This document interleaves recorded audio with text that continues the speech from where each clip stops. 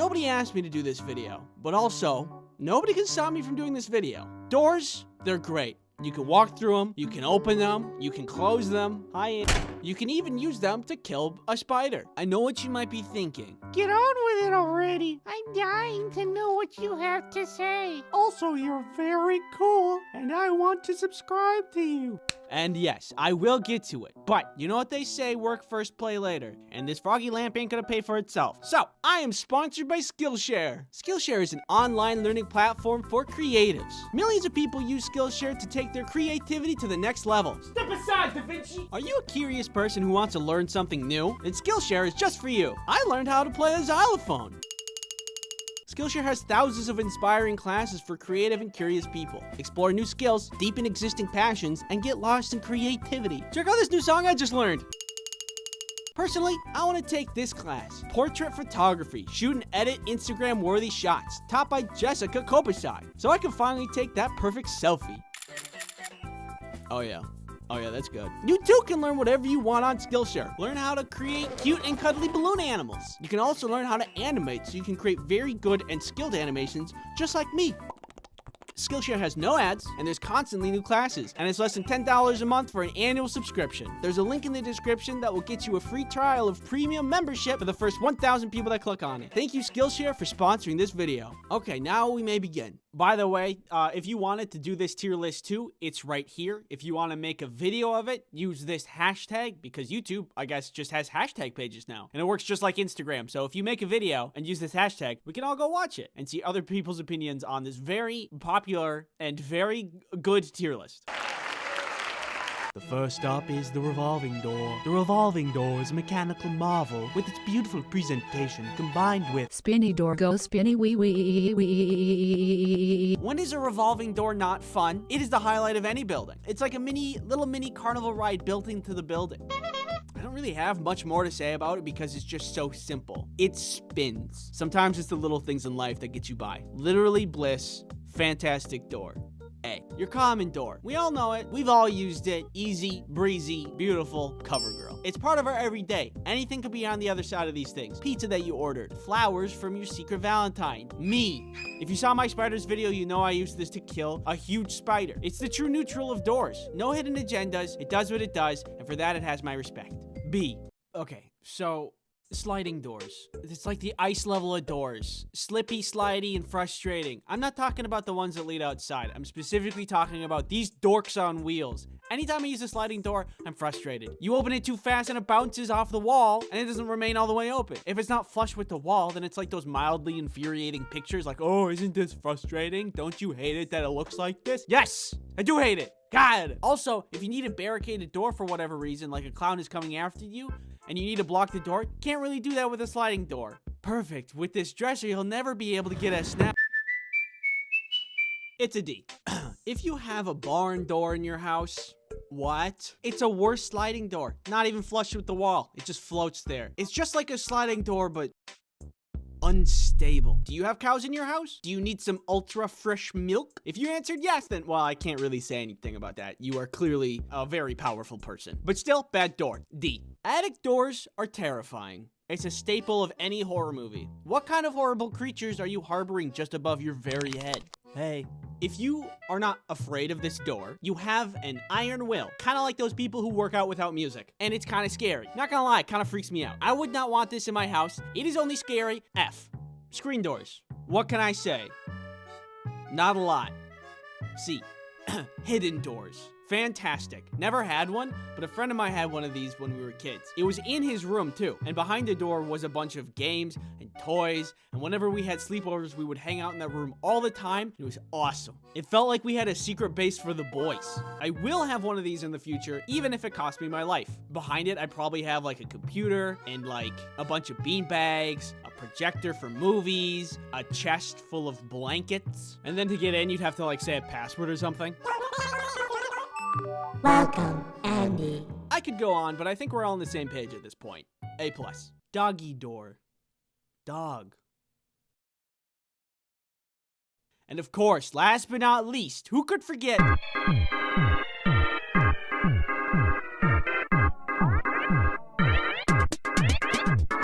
Alright, that's all all the doors we got. Thank you for watching. Go ahead and subscribe, baby. If you want something else to watch, go ahead and watch my Kirby video that for some reason got banned on TikTok. It's right here. All right, bye.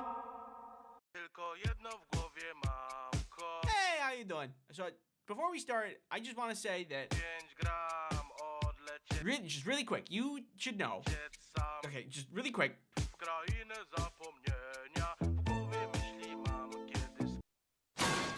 It's good for you to know that what I'm gonna say in this video is not to deter you or convince you of ADHD medication. This is just my experience, of which started out really good, but then quickly declined into stinky, icky bad. So the last video, I figured out that I had ADHD because I had symptoms. Symptoms such as often has trouble holding attention on tasks, often does not seem to listen when spoken to directly, or is often easily distracted. You know, stuff like that. So what was the solution?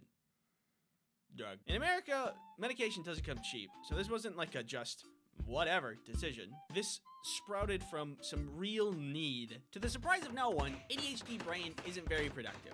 My thoughts either do not complete or just overlap with one another, and that's very annoying. It's a lot of chaos, and it can be really frustrating when I'm trying to focus. Hey guys, what is 2 plus 2? I don't know, probably 2? I think it could be 4. Who even made math? Yeah, it's probably just another 2. There's already 2 twos in there. Probably another 2, I bet. When will this be useful to know? Like, what am I gonna do with my life anyway? Like, what will the future hold? What is something that I need to worry about? Guys! What do you imagine it sounds like when we play 8 different trumpets randomly at the same time?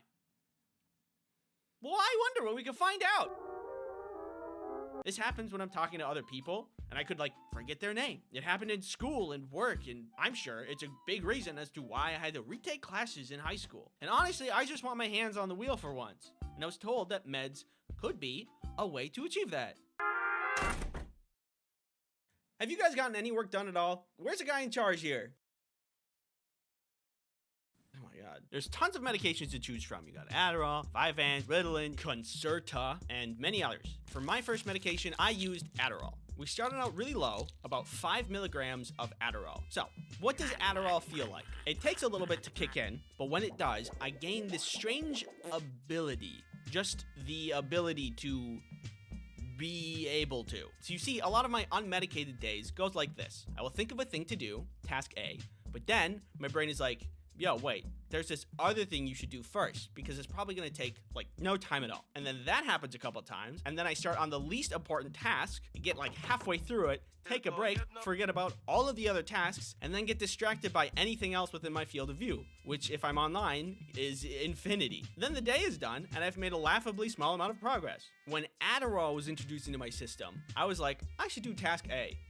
And then I did task A. The loop was gone. There was no sensation. It was just ability. So the meds were good for a while until they weren't. For good reason. But firstly, I'd like to thank you for willingly sitting down to listen to my sponsor, NordVPN. You're all comfortable? You want anything? Snacks? Water? You're good? Great. NordVPN is a virtual private network service that helps you protect yourself online. The internet is filled with infinite knowledge, but also people who want to track your data at every turn. NordVPN can help you stop that intrusive tracking. Hey there, what's your phone number? I want to sell it. NordVPN also blocks malware so you can protect your computer. I'm gonna click on this. You can also use NordVPN on so many devices. Your computer, your phone, your butt. No, not your butt. Well, that kind of seems like an oversight, but whatever. Use promo code Ice Cream Sandwich to get a discount deal, plus 1 bonus month included. It's risk-free with Nord's 30-day money-back guarantee. Thank you, NordVPN, for sponsoring this video. So Adderall was good for a while until I started to realize that it wasn't doing what I wanted it to. I was able to do things, but I started to notice that it was only touchable and physical tasks. Like one day, I took my Adderall, started to get to work, and then I realized that I was just vacuuming, doing dishes, and cleaning up other general messes around the house because I could physically fix that stuff. But if I needed to sit and think about things, it was really hard. See, the ability to do a thing was gained, but I never got the ability to focus. And that was the core of my problem. So out goes the Adderall. So I talked to a friend who also has ADHD about this problem. After some chatting, he mentioned he was taking Vyvanse, which is supposed to work differently than other meds for ADHD. It's a slower burn, and that can help in different ways for different people. Specifically for him, it helps him a lot with focus, which is what I wanted. Yeah, Adderall is great, but also you're effectively taking meth. Huh. You might want to talk to your psych about Vyvanse if you're looking for something more mellow. Considering my goals and my general aversion to meth, that seemed like a good idea. So I did bring up the idea of Vyvanse to my psych, and we decided to give it a go. Vyvanse felt way different than Adderall. When I took it, there was absolutely more focus. Like, way too much focus. So it comes around the first day of me trying out my new medication. It takes about an hour to kick in, so when I first tried it, nothing happened for a while. But then it hit. And when it did, I was watching a show about space flight, and it became very easy to follow along. Instead of consuming multiple forms of media at once, I was keenly aware and focused on this space documentary. But that focus plus curiosity about spaceflight led me into learning and researching the science of rocket flight and orbital mechanics. Cool. But that's not what I needed to do for the day. I was so enthralled with the information that by the time the medication wore off, the day was over and I did no work. I figured out the problem was I was able to work with incredible focus. I just needed to do the right task when the medication began its effects. Easy. I thought this was great. How foolish of me. If I'm not doing what I need to be doing while the meds are focusing me on the wrong thing, then it's not working. I would wake up, I'd take a pill, be distracted, then be locked into that thing I was distracted on for the whole day. So I had days that were crazy productive or days that were totally shot. It was all just a gamble. It felt like I was so close to getting rid of my distractibility, so I kept convincing myself that it was just a matter of getting my habits right. Then some weird stuff started to happen. One day I take my meds and I'm working on one of many things I'm not supposed to be working on, and then I started to feel out of breath. I immediately think it's COVID, so I go to do tests, talk to doctors, but COVID doesn't show up. Did you take a COVID test? Yeah. Is it COVID? No. So I'm not sure what this is. The feeling was like if I had just stopped jogging, but constantly. I had a feeling that it was the meds that were causing this problem. But I feel like I was so desperate to have the medications work that I was in denial that it was the meds that were causing the problem. So I just kept taking it. And then I did something really stupid. I was supposed to have a conversation with my psych in the future, and I could have just contacted him sooner and talked about these symptoms. But then I waited until I got really bad. I was having headaches. I could hardly sleep. One day I couldn't wait anymore. The symptoms got really bad, and I tried to contact him, but he was out of town and unreachable by this point. And so I did a really bad thing that you are never supposed to do. Do not do this ever. I stopped taking the meds. And I'm very thankful that I had no adverse reactions to this, but for me, it worked out. And after a couple of days of not taking the meds, I was fine. So that's my experience with ADHD medication. I'm off meds now, and I'm all good, but now I'm kind of back to square one. I think the moral of the... Whoa, God. I almost dropped my phone. I think the moral of the story here is do not be tunnel visioned on results like me. If you're having a bad experience with medication, talk to your medical professional. Thanks for watching. Don't forget to unsubscribe. Wait. Now, little Timmy. You know better than to steal cookies from the cookie jar. You know, I never told you this, but if little children eat cookies before dinner time, they spoil their appetite. And bat wings will sprout from their eyeballs, and they will fly away into the sun where they will explode. Hot take of the day, I think lies, they're bad. If you lie to somebody, there stands a chance that you could really hurt them. Hey, buddy! Go over there. Don't worry, it's safe. Why would you do that? But sometimes kids can be unruly. And I'm not a parent, so I don't know what's considered good parenting and bad parenting. But sometimes as kids, to keep the peace, we were lied to. And I think about that sometimes. At least for the lies that I was told when I was a kid, I think it's mostly fair. But come here, I gotta show you something really quick. This video is sponsored by Opera Browser! Are you looking for a cool browser packed with features? Oh, wouldn't you know, Opera Browser is a browser that has features. Are you like me and have about 600 tabs open at any given time? No? Weird. Normal browsers would shred through computer resources like RAM, CPU, and battery. But Opera Browser is built different. Literally, it is built with features such as battery saving mode. So if you have 600 tabs open, which is very normal, it won't tank your battery, so you can do other important things on your computer for longer. And if your tabs are getting super cluttered from doing all kinds of important research, you can use workspaces to organize and simplify your browsing by switching context with one click at the top of your sidebar. Wonderful! Now you can get back to gaming without needing to worry about your browser. Opera Browser also allows you to customize your browser's experience with things like wallpapers and custom sounds. Thank you, Opera, for sponsoring this video. Normally, as stated before, lying bad, but I can empathize with parents if they need a little more order in the house. I look back on my childhood and remember how I was lied to from time to time, and I think, yeah, that was warranted. Like one time when I was a kid, I was told if I keep making that face, it will stick that way. I remember at the time I was harassing my mom while she was making us dinner. Mom. You gotta be careful, because if you keep making that face, it'll stick that way. I didn't believe this lie, but I should have. I am very gullible and believe most things. I would say 45% of my working memory, misinformation. But either way, in my opinion, this lie is fine. I admittedly was being a walking headache, and this lie, it really isn't that damaging. Unlike some other folklore tales, like little German boys being told not to put your fingers in pie or else you're gonna be taken away by a monster. Oh my goodness! A long time ago, there was a time where backlit things didn't exist, or were at least very rare, and if you were in a car on a road trip and wanted to read some spooky goosebumps, you would need an overhead light. I remember lots of times on road trips I wanted to play Pokemon on my Game Boy, but I didn't have any backlit stuff. As many kids my age, I too wanted to be a Pokemon master, obliterate every enemy I could with my team. Okay, I'm ready to battle. To do any of this, I needed light. A simple thing to come by these days, but at that time, I had none. There's this thing I used to have that was like just a little spiral light that would connect to the Game Boy, and just be like a lamp, a literal lamp shown on the screen. Can't remember if I just didn't have it at the time or it broke, but either way, I needed the top light. So I turned it on, and then my dad turns it off. Apparently, as my dad put it, it was illegal. I remember thinking, of course I can't turn that on now. If I did, then we would get pulled over, and then my dad would be put in jail, and then I would have to drive, and we all know how that would go. I'm a Pokemon master, not a NASCAR driver. Come on. I didn't have a job, so how am I supposed to post bail? Sorry, Dad. My only option was to wait, and to look out the window and pretend little guys running around and dodging all the stuff that we're driving past. How's he doing that? But, as you may expect, if you look at the law, there's nothing in here about inner car lights on at night being illegal. My dad only said this because it was simply hard to see at night.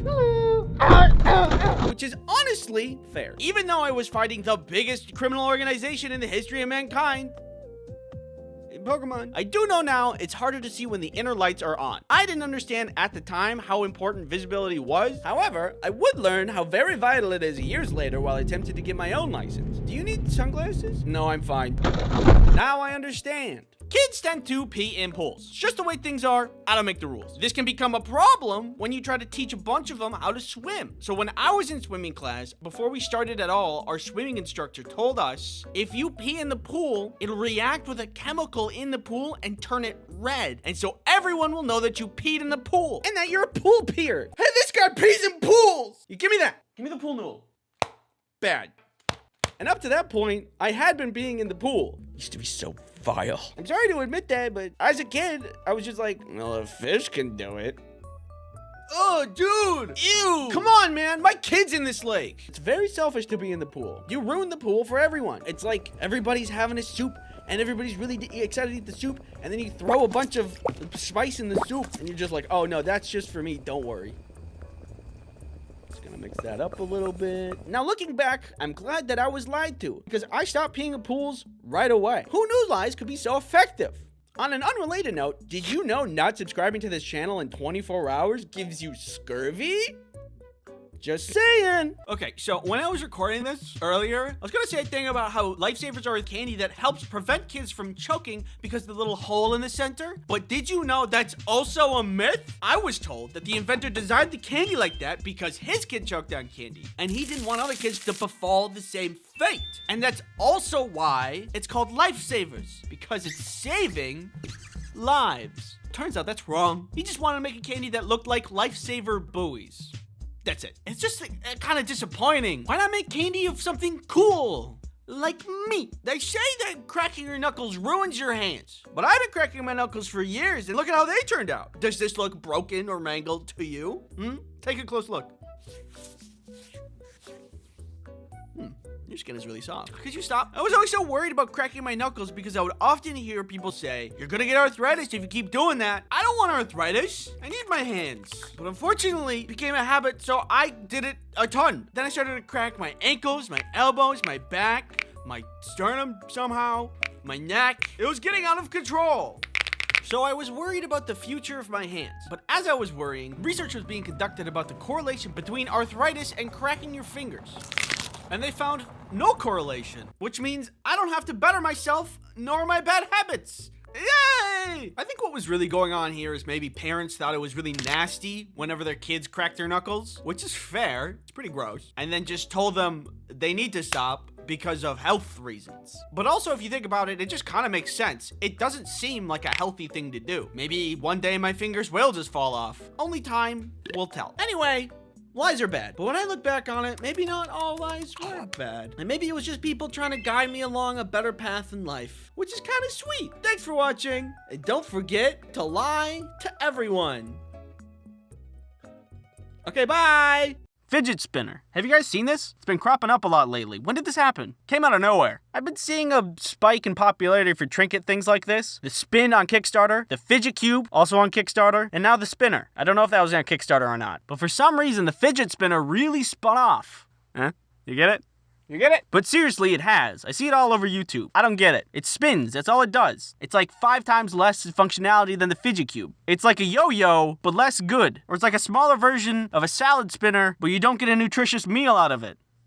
Eat healthy. I mean, what's so special about it? Can it cure my unending sadness? Apparently, along with all of these other claims about why it's great, I don't buy it. Anyway, I went out and bought it. I want to test it out. Personally, I don't have my hopes up. It spins. I get it. I've used a yo-yo. Guys, remember those wristbands that had, you know, neo magnets in them or whatever? They balanced your mind? Yeah, remember that? I feel like this is going to end up being something similar. High claims, minimal output. All right, here it is. Fidget spinner, 2017. 10 out of 10.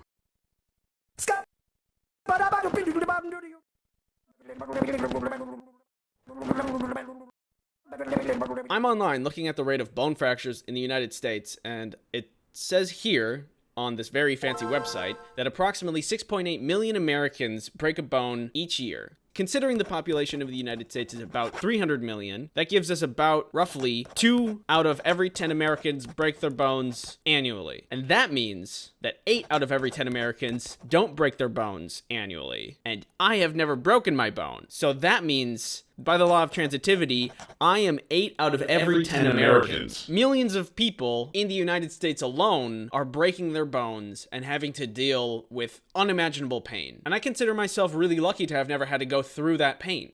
That terrible, just horrible, terrible, terrible, horrible pain. But I have hurt myself. Not on purpose, but just because I'm being an idiot. Or because I'm near an idiot. That idiot is also usually me. I've stubbed toes, I got hit in the face with a shoe, fallen off of a skateboard, fallen down stairs. I've fallen down the stairs more than I'd like to admit. One time with an entire plate of spaghetti, but that was more of an emotional pain than a physical one. So, I've never broken a bone, but the worst pain I've had to deal with was in college on an inflatable obstacle course. I was spending the better part of an absolutely gorgeous day inside when I hear fun coming from outside my window. I go to see what it is, and I see all of these inflatable bouncy castles and obstacle courses outside on the mall, which is like the main area of the school. Near the end of the year, when finals happen, the school rents out this third-party entertainment company to blow up all of these obstacle courses and games for the students to play on so they can unwind for finals, which makes sense, and it's really nice. And it's a lot better than some half-hearted email about how not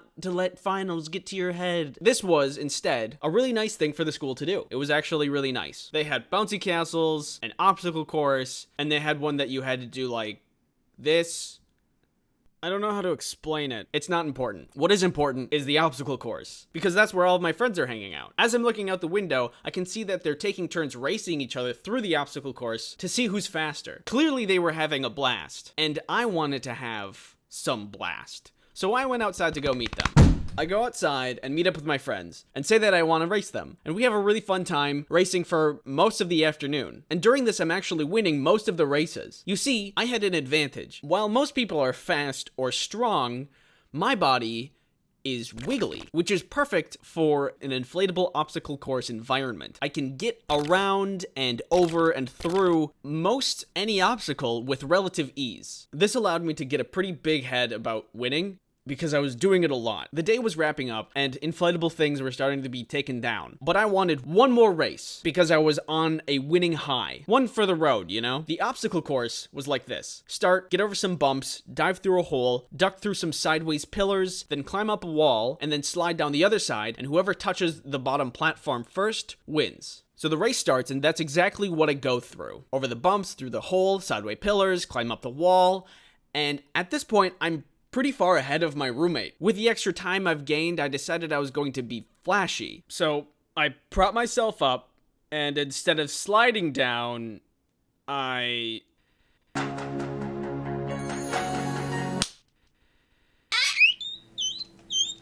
What ended up happening was the inflatable structure was not fully inflated. There was a hole in it somewhere, so there was a lot of give to the inflatable course. And because I had jumped off of the top instead of sliding down, all of my inertia when I landed on the bottom platform punched through to the ground and did nothing to stop my momentum. I ended up landing all of my weight onto one of my ankles, and it really hurt. Now, I've never broken a bone before, but in this moment, I sincerely thought that I had. The guy who was taking down the obstacle course, like, peeked around the corner and was like, "You good?" And because I'm an idiot and embarrassed, I was like, "Yeah."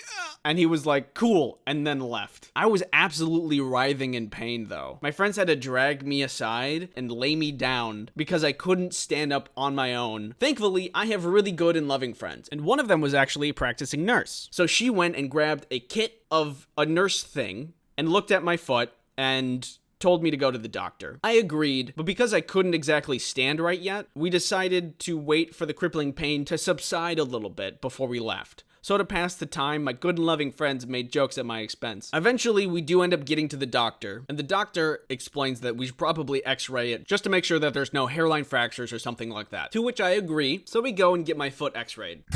And they determined my foot was fine. Not broken, just a sprain. Which is really hard to believe because of how much pain I had to go through. Also, it's been like 3 years and it still hurts. Ow. But they insisted that it was just a sprain, so never broken a bone. So that's the worst I've ever been hurt without breaking anything. In one hand, I have the pain I've been talking about, spraining my ankle, and that hurt. That was really bad. In the other hand, I have pain I've never experienced before, which is breaking a bone. Actually, really breaking a bone. Knowing what this felt like, I don't know if I could survive this pain. But there's only one way to find out. Thanks for watching this video. Before I go, a couple things. When I was editing this, my cousin discovered an old home video of all of us playing on a slide as kids. Just really quick, let's check it out. This is me. Look at those big old peepers.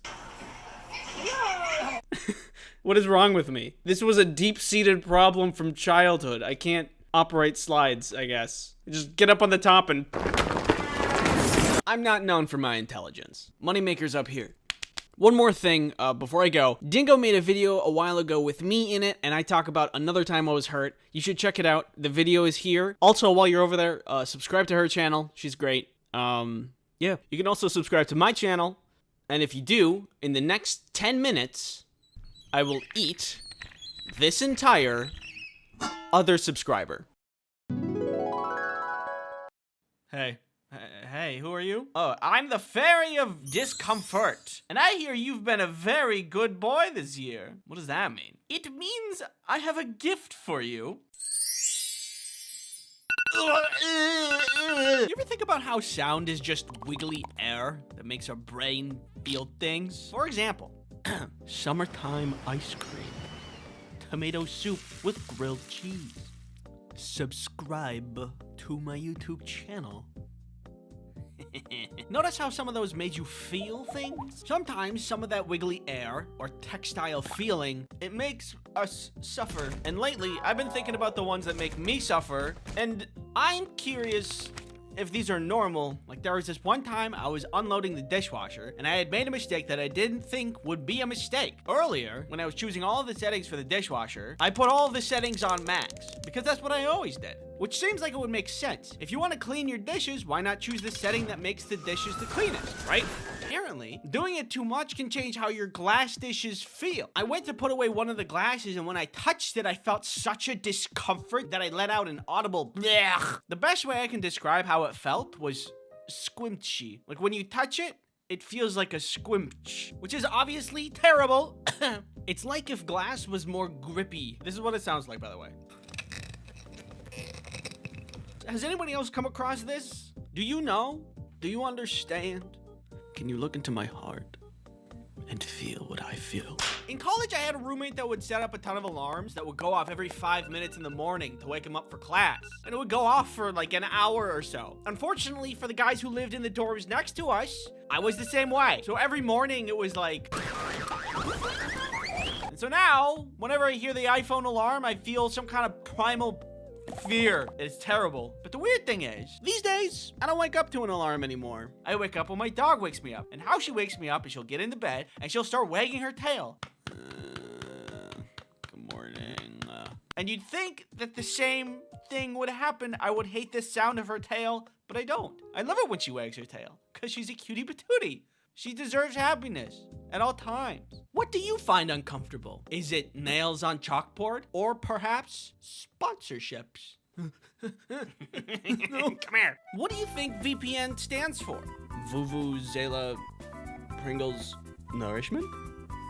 No. NordVPN is a VPN, which stands for Virtual Private Network. NordVPN has many features, such as being installable. Install it on any of your devices, so you can have internet protection wherever you go. Protection from what, you may ask? Not me. Don't need to worry about me. I'm not dangerous. NordVPN protects you from things like malicious ads, malware, intrusive tracking, all things that are more dangerous than me. Use promo code Ice Cream Sandwich to get NordVPN's 2-year plan plus 4 extra months for free. It's risk-free with Nord's 30-day money-back guarantee. Thanks NordVPN for sponsoring this video. I hate hair. If it's doing anything except for being on a head, terrible. In food, ugh. On my desk, in my face, but the worst is when... The worst is when it's being pulled off a comb. Do you know that sound? Content warning, I'm about to play that sound. I think there should be some kind of invention that combs your hair without needing to comb your hair, so that we won't have to have this horrible sound in our ears ever. Or everybody could just go bald, and that would probably just solve a ton of problems. Maybe you can figure out why I hate this one. I don't know, but you know socks? It'd be kind of surprising if you didn't, but anyway, socks, they keep your feet warm. They are the best in winter and can have fun little designs on them to make you look cool. But when you wear them in bed, I would not be able to sleep. I want them off. I would rather have no feet entirely. Why is that? Your feet are so far away from the core of your body, it would only make sense to keep them warmest when you want to be warm and cozy, which would be at night in bed. You know, after working out and you get really sweaty, or not even working out, you just like, when you get really sweaty and then your shirt also gets extra sweaty and then somebody comes along and tries to hug you. Ugh. I don't even want my shirt to be touching me, let alone some other person when I'm sweaty. Don't touch me! Don't touch me! I'm weak! I'm already weak and tired! Would it be possible to liquid cool a person? Sure. Saying that out loud makes me seem really dumb. But like, if you take, you know, those gamer computers that have liquid cooling in them, could you do that with a shirt and then put that shirt on a person? I think that would be cool. I think one of the worst feelings in the world is at the dentist's office. You go in the dentist's office, you need your teeth cleaned, and they're like, hi, I'm here to help you. But then they crack out that little scratchy thing, and then they scratch your teeth. Ugh. Some of you may be asking, I can think of way worse things, such as, what if this happened? Yeah, it is worse than that, okay? Anyway, that's about all. Now, if you'll excuse me, I'm gonna go do a cozy thing as a palate cleanser.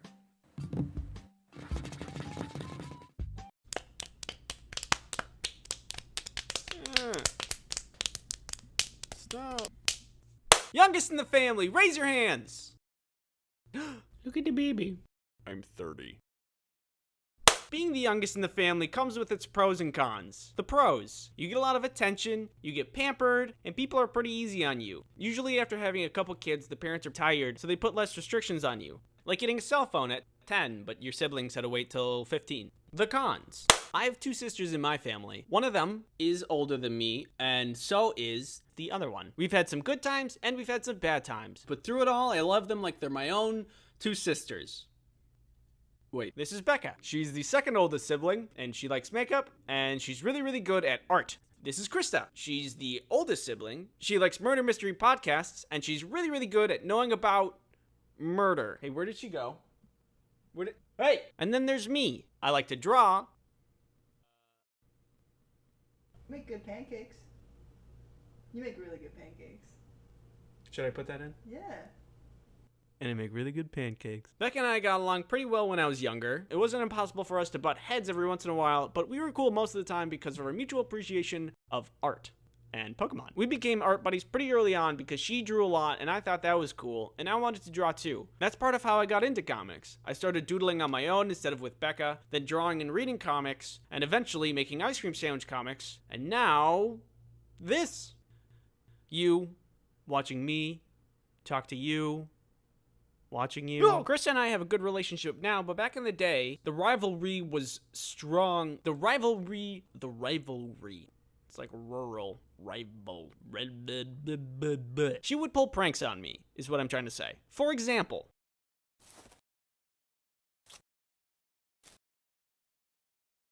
do ants poop? Hey Andy, come here.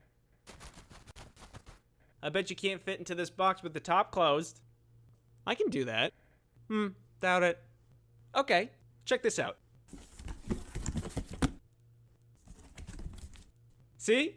Like a glove. Bet you feel stupid now, huh? Krista?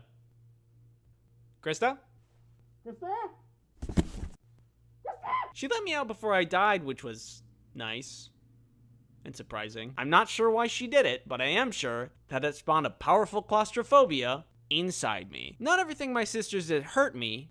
Sometimes it hurt me, but with a benefit. For example, when I was a little baby, before I could even speak, my sisters and I would have breakfast together and watch Saturday morning cartoons on the telly. Usually breakfast was just cereal, and it was the rule that you just had to finish your milk after you ate your cereal. For some reason, as kids, we didn't like to do that.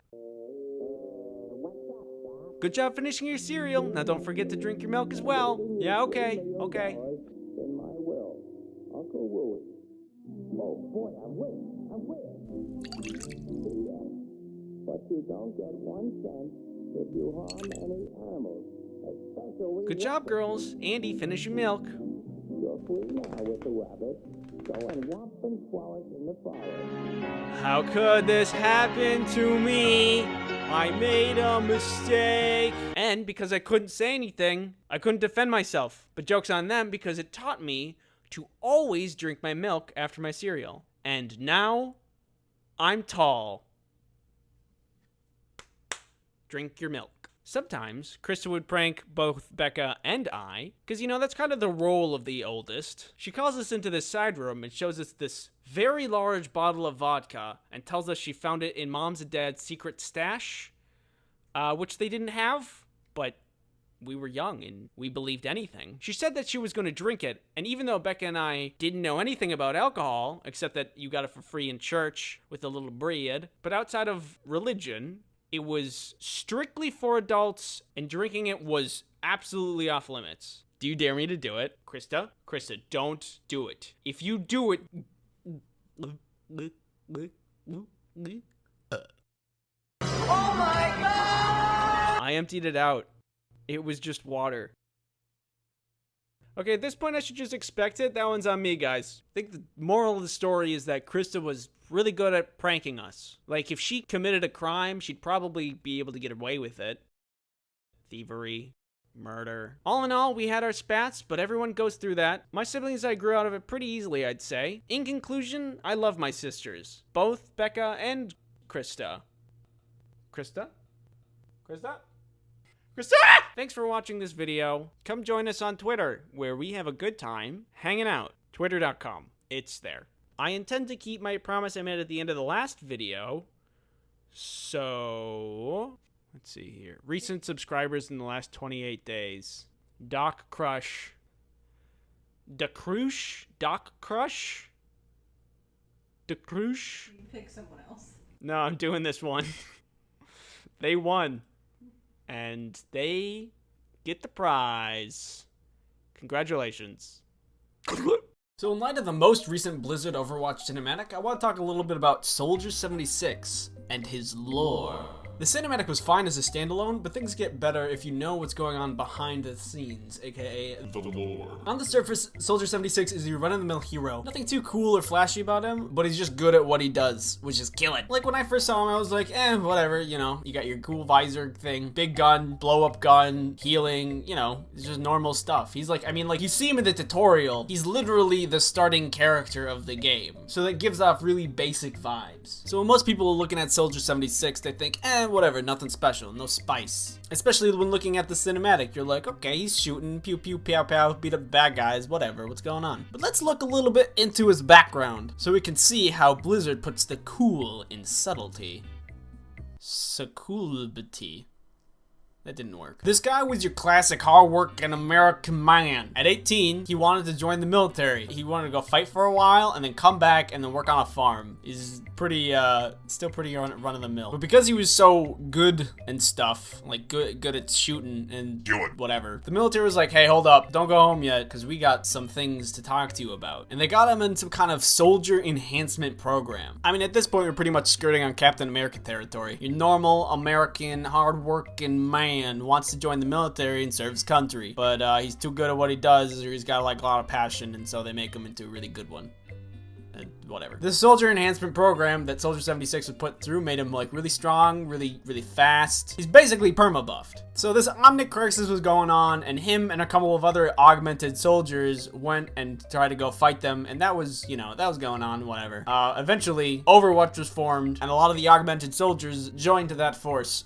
Overwatch. This included two important characters, Morrison, Soldier 76, and Gabriel Reyes, also known as Reaper. So Soldier 76 and Reaper became good old buddies. They kind of hung out all the time, you know, friends. They liked each other, like killing people, and they liked each other, and, you know, they got along pretty easily because of that. Reyes ended up being the leader of Overwatch in the beginning, but after a period of time, Morrison took the lead. People loved him. He was great. Like, seriously, Captain America material. Can't be hated. Super hot. He got all the goods. Pretty much because he was the perfect leadership material, the UN made him the first official commander. And Reyes got demoted. This pissed off Reyes. Like, that's kind of it. Like, Reyes is like, nah, I don't want to be the best that there ever was. And after Overwatch being a thing for a while and the Omnic crisis not being a thing for a while, people got kind of pissed at Overwatch because it was whatever.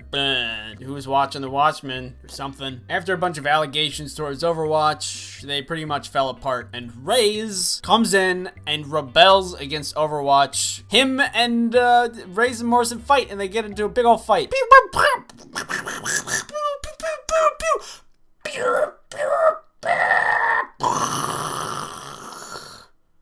Oh no, I broke one.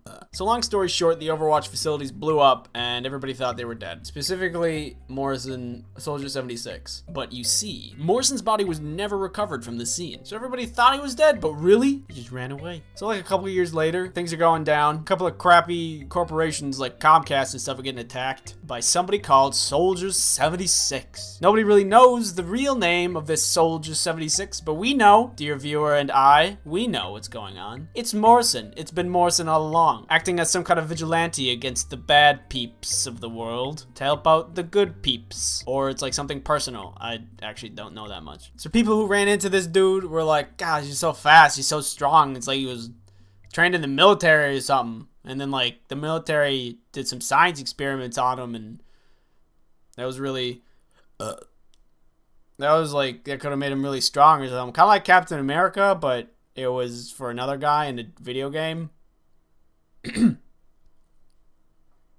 Suspicious. Hey, did we ever find that body of that Morrison guy? So this part of the story is like pretty cool, you know. His lore is kind of interesting. He's got like this background where he interacts with other Overwatch characters, and he's like the leader and stuff, and he's like, everybody loves him. Basically, seriously, Captain America. But the point isn't that the lore alone is cool. The point is that when you're considering the lore while looking at other things relating to Soldier 76. For example, in the cinematic, he's like, oh, it's hard to kick old habits. When he saves that little girl, it's because he's like, because he used to be a good guy, and now he's like a vigilante that only punishes the good, I mean bad, but does nothing for the good. but he still can't shake that habit because he's like used to be a really good guy. So, you know, that's actually pretty cool. In the cinematic, if you were just watching it without knowing the lore, you'd be like, oh, it's just Soldier 76. He's beating up some bad guys. But now you're like, oh, he's beating up bad guys because vigilante, because he thought he was dead. And now he's like working on his own and, you know, these guys. It's really cool. And she's like, oh, hey, you're one of those heroes, aren't you? And he's like, not anymore. But now you're like, oh, it's gay. I know why. It's like super cool. I love that they did that. Like, Blizzard could have been super obvious about it and just did his lore, but in video cinematic format. But instead, they told this story that hinted towards his lore. It was still entertaining for anybody who didn't know the lore, but it was extra juicy for people who did. And it's not only the cinematic, it's in-game stuff too. Like, here's a specific favorite one of mine. When McCree kills Soldier 76 in the game, he says, Donna saw a ghost. Because he used to be, like, dead, or people thought. And that, like, gives it so much more meaning. I think the sniper, Black Widow, like, when she kills him, Soldier 76, she's like, legends must fall. Because he's, you know, I mean, you get it. Or, like, when May kills him, like, May kills Soldier 76, she's like, amazing.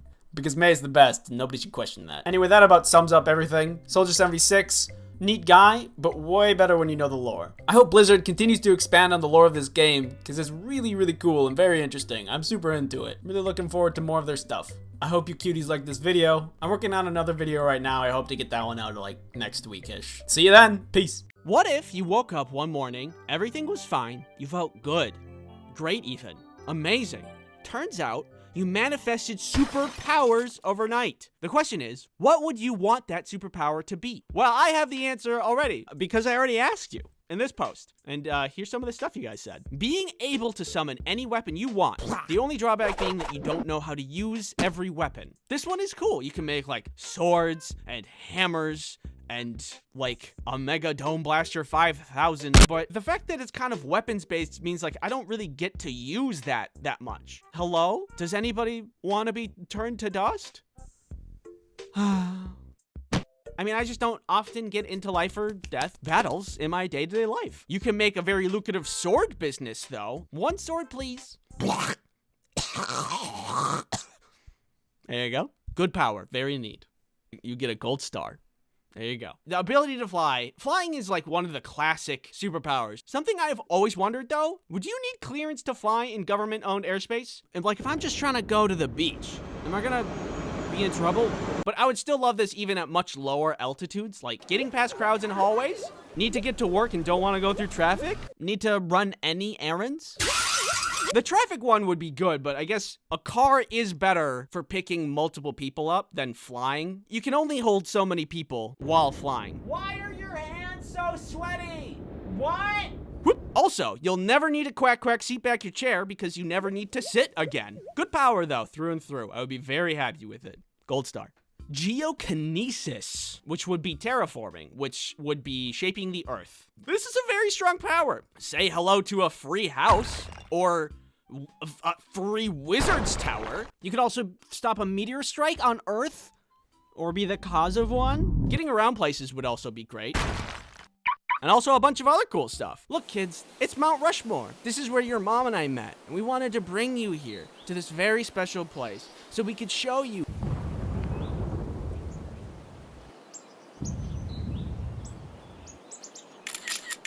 Very good power, gold star. Next up, the superpower to bear with me.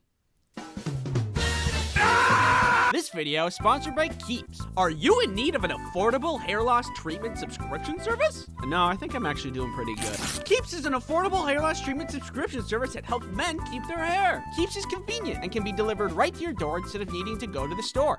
My chemicals!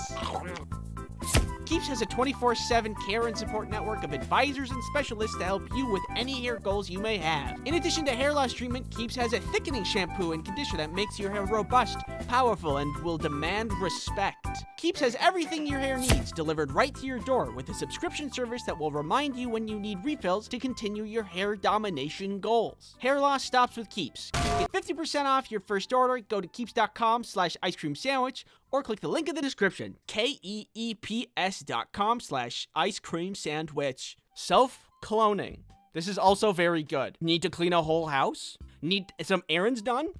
How about cloning yourself until every minute task is done by one person? You could also travel anywhere you want at crazy speeds. Point yourself at the direction your destination is. Then clone yourself. Then both of you clone. And then all of you clone. And then you fall over. The only thing is that you might not survive the landing. Actually, wait. If this one works by Naruto rules, then that's really good. You could clone yourself a ton. All of your clones study different parts of things, and then when you recombine, all of the knowledge combines too. You could become like a super mega brain genius in like the span of an afternoon. And I think we could all think of someone who could really make use of that. Is it you? No. What? No. I'm the one who made the video. Why would I? What? What the heck?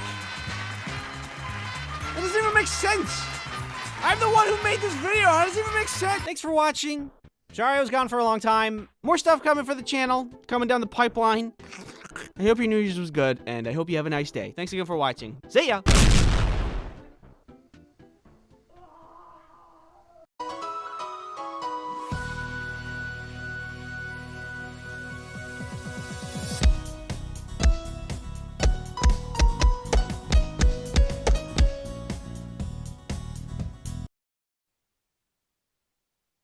If you're anything like me, you don't like sports. I go get the ball.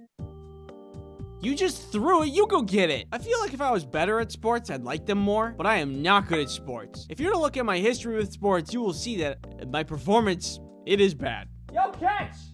I don't really like watching sports either, but I do understand there's a little crossover with what constitutes as a good time. Snacks, hanging with the boys, balls. I can see the appeal, it's just not my thing. For me, personally, I do other stuff for fun.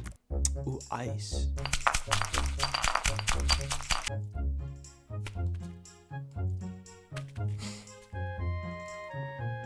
Woo!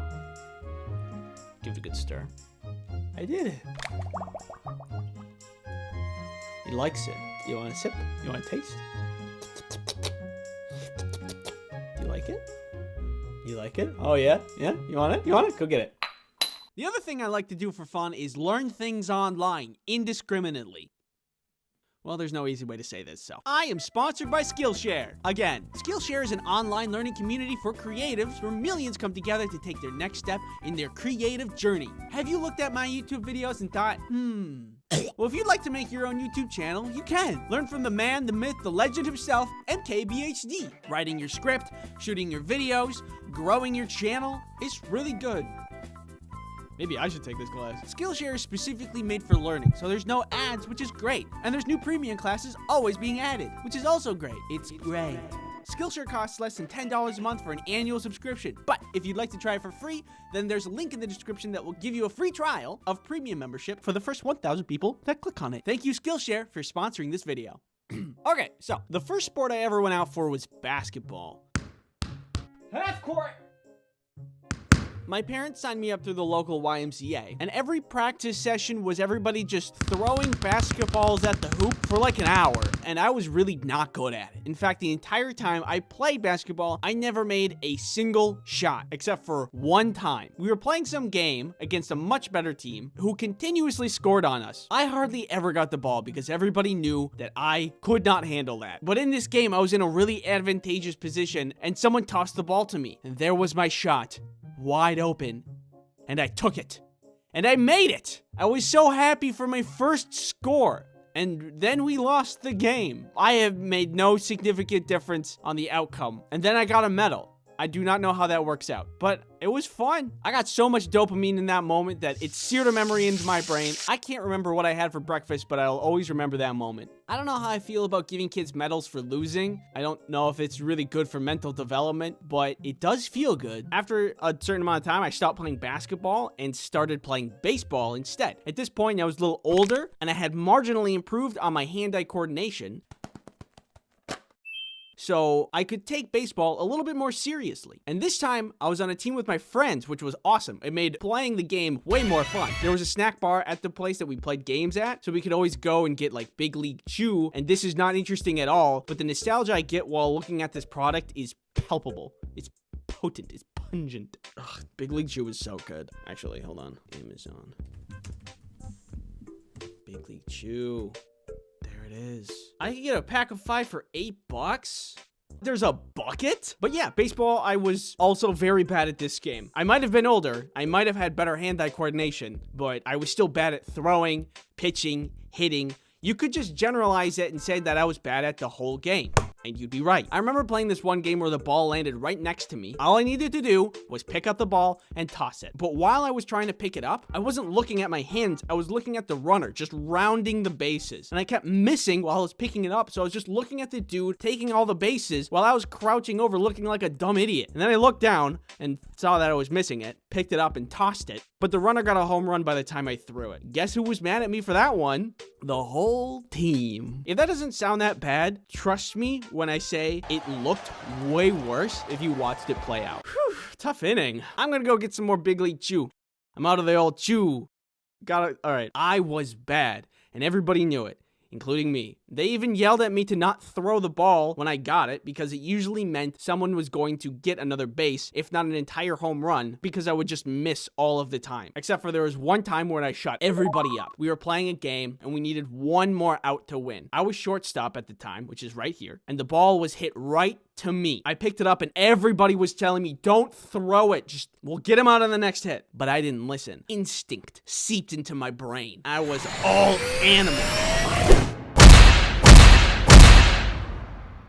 I got the out. The whole team was shocked, including myself. And it was the complete opposite of the basketball game because that throw won the game for us. I mean, it wasn't a really impressive throw, but when you take the worst player of the game and you get an out, it's a little bit cool. Everybody was freaking out, and everybody did that thing where they came up to me and they hit me in the head because they were like, good job. I don't get that in sports where they just hit you and spank you, but it is a form of endearment, so it felt very good to be congratulated.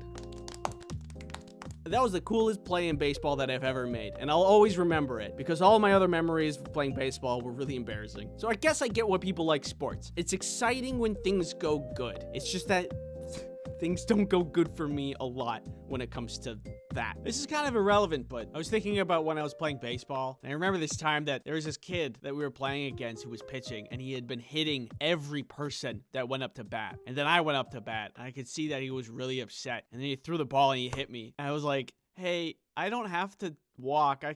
He can pitch again. I didn't think that hurt at all. And then the ref was like, nope, you have to go. And I was like, okay. And I walked to first base and I saw them crying. I just felt really bad because I know what it's like to suck.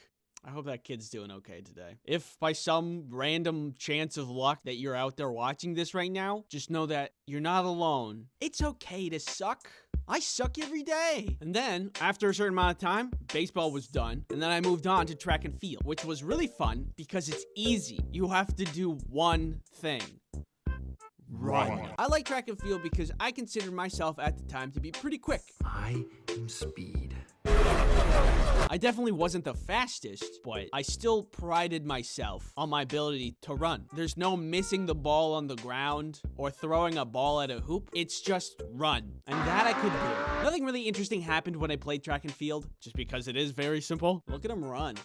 Yeah, that one's fast. But it was one of the sports I did. There was one day that I became really dehydrated that all I could see was white.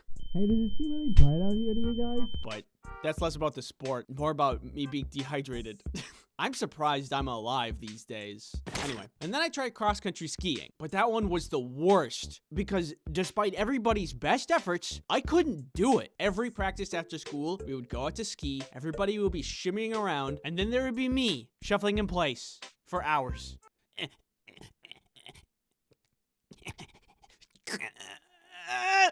You got this, Andy. Yes, thank you. I don't know what wasn't clicking, but I couldn't do it. After about a month, I ended up quitting. Breaking up with your girlfriend? That's hard. Beating pogo stuck? It's really hard. Cross-country skiing? It's impossible. Sometimes I played golf, but never in a serious kind of way. There was one time when I tried to play golf with a bunch of friends, and it did not go well at all. It wasn't supposed to go well because we were just like, yeah, it's golf. We'll just hit it around, and if we don't get the ball, whatever. But the way golf courses work is that they want to very efficiently have everybody moving along from one hole to the next, so there's not a lot of people waiting because a bunch of goofballs want to have a good time. So they took me and another friend, and they paired us up with some random people that we just didn't know. They were really nice, and they were like, "It's your first time golfing?" And we're like, "Yeah, I mean, we've golfed before, but we don't, we're not too good."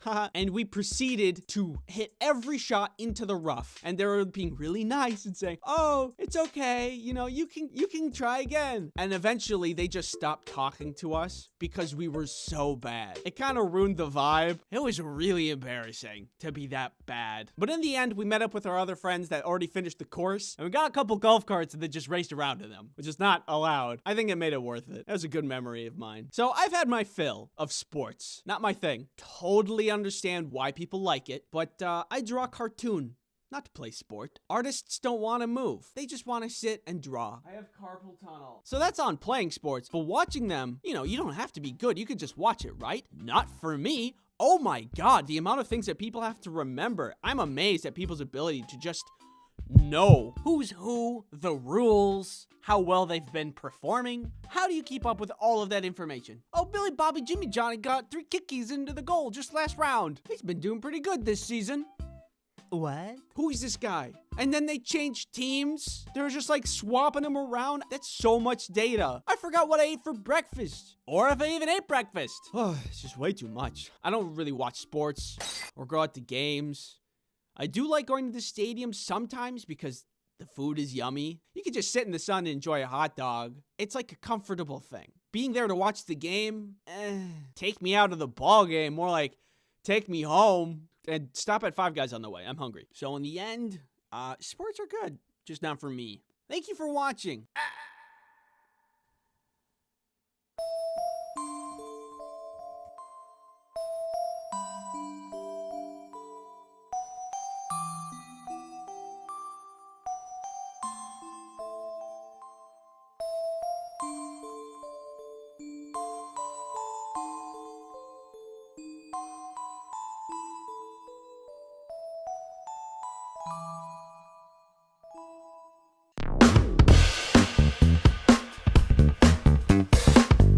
I do not like to die. Not a fan. In fact, I love not dying. As you may be able to tell from my beautiful, youthful, lifelike state. But that isn't to say that I haven't had my moments of close calls. Whoa! One time when I was in college, I was trying to plug something into the outlet under my table. I didn't want to fully get out of my chair and get on my hands and knees just to plug something in. So I just tried to reach the outlet and plug it in without looking. I know, you don't need to say anything, but I kept missing the plug that I wasn't looking at. So I used my finger to try to find the outlet and then guide the plug towards the outlet. And I was just thinking that I would take my finger away before I got too close, but I shocked myself with an actual outlet in real life. This is something I did, and I lived, and I'm thankful for that, but I am self-aware enough to say that is not my brightest moment. That could have been it for me. I never imagined myself going out that way, I'm gonna be honest. I always thought when I die, it would be cool and probably impressive somehow. Like sacrificing myself to save Earth from an asteroid. This is for you, Earth.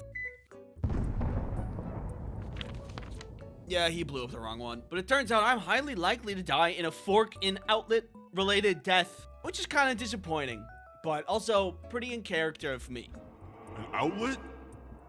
You died from touching an outlet? Yeah. Yes. All right, come on. I guess I'm not really upset that this is the way that I am. I'm just thankful I've walked away from most things unscathed. Or at least moderately scathed. Sometimes things are just an accident though. Like this one time involving a microwave. This video is sponsored by NordVPN. You're someone that's on the internet. How did you know? Wait, seriously? On the internet, there are bad things, such as people who want your data. Give me that. Well, you can use NordVPN to protect yourself while you're online. Also, NordVPN is multifunctional, so you can use it as an ad blocker. This is all well and good, but what good is any of this if you can't use it on multiple devices? Hey, oh. Well, thankfully, you can install NordVPN on all of your devices. Use promo code Ice Cream Sandwich to get NordVPN's 2-year plan plus 4 extra months for free. Dude, sorry. It's risk-free with Nord's 30-day money-back guarantee. Thank you, NordVPN, for sponsoring this video. So, the microwave event. It was just some random night that I was at home, and I wanted some candy. But my parents are crazy and like to freeze their candy. Like, if you wanted a Three Musketeers, it would be in the freezer. You know the delicious candy bar, known for its fluffy and chocolatey center? Well, yeah, they like that solid.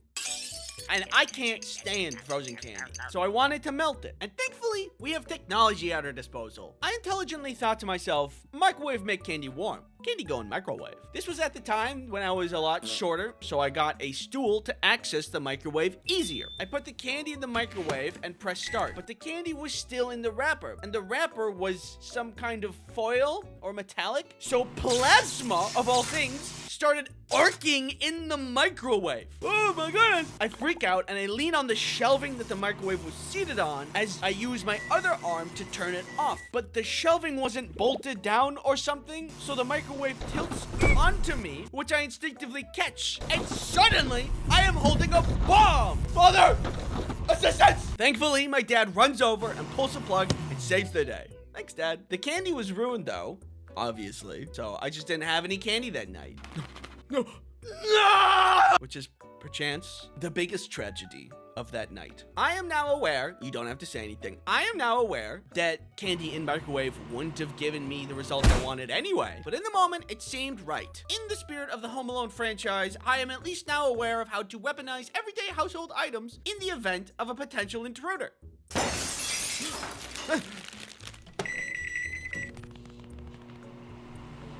Yeah, come here. Stand over there. No, wait, where are you going? There was this one Valentine's Day I was setting up for a lovely and romantic dinner for Kelly and I. It was in my dorm room at the time, and I did the best that I could with what I had. Card table with tablecloth, nice plates, fancy glassware, candles. But what's a romantic dinner without flowers? It's a cliche, sure, but it's a staple, and staples are important. Except for the store Staples, which I'm surprised is still in business. Either way, this was back during college, and it was a small college town that I was in, and there was only one floral shop that I was aware of. I've never seen a store like this. I thought it was so strange. I wasn't sure if it was actually in business. It was way too dark for the time of day it was. There were a lot of old-timey dolls placed around randomly and definitely weren't making me very uncomfortable. And nobody was there, not even the employees. I didn't think I was in the right spot, so before I left, I rang the bell at the front, and I was going to ask the hopefully present employee if there was a shop nearby that sold flowers. Someone does come to the front, and I ask them, "Do you have any roses?" "Yeah, we have roses. Follow me." Fantastic. I wasn't wrong. This was a flower shop. I follow her behind the desk and into the greenhouse section of the building. The clear tarp that covers the structure had fallen inward and was touching a lot of the plants. I mean, if you could still grow plants when the tarp is half caved in, then why not?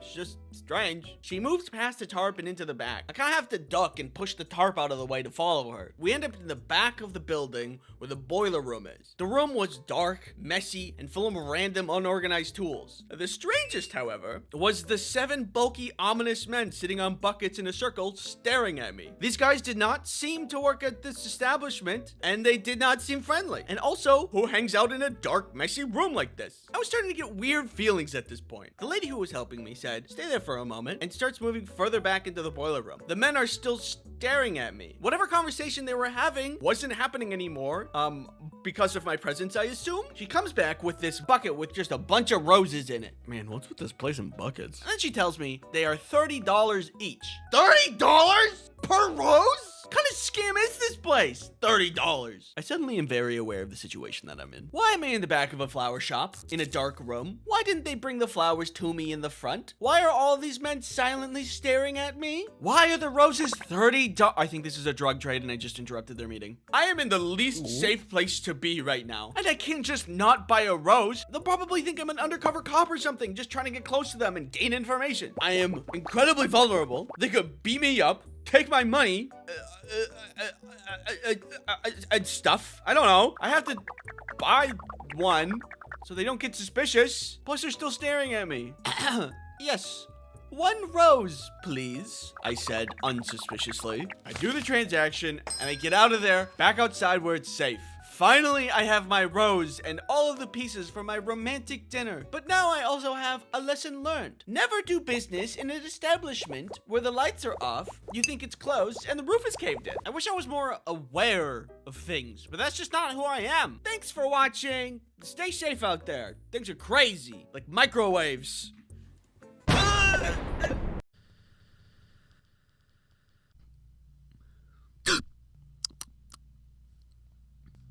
It's the warm season. That means bugs are back out. For bugs, it's the time to thrive and do bug-type stuff. For us, it's the time we get to enjoy the sun and also be thankful that I don't live in Australia. Spiders are not easy to calmly deal with, even if you do not live in Australia, where they're 10 times the size of a small child. They're freaky and scary. This is no secret. I'm totally on the same page. I don't think I could ever muster up enough courage to hold one in my hand or let one crawl on my arm like they do to help people who have fear of spiders get over their fear of spiders. Even like a daddy longlegs, which aren't harmful to humans and generally passive. Also not even a spider, apparently.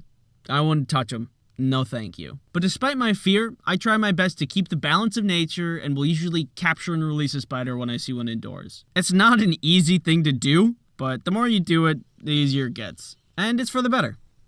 Because now birds can eat them.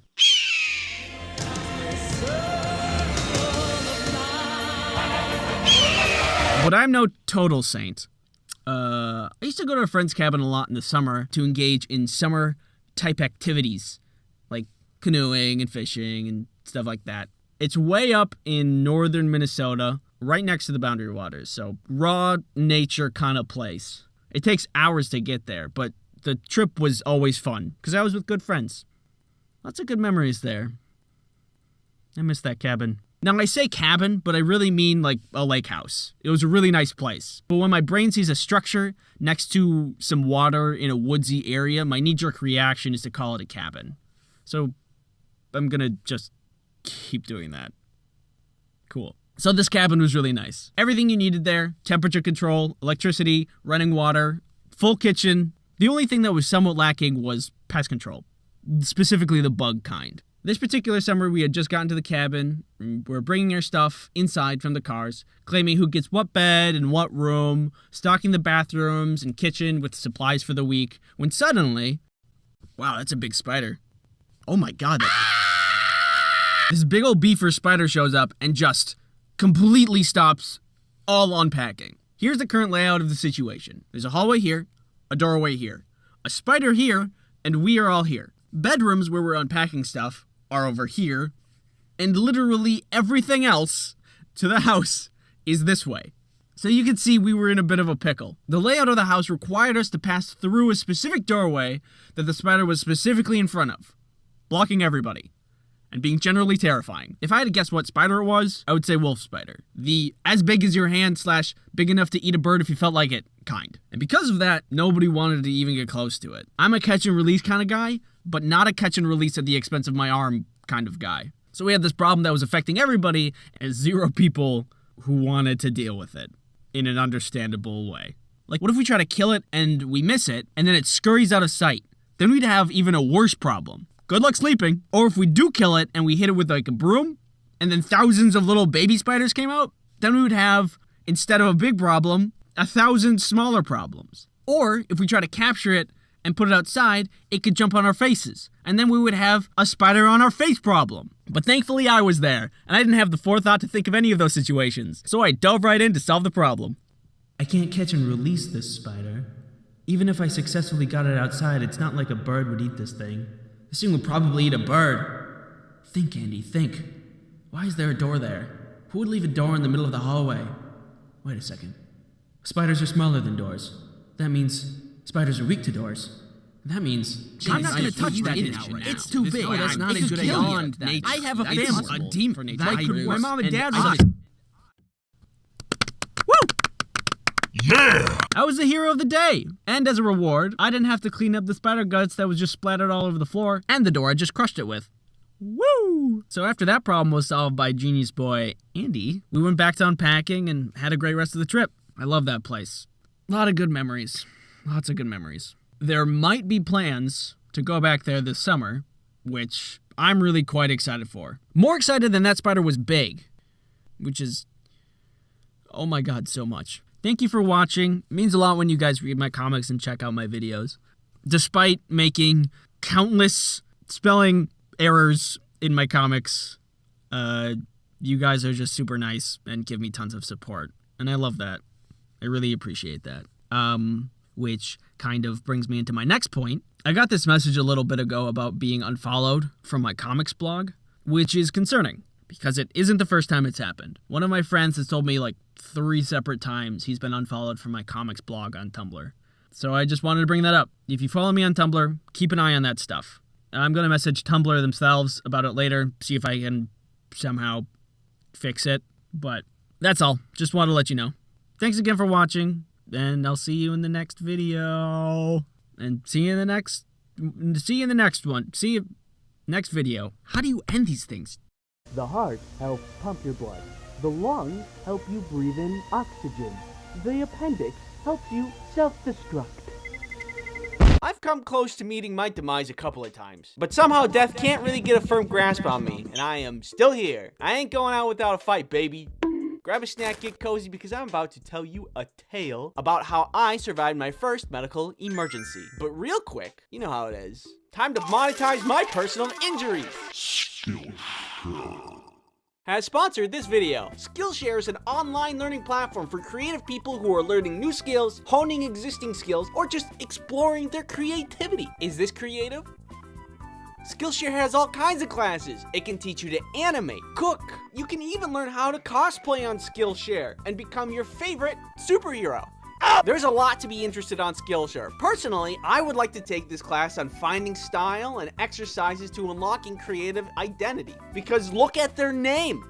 Also, the content looks pretty good. Since Skillshare is made for learning, that means there are no ads, and there's new premium classes always being added. In my description, there's a link for a 1-month free trial of Skillshare for the first 1,000 people that click on it. Thank you, Skillshare, for sponsoring this video. When this all happened, my medical emergency, I was still in college. Stupid, oblivious to the doom that I was about to endure, but happy. Bunch of friends and I woke up super early one day to be overachievers and go to an interactive programming workshop. More than me, my friends wanted to be overachievers. I was lured in by free food. All I had to do was show up, pretend to follow along, and then pack away as many calories as I could. Simple. We all get there and things are going smoothly. I'm enjoying several delicious pastries at no expense to myself. But starting to feel a little gurgly. My bowels were making a movement, and I figured I probably ate something bad and went to the bathroom to relieve myself. After going to the bathroom, I felt much better. Ooh, free food. And I went back to the original plan, having delicious and free. Oh, it's back. I was feeling really nasty again, and it was stronger this time. You know how sometimes your body's like, oh, I need to go to the bathroom. This was more of like, you need to go to the bathroom. I better stop eating this stuff. As the seminar went on, I started to get more and more sick and looked more and more pale. I would draw that here, but you know. It got so bad that I just left to go home. At this point, I lived off of campus and it took me like 20 minutes to walk home by foot. But I was so sick, I didn't even care. I was so determined to get home and sleep through whatever the hell this was and just be done with it. Halfway through the walk home, I was starting to feel really nauseous again though. Like throw up nauseous. I hate throwing up. However, nature is strong, and my stomach demanded a purge. But then I saw a truck driving my way, and I thought it would be really embarrassing to be seen throwing up on the side of the road at like 8 in the morning. So I just willed myself to not throw up. I don't know how.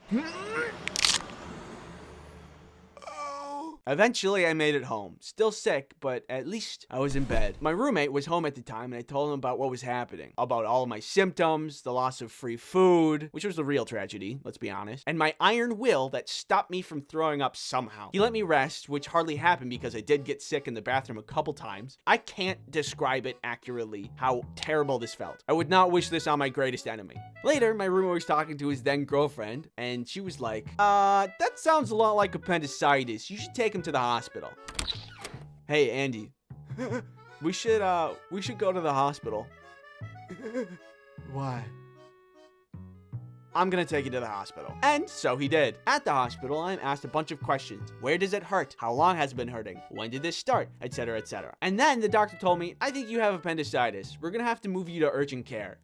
What's appendicitis? It's the infection and inflammation of the appendix. Failing to treat it can result in rupturing and infecting your entire body, which is usually fatal. What's an appendix? It's a useless thin tube in your lower right abdomen. It serves no function of the human body.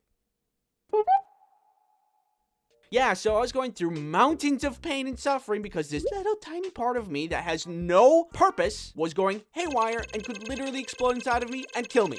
I was bitter, but I had no other choice. They admitted me to the hospital for emergency surgery. This was not the plan. I was supposed to be pretending to work while enjoying free breakfast, not getting surgery. I've never had a plan go that awry before. Hey guys, let's go get some coffee together.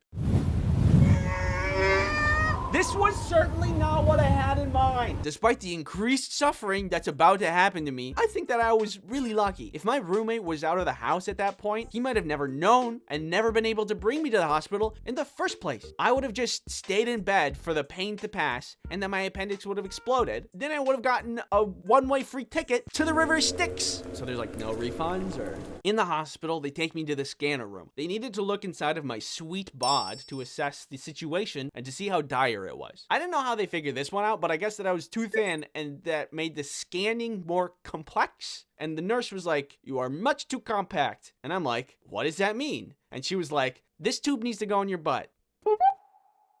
Yeah, my intestines were just too close together, so the scan would be too hard to see. And they needed to pump me full of some kind of liquid to expand my intestines to get a better look and determine if it was actually appendicitis and what the real issue is. I don't know if that makes sense, but that's what they said. Maybe I should have stayed home.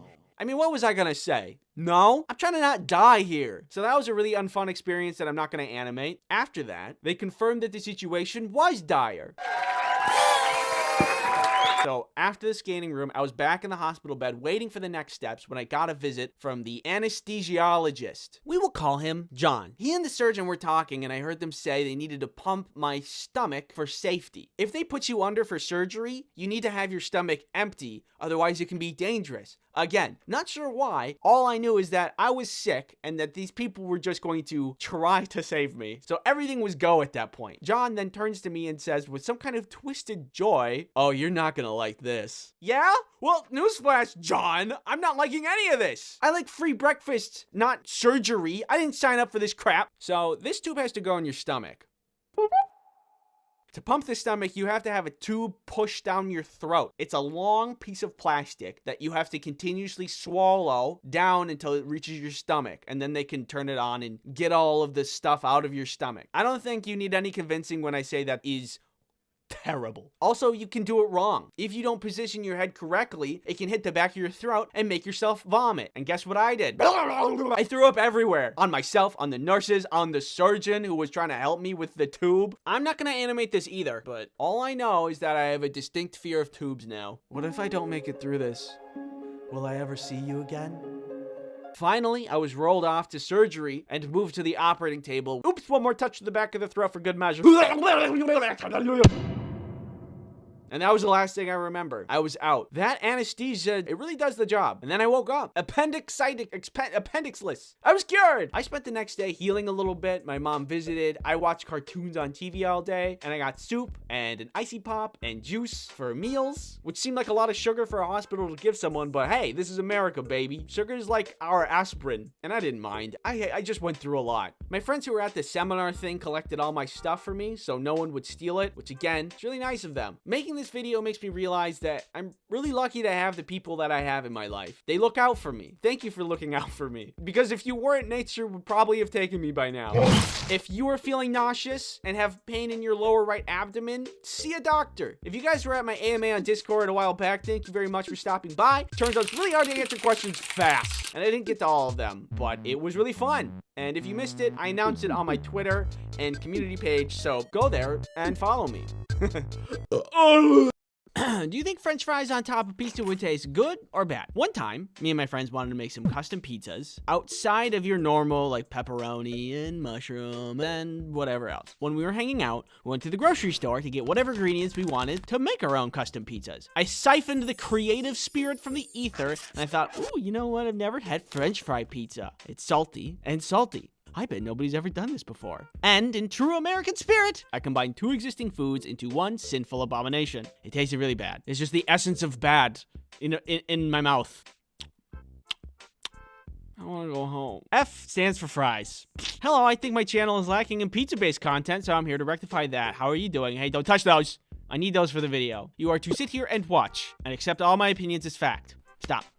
Okay, let's begin. I'm gonna stick with whatever Domino's has as their toppings because I think that's a good baseline, the French fries being the only exception. I just added that one to warn people. Olives. When it comes to pizza toppings, I find I become very excited about olives. Olives are jam-packed with salt, but I'm not eating pizza to be healthy, so the closer we can get to stopping a horse's heart, the better. Best paired with pepperoni or something equally salty. Both green and black olives do indubitably go hard. Green tastes saltier than black, so S for green and A for black. I think that's pretty good. Spinach. Call me crazy, but I like me some greens. Gives the pizza kind of like a healthy vibe to what otherwise would stop a horse's heart. It doesn't go hard, but it does go rigid. So loose B, firm A. So I think I'm just gonna round up to A because it can also just go on pizza without anything else and still be good. By the way, this is baseline pizza. Normal hand tossed with red sauce, no stuffed crust. Also, you might be happy to hear this, but there's no sponsorship segments in this video. Crazy. No, you know, we've all been there, eating pizza, but also concerned about your online privacy at the same time. Wow, do I have a deal for you? NordVPN is a VPN. Can you believe it? And it's good for security.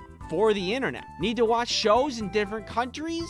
Need to access certain blocked content while traveling abroad? Do you need to access the dark web? Well, NordVPN has your back. They have encryption so good it'll make you say, oh, that's pretty good. With NordVPN, you might not be able to keep me from breaking and entering, but you'll be secure online. Foil hackers with this one neat trick. Hackers hate her. I hate you so much! It's buying NordVPN. Go to nordvpn.com/ice-cream-sandwich to get a 2-year plan plus 1 additional month with a huge discount. It's risk-free with Nord's 30-day money-back guarantee. Oh my god! Thank you, NordVPN, for sponsoring this video. Oh man, this party sucks. If only someone cool would come and, like, make it better, like... Yo! Pepperoni, what do you think? How could this not be S tier? It's so good that in some cases it's better to have it alone rather than adding other things that could make it worse. Worse! You get a pass if you're vegan or vegetarian, but who doesn't like pepperoni? That by itself is the biggest red flag. Onions. I enjoy onions on pizza. This is what I imagine someone who likes onions on their pizza looks like. You can't tell, but they're very funny and likable. It's an A tier.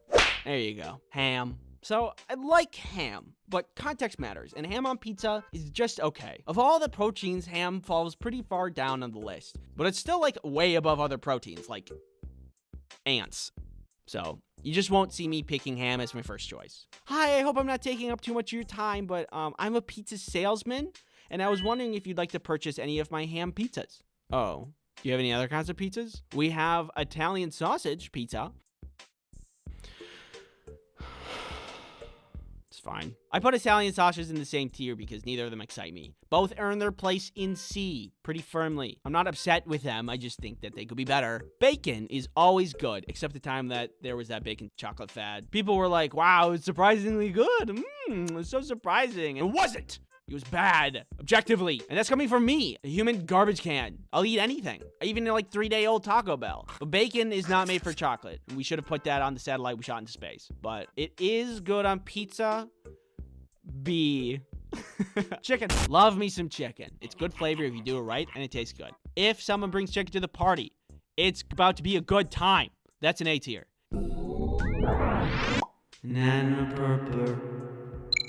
Ooh, what's this? It's mushroom pizza. Like just mushrooms? Yeah.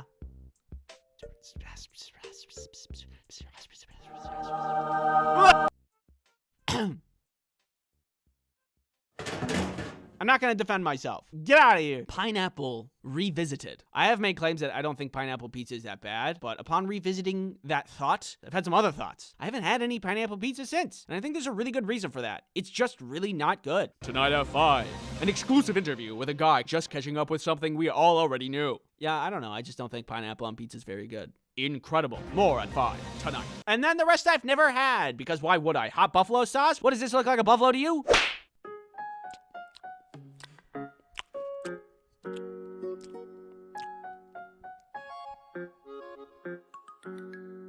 I don't like guts or gore, which has made me very opposed to dissecting animals, specifically in science class. I had a junior high school science class where we just had to learn science stuff, which is generally how junior high school science classes go. One of these classes, we had to dissect a frog and learn what's inside. Very gross. I don't like that. So everybody was getting ready to do frog science. Lots of groups, lots of dead frogs, and me, who really did not want to cut open a frog, let alone any animal. And because I didn't really want to cut anything open, when I was going to join my group, I was doing it very slowly and lazily. I did some stretches to buy me a bunch of time before the inevitable of frog gutting. But then my teacher looks over at me and notices me standing like this. Andy, you don't have to dissect a frog today. I look up, confused. There was some pause. Do you need to go to the nurse's office? She thinks I'm feeling sick and that I'm prepping myself physically to go open a frog and cut its flesh. I noticed an opportunity. Oh, I don't know. I just need to breathe a little, I think. Feel free to sit down. I'm not going to force you to dissect a frog if you're going to be sick. Oh, yeah. Thanks. So, I do. My group was a little salty that they had to do all the work and I got to skip out, but I didn't care because I didn't have to cut open a frog. So I was thinking about that story lately and I realized something. That affected me 0% in life. I am no different as a person because I didn't cut open a frog. You want to know what's inside a frog?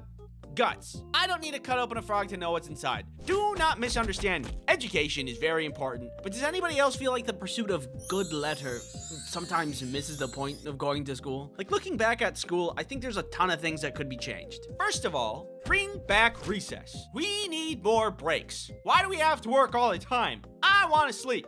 And for teachers too. We're all working too much. We have so much technology now that could help the teaching process. And with the saved time, we could just chill, let the information digest a little, you know? And like, just get rid of the frog dissecting stuff and like some other things, except for that one time where my science teacher came in with a bunch of potassium and put it inside a bucket of water and didn't tell us what was about to happen. Keep that class. But the other classes, like the frog dissecting, I don't want that. This is biased, but I think that recess would be a better option where we could do, I don't know, something fun. There was also this money class in junior high school where we had to start a business. But I must ask first, do you know how to protect yourself from this? Yeah! Clearly not. But do you know how to protect yourself online? Let me tell you about NordVPN. NordVPN is a virtual private network service that helps you protect yourself online. That was because you didn't use NordVPN. That's on you. NordVPN can help you stop that intrusive tracking. This boomerang represents NordVPN. You have to give it a second. NordVPN also helps you block malware so you can protect your computer. NordVPN saved my marriage. You can use NordVPN on multiple devices to help protect your loved ones as well. Use promo code Ice Cream Sandwich to get NordVPN's 2-year plan plus 4 extra months free. It's risk-free with Nord's 30-day money-back guarantee. Thank you, NordVPN, for sponsoring this video. I had a class once where the class was split into 3 separate groups and tasked with making something to sell. And it was actually super fun. One group decided on making t-shirts, another group decided on making special pens with a bunch of frillies on it, and our group decided to make magnets. We had some people to promote and sell, some people manufacture the magnets, and I designed and doodled the magnets. They're really old now, but this is what they look like. We were tasked with calculating costs, and we had to aim to make a profit on our product. The t-shirt team did the worst. The pens did second best, and we did the best. We made somewhere north of like $100. But for some reason, there was a teacher from a different shop class that thought she could just take our money. You guys used school equipment for making this product, so you have to pay me for the materials, which was really unfair because we invested in the magnet paper, the printing, and everything, except for using a slice cutter machine in school. That was the only thing we used. But she ended up taking like 50 of our dollars. If we were told we needed to pay fees before the class started, that would have been like whatever. But she made up that rule out of thin air. I don't think she even took money from anybody else either. I'm pretty sure we got robbed by a teacher. Either way, other than that part, it was a super fun class that had real world application and I found to be very useful. Most of the class was figure it out yourself kind of style, so I think it could be a little bit better, like teach us how to make a budget or here's how you don't get robbed. But at the end of the day, still thumbs up class, and I think that we should look into doing that more for other people. What is one thing that we deal with daily but are not educated about in the slightest? One time I was watching a video about a story, and this guy was talking about a lady that was fighting at the store. He was in line to get some groceries, just a normal thing, and she budged him out of thin air, like an adult did that. He said, "Hey, please don't budge me," and she says, "Oh, I've always been here," as if he doesn't have eyes. And then when confronted by multiple people, she yelled at them and said that she was the victim of being bullied. And it made me so mad. Like, how could you even think that you're going to trick people, and if you're going to play the victim, everybody saw you? I thought about it for like an hour out of my day. Later, I was watching more videos, and I saw a bunch that were like catching ghost footage on camera, and it was obviously fake. Who believes this kind of stuff? It's a good thing I'm not gullible and have critical thinking skills. Hey everybody, remember that story the other day about budging? I lied. I wanted to see how many people believed me if I lied on the internet, and wow, it was a lot of you.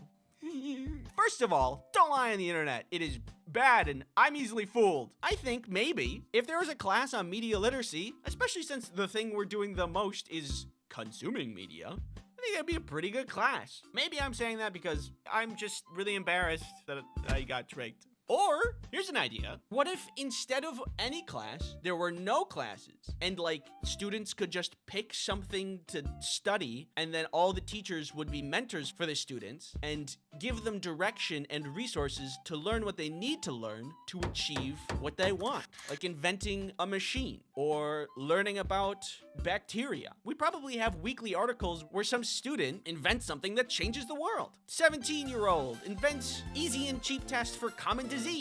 15-year-old makes popular mobile game with power of thought. 16-year-old makes ominous fear that knows your thoughts and can tell you the future.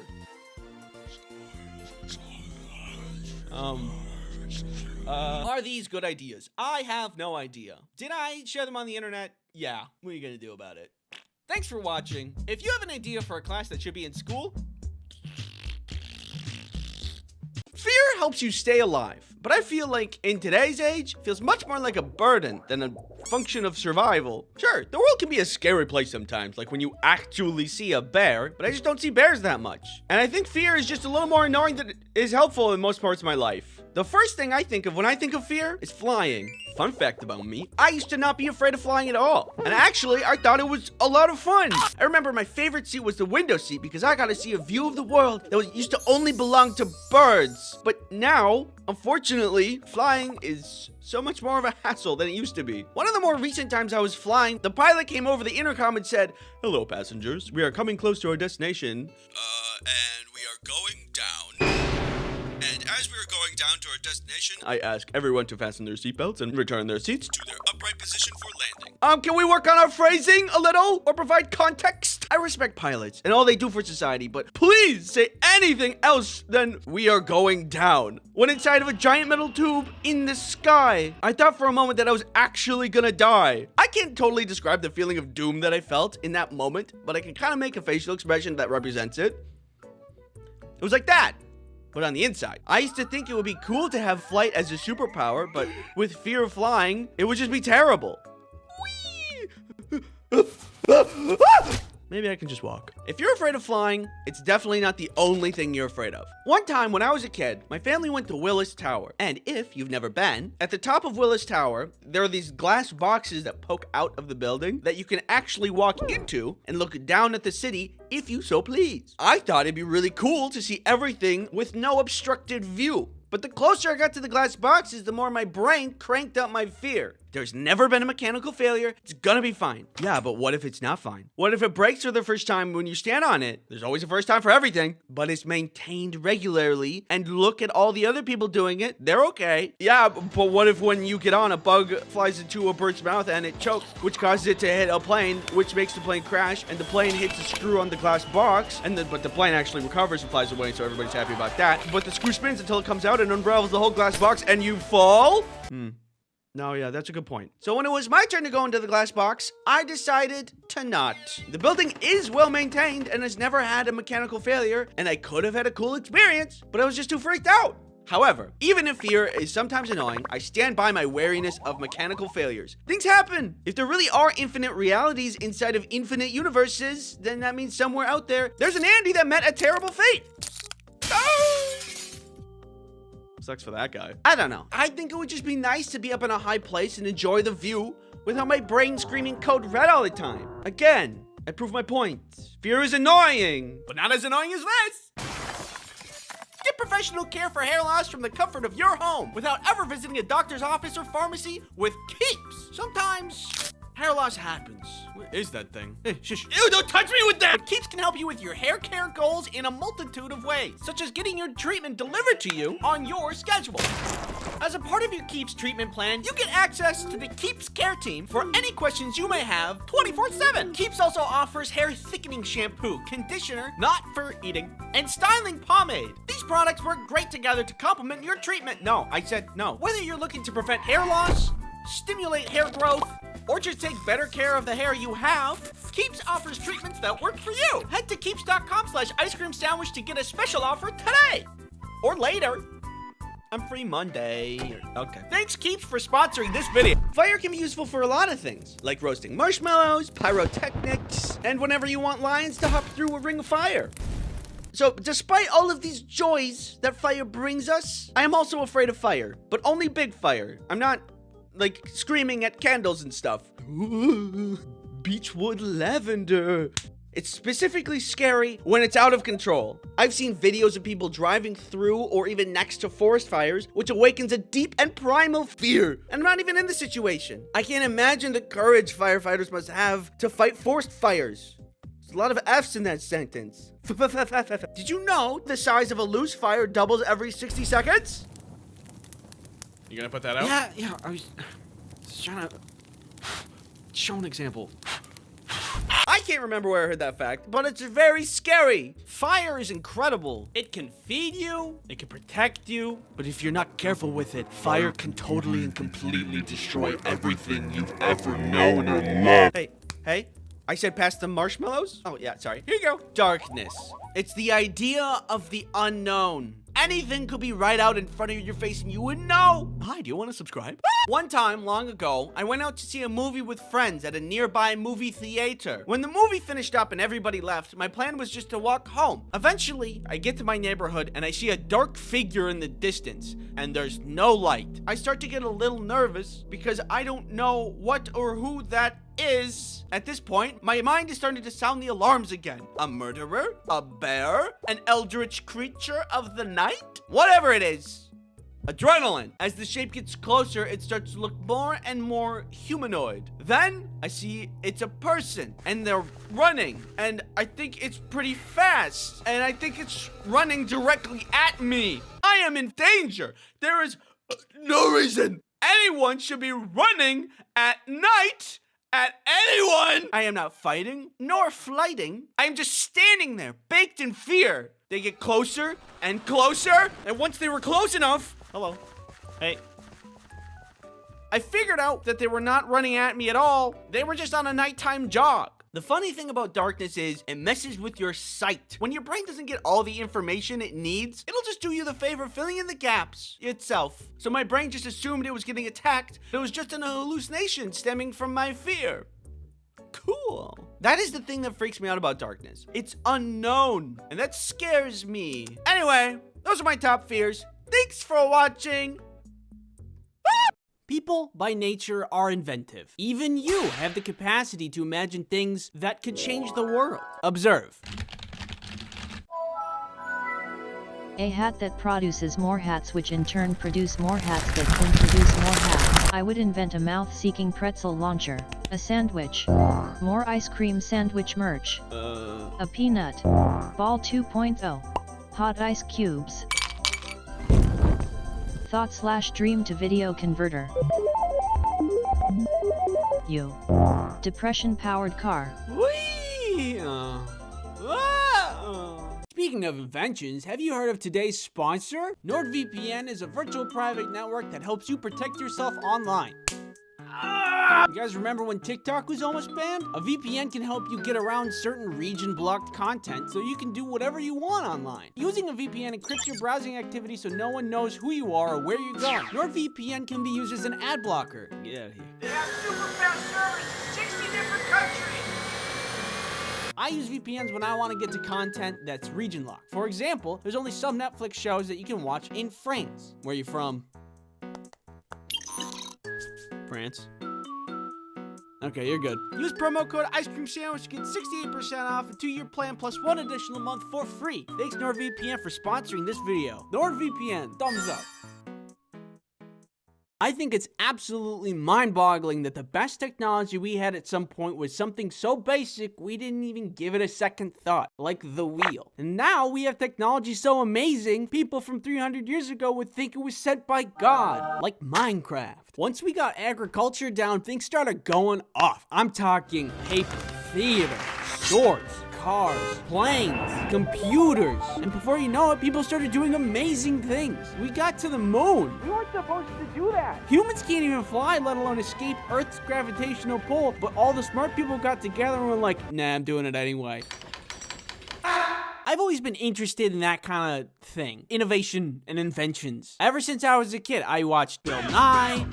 I had all the science experiment books. I had it all. I even met Bill Nye himself. There I am. Right there, that's me. I even got the signature. Learning about all the things that people invented in the past and in the present, and how anybody has the ability to imagine and invent whatever they want inspired me. One day I went into my dad's workshop filled with determination to create something. Wood, nails, rubber bands, and with a little ingenuity, I created garbage. I remember I meant it to be a card swiping machine, but it was just wood that you could put a card into, and it had no practical use. More modern art than modern science. I learned an important lesson that day. Oh, I have to be smart to make stuff. Oh, that's a bummer. I still like to watch YouTube videos about cool inventions that are being made, or Michael Reeves terrorizing his friends.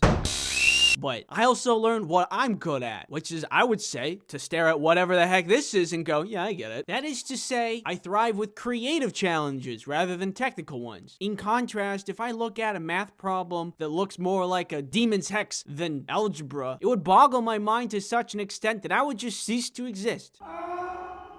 I'm more of an idea man anyway. That's the ideal job for me right there. I get great ideas all the time. Here's a couple, you could just have a couple freebies for you. A dog petting machine so your dog doesn't get lonely. A me petting machine so I don't get lonely. A tattoo machine that works like a printer. Only frosting Oreos. Big corn dog. A popcorn bag that you break like a glow stick and then it makes your popcorn. Joy-Cons without drift, how hard is that? RGB dishware. If you need any more good ideas, let me know. Here's my card. Hey, thanks for coming to my TED Talk. This one was kind of short, but it was fun to make. I just kind of wanted to ramble about whatever. Thank you for helping me with the tweet part of the video. That was my favorite part to animate, so thank you. If you haven't subbed yet, doors are open. Welcome to all the new subs. Make yourself at home. I have a Fanta if you want. I only have one, but we can share. Hello. If this is your first time visiting this channel, I welcome you. Come inside. Come on. Come here. Take a seat. Did you just lock the door? Nope. Take a seat. Sit down in that chair. Put that rope around you. No, I'm just kidding. I'll do it for you. Right? Looking at this channel so far, I can understand if you don't know what you're gonna get. Let me clear that up for you. So I want to use this channel for animating things, animating funny things. Things like funny stories, maybe animating over audio that I find funny, such as YouTube gaming channels that I enjoy, or podcasts that I listen to. Questions I get from my Ask Bin, from my Tumblr account, that I use for my comics. By the way, I draw comics. I don't know if I mentioned that yet. I've been drawing comics for a while. IceCreamSandwichComics.com. Put the link in the description for ya. Wink. Isn't that nice? All in all, I'm looking to entertain you, making you laugh. Creating humor. You? Humor? How's somebody like you gonna be funny? Don't worry, my friend. I found just the thing. Specifically this thing. This humor hole. You just stick your hand in and you hope you don't get bit. So if this kind of content sounds like your floaty boaty, I encourage you to subscribe. If not, well then good luck getting out of that chair. See you later. Wait, no, don't leave! Do you know why my dog is the best dog in the world? Because she's a little baby. This is my little baby, that's why. This, everybody, is my dog, and her name is Rhea. She is a rescue from the south, a breed, and she is full of love. Honestly, without a doubt, with zero bias, I think she's the best dog probably ever to exist. She just loves and trusts everybody we meet, which is very cute. But also, it's a little weird. It's kind of worrying. You may wonder, how did we get Rhea? How are we so lucky to be blessed with literally the best dog? It all started with Kelly. She told me one day she really wanted to get a dog and that we should adopt. Initially, I felt really hesitant about it. Don't get me wrong, I like dogs and I've had dogs before, but I knew what they came with. Primarily, lots of hair. I also felt super busy at the time, and adding things like taking care of a dog felt like too much stuff. It's not something you can do as a hobby. It's a life that you have to keep alive. An adorable little baby life who's so cute, little baby. My heart was icy cold, and I didn't really want to take on this new responsibility. But Kelly was sure this was going to be a good idea, and I wasn't, so I don't know. Who am I to stand in the way? So we made a plan to foster a dog for a little while to see if it was indeed a good idea. Kelly did all the planning and collecting information and research about fostering and adopting. And eventually, she found a sweet, chunky Rhea ready to join somebody's family. The listing said that she was mellow-tempered and loved to snuggle, which made Kelly think she'd be a great fit. Rhea was located all the way in the south, states away, but getting her was actually pretty simple. We contacted the organization to set everything up. They told us to meet in a parking lot where they were going to distribute all the other dogs to all of the other families. When they arrived, they gave Rhea some final shots, they gave us some paperwork and a leash, and then we went. She didn't even know who we were, but when we opened the car door, she just jumped in with no questions. She was very, very trusting. You're very trusting. Too trusting. And NordVPN is a virtual private network. When it comes to internet privacy, you may have some thoughts. Cheeseburger. Such as, what can I do to protect myself while surfing those World Wide Web waves? Well, NordVPN can actually help you with your internet protection. While you may be looking up very important research, there are prying eyes trying to collect and sell your data. Such an incredible bummer. But with NordVPN, you can block those trackers in their tracks. Not only that, but you can also block malicious ads, block nasty malware, or take me out to dinner this Friday. My schedule's wide open. I'm totally free. You can also install NordVPN on any of your devices. Your phone, my tablet, or that guy's computer. Stay away from my computer. Use promo code Ice Cream Sandwich to get NordVPN's 2-year plan plus 4 extra months for free. It's risk-free with Nord's 30-day money-back guarantee. Thank you, NordVPN, for sponsoring this video. At the beginning, things started off well enough. However, I was worried about leaving her alone all day because both Kelly and I had to go to work. We'd feed her breakfast, let her go potty, and go off to work. Normally, you'd think a dog in a new unfamiliar place would be more timid and maybe hiding in a spot or acting out in some way. But when I came home, she would poke her nose through the door like a bird trying to get a little seed, which is adorable. And it makes me think that she's just sitting there waiting all day for us to come home. She was starting to win me over, but despite her being literally the best little baby to ever bless this earth, I just couldn't live like this. It made me feel like I needed to vacuum everything, all the time. The line that I drew in the sand was when it came to getting into bed. We got her her own bed, and she was allowed to sleep on the couch, but I didn't want her allowed in bed, because I wanted to sleep in a blanket, and not a pile of fur. Hey babe, I'm going to bed. That was the couch. Which pile is the bed in again? The only problem was that she didn't want to be left alone. She was desperately wanting to be in bed to snuggle, as per her biography. But I stood firm, like a psychopath, and made her stay in her doggy bed on the floor. And she did, because she's a good girl. The couple of weeks of fostering that we had her were coming to a close, and we had to decide if we were going to adopt her fully or not. Night after night, she requested bed access, and I kept denying her. But how many times has she moved families? What crime did she commit to deserve a nomad life? And who am I to deny her a family, a belonging, a home to snuggle in? Okay, all right, baby, I'm sorry. You can go to bed. I'm sorry I was ever rude to you or cold to you. Can you ever find it in your little doggy heart to forgive me? Obviously, you know this. We ended up adopting her as a full-time puppy. We were happy with the decision. She was happy with the decision. If time machines existed and I could go back in time and meet myself when I didn't want to adopt, there would be consequences. Ultimately, Rhea has been an amazing dog, and all I can be is thankful. Thankful to Rhea and thankful to Kelly for finding our perfect puppy baby. I have something. Listen. I have something to say. I'm listening. If you still wanted some clothing merch, we're not going to be restocking, so check out the store if you're interested in getting any of that. Thank you everybody for the support, and thank you for watching. Can we work on our phrasing a little or provide context?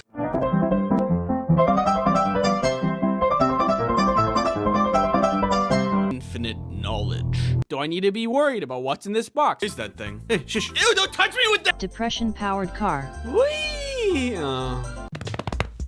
Why would you do that? Hey, baby, it's just me, Tony. How you doing, Tony? How you doing? Good to see you, Tony. Good to see you. What's going on up here? Tony's here. Focus. I'd like to say that. Or movement. Oh, no. Where's the guy in charge here? Tony's here. Hey, Tony, how you doing? Good to see you. Tony's good to see you. Hey, what's going on up here? This one feels sticky. Here's a Band-Aid. No. Thanks for watching. This tube needs to go in your butt. And this is your brain on ADHD. I only speak American. And I think it's the fox. Tony's here. Hey, Tony, I haven't seen you forever, Tony. Ruined my arms. Hi, do you want to subscribe? Is this safe? And now, I'm tall. Stupid garbage on YouTube. Mom. Why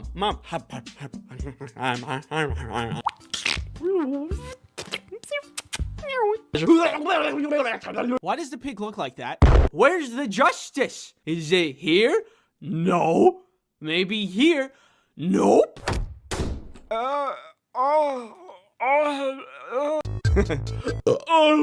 So we're on the plane. It takes off. Without a fight, baby. Wear a mask. Look at my eyes. One sword, please. A human garbage can. Help you self-destruct.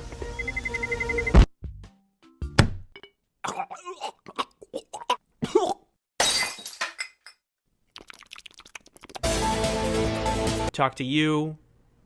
Watching you. Ah! Here goes this new song I just learned.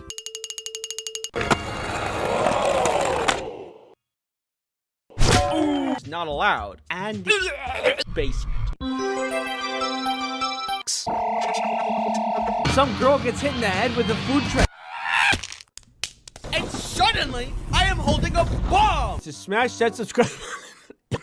Everybody's hot. But when information enters my mind, it just... I can get around and over and through. Oh, guys, stop!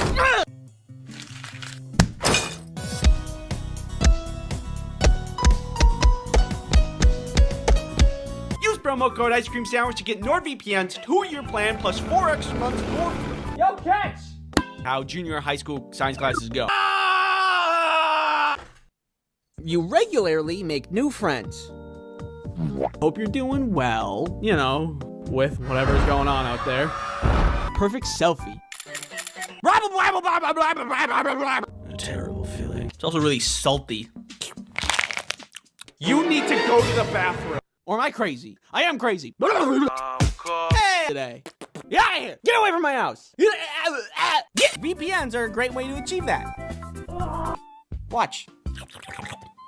See? Makes my heart rate go up. Oh my god! Got to the moon. We weren't supposed to do that. When I think of fear, it's flying. NordVPN saved my marriage. Well, only if you pay me, so. Butter people. Mud, I'm in danger. This guy pees in pools. You give me that. Give me the pool noodle. Bad. Even if fear is sometimes annoying, I'm a box. Ooh, a squirrel. Ooh, a ladybug. Ooh, a piece of candy. Ah! Michael Reeves terrorizing his friends. I learned how to play a xylophone. No, I think I'm actually doing pretty good. Get on the ground! I'll give you a little kiss. No! My chemicals! Superhero. Spinny door go spinny wee wee wee. I don't really watch sports. So it turns out your boy has ADHD. Who would have guessed? I think that I know what I'm doing, and we can get started right away.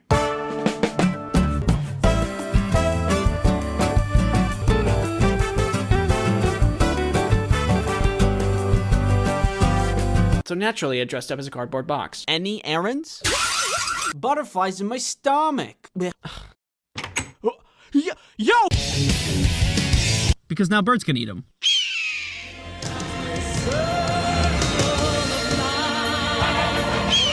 Put you with the rest of them. I'm alive these days.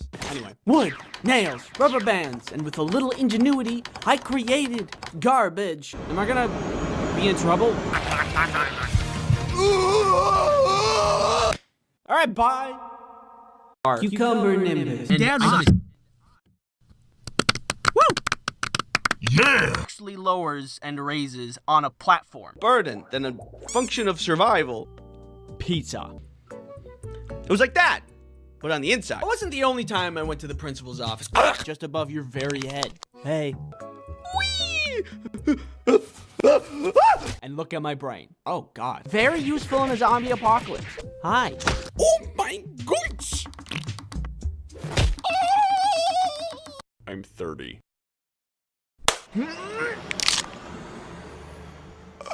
A homemade security system? Open your third eye. Focus. What do you see? We see a lizard on a leash. This guy's kind of weird. We could not find the chicken. Where was the chicken?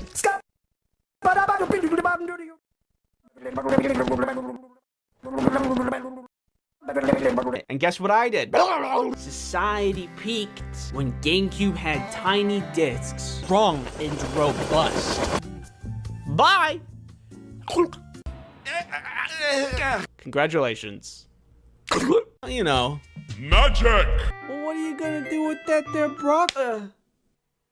Where's my can of whoop ass? I have a juicy booty. I have a juicy booty. Then it would be true. Speed. Yeah! Clearly not. But getting around places would also be great.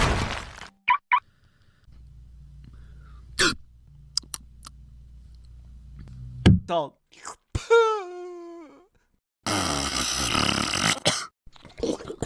Why is that real? I could be melting from the inside out. Come here. The worst thing possible. You might be thinking, because what they really craved was violence. Give me that.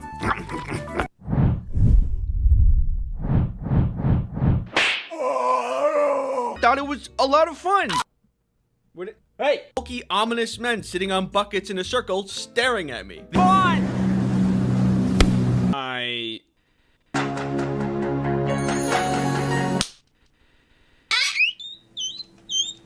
Beechwood lavender. Blow inside of me and kill me. Plants and animals don't die while he's gone. Your friends, your family, your neighbor's dog. Imagine me, but small. Balls. So I went outside to go meet them. Ooh, a piece of candy. I suck every day. Sprinkled around that you had to get over. Woo! My God! I was all animal. corn dog. Corn without the dog. Actually bursts open. Oh God! Minecraft in my bed.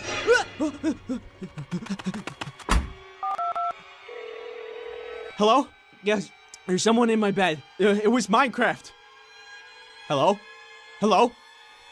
Hello? Huh? Huh? Pretty slick, right? The cons. Keeps does not make you explode. That was unrelated. Hey.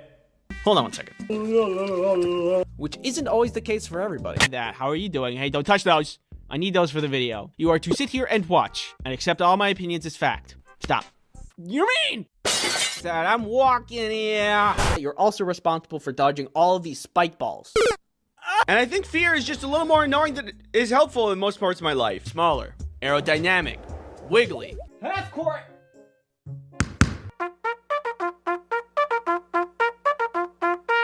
What do you say? You don't know what that is? What is specifically define a premonition dream? But there's only one way to find out. Let me go and get my foot x-rayed. If I find somebody that I'm making friends with, I'm happy. Rainbow, red, yeah, a little more.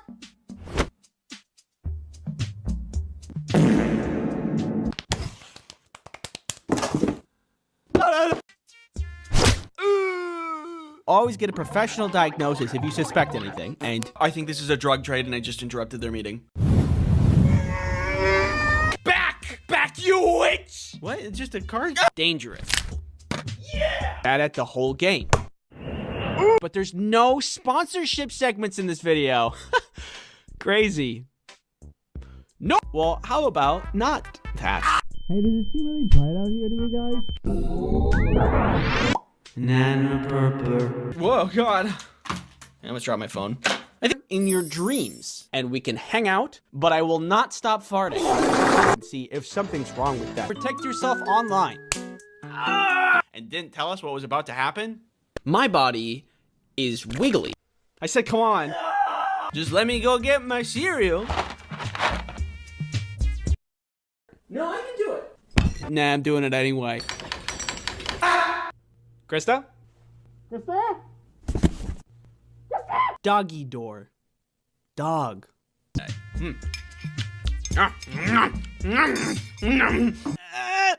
You got this, Andy. Yes, thank you. We're separated because of pig drama.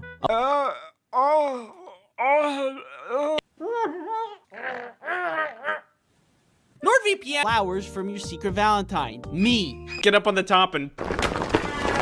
What does this look like, a buffalo to you? I need to be right back. I gotta go get it. Whee! And there are some foods that make you feel like, could make it worse. Worse! Wow, that's a big spider. Oh my God.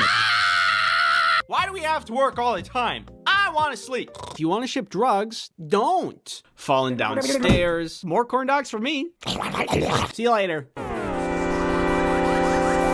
Hey guys, welcome back to another video. We're gonna do a tier list of plane seats. Aisle is A tier, window B tier, middle is F tier. Okay, thanks for coming to my tier list video. Yeah, that's right. Come to Papa. Girl Scout cookies, banger. Stovetop popcorn, banger. Pop-Tarts, banger. Gushers, banger. Boba, banger. Scooby-Doo gummies, specifically the ethereal blue one. Really good. Ice cream sandwiches, amazing. And fruit by the foot. NordVPN is the VPN you need for a good experience. If you need me, I'll be in my room. What could possibly make this moment any better? Hey guys, what's up? Hatsune Miku! Somebody, we need a doctor. Who needs help? This guy's hurt. He needs help. I'm hurt. I need help. Don't worry, guys. I got this. Why are you eating grass? What are you doing? I'm working on it. I'm working on it.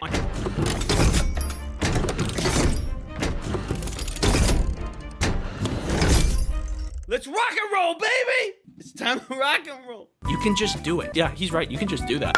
Yeah, what a rush. Like when they sniff your ears.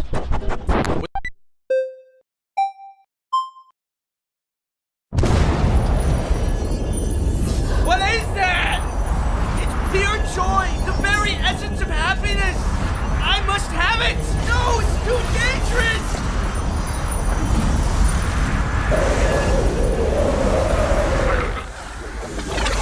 Go, go, go, go, go, go, go! Huh? Oh, me? I'm just eliminating this guy who wants to collect my data using NordVPN. You got the wrong guy.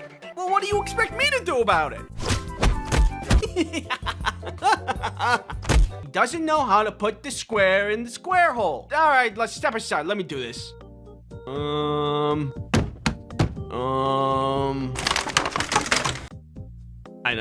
don't know either. I'm amazed by my own genius. Ow. You're only a flying head. Sorry. Are we cool? I said sorry. Explosives? In the candle? I know that candle is great, but I didn't know it was the bomb. The best thing I can do is browse brain rot content on TikTok, which puts me in a weird trance-like state. Yeah, that's right. Come to Papa. But I have produced an idea. Do you guys have like a vat of meat? Yeah, burger packs are in aisle 3. No, like, not like a packet, but like a vat. Burger and resin in the shape of a hook? We could get really creative. Write that one down, scholars. Who are you? Do a kickflip. Awesome. These guys are a bunch of jerks anyway, but not as much of a jerk as I'm about to be. This video is sponsored by Opera Browser. This power is dangerous, mostly because you would either be shot after by world governments seeking to obtain your power, or you'd end up being the leader of a cult. Ow, ow, ow, ow. You can't subsist off of grass. You have to eat other things. Trust me, I've been down that road. I did that already with video games. Where am I? I don't know what to do now. I don't know what to, smoke bomb! It's not working. Smoke bomb! Yes, I can see it now. The trees, the river, the luscious flowers. Masterful composition. Wow, the internet! I wish there was some way for me to easily access it. If only there was some way to... Oh, would you look at that? Hey, I'm looking for a guy named Andy. Do you know who that is? Oh, yeah, it's the guy with no unique form over there. Hello? Ooh, I'm invisible. Hey, don't look at me. What? Look away. Okay, now look at me. Wait, okay. The ability to appear in an ice cream sandwich video, but he hates you. Wow, I really hate this guy. Say hello to the world's best hacker. What are you hacking? Nothing. Someone ordered 1 trillion Dr. Peppers? You know that joke's getting a little old. I like them. Thanks for watching. I hope everybody learned something, scholars. Security. Complaining to me is funny. I'm in pain. Classic. Luckily, I had NordVPN for protection.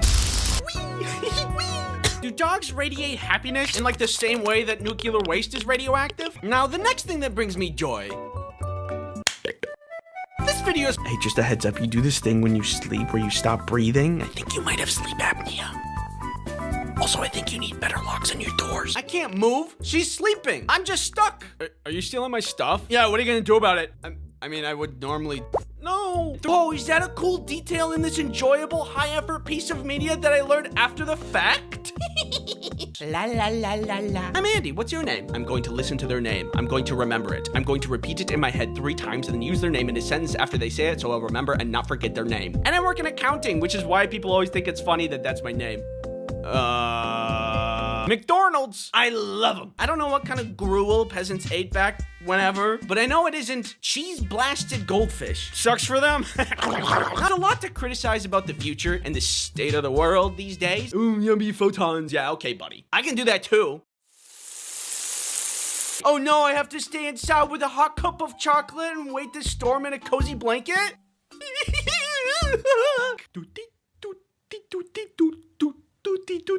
Yeah, baby. 3. I thought really hard with said smart brain. Go, go, go, go, go, go. Hey, that guy didn't take off his shoes. Get him. How hard can it be, huh?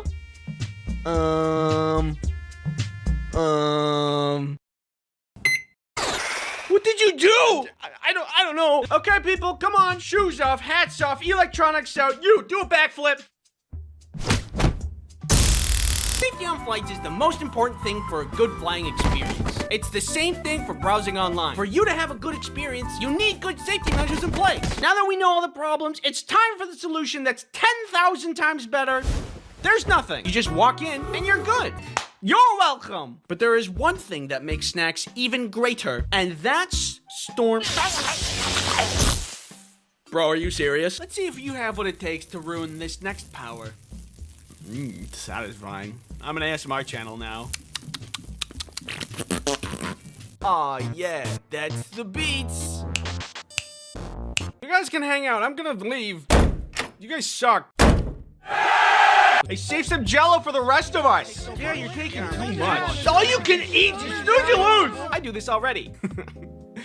Where am I? I remember the first time I saw the season finale for Severance Season 1. Did it feel amazing? Yeah. Do I wish I could watch the show and feel the same way again? Yeah. You can drag it over here, I'm having a hard time focusing, to be honest. Over here. Anytime you stub your toe, it's fine. If you fall off the roof and then stub your toe in the process, it's fine. Or if you explode, actually, I don't think you'd survive that.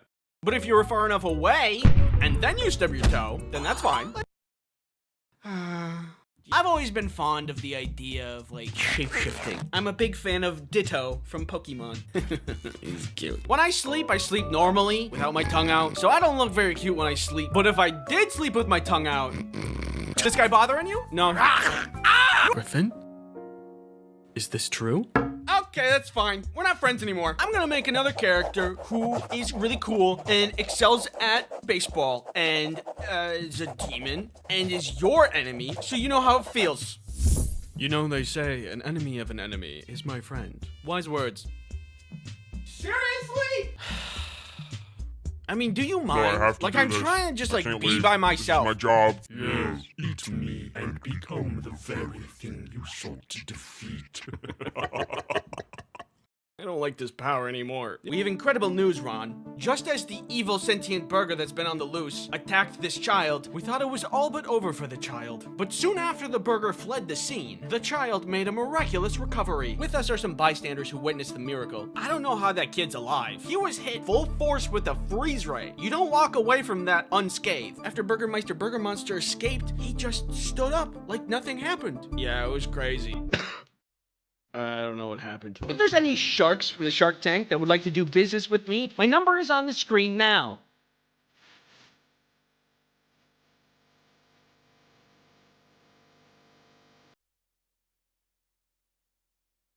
Well, Bob, the weather is beautiful out here as we wait to see the main event.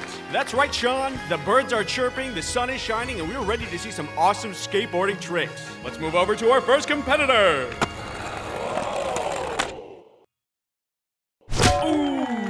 Let's see if he can recover. Look at this guy. What do you think when you see him? Uncool? Somewhat unsightly?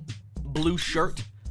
It's tragic. This was me when I was younger. Not me now, but when I was younger. And when I was younger, I became very influenced by the Tony Hawk Pro Skater video games. They were awesome. The tricks, the characters, the Neversoft logo intro. Gross. I thought skateboarding was so cool. Yeah! So I thought, if I became a skateboarder, then I would be cool. I mean, what could go wrong? Just get a skateboard, sign up for some classes, then I'm cool. It's easy.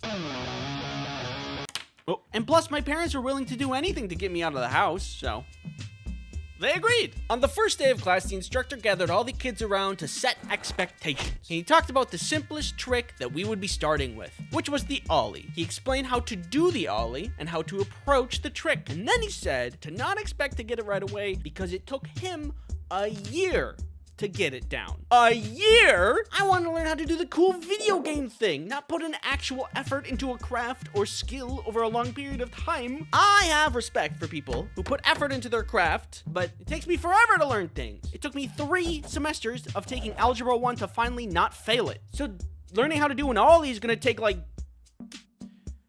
So I think this is gonna take too long. I don't want to learn the jump move.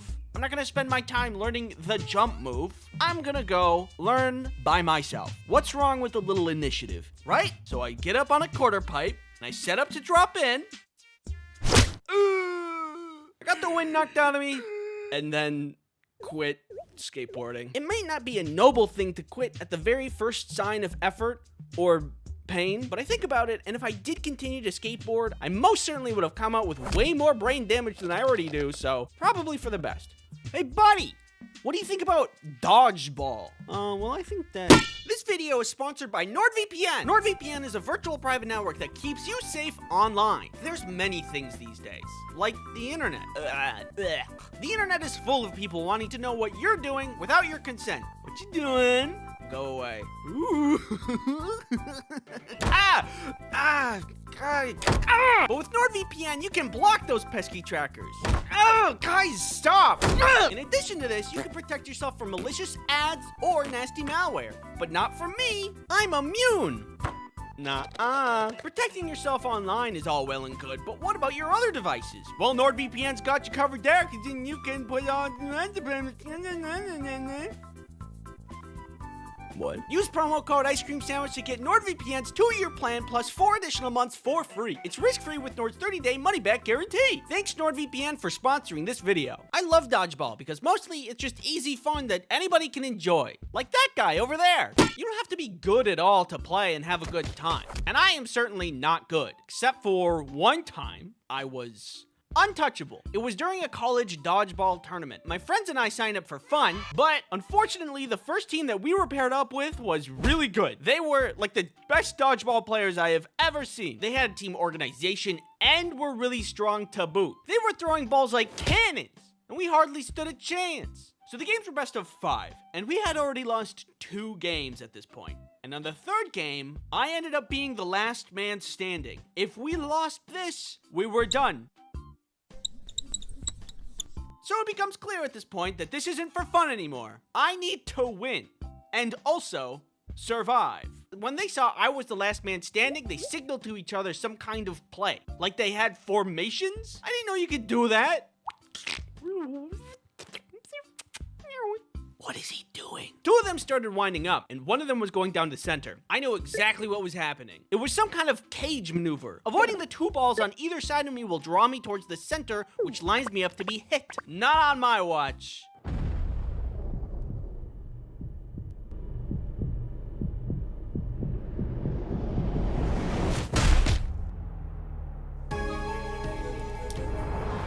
I dodged their attack. Now if I can return the offense and keep dodging, I can pick them off one... They caught the ball, and I was out. Was I only untouchable in that moment? Not for other parts of the game. Yes. Will I ever pull that off again? No. Was it awesome? Yeah. You would think because I was able to do that I'm like locked into the Matrix and could dodge all incoming ball-shaped threats. I wish. This one time in high school gym class, we were all outside playing some soccer. The other team had a pretty big power player, big for his age and ready to rumble. Our team had me, smaller, aerodynamic, wiggly. I was feeling pretty competitive and I didn't want to let the ball pass me. So I was committed to being the best defense on our team. And I was doing a great job. I was constantly returning the soccer ball to the other side of the field. At one point, I see their power player tee up the ball. I felt like getting in the way of this one's gonna be dangerous. He's a big guy with big legs. But I wanted to win. I had competitive brain. So I get in the way. It was a really meaty kick. I feel dizzy. I couldn't hear things for a second. I gotta sit down. You are sitting down. Abraham Lincoln. The power player felt really bad about it and apologized. I told him he didn't need to apologize. But by golly, did I think I was going to the other side for a second there. I sat on the sidelines for a bit as the game kept going. And eventually, I am feeling better and get back into the game. I am so sorry. Please, there is no need to apologize. These things happen all of the time, Mr. Lincoln. I decided that I'm not going to play anymore, and the teacher was fine with that. So I don't know why I was able to dodge balls like a Grandmaster dodgeball player, but I couldn't survive a soccer game. Maybe it was a fluke. Who knows? All I know is if you sit inside on your computer all day, you cannot get hit by ball. Uh-oh. Thanks for watching. Go long. Farther. Farther. Yeah, keep going. Yeah, a little more.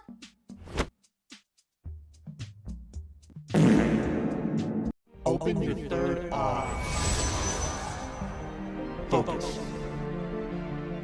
What do you see?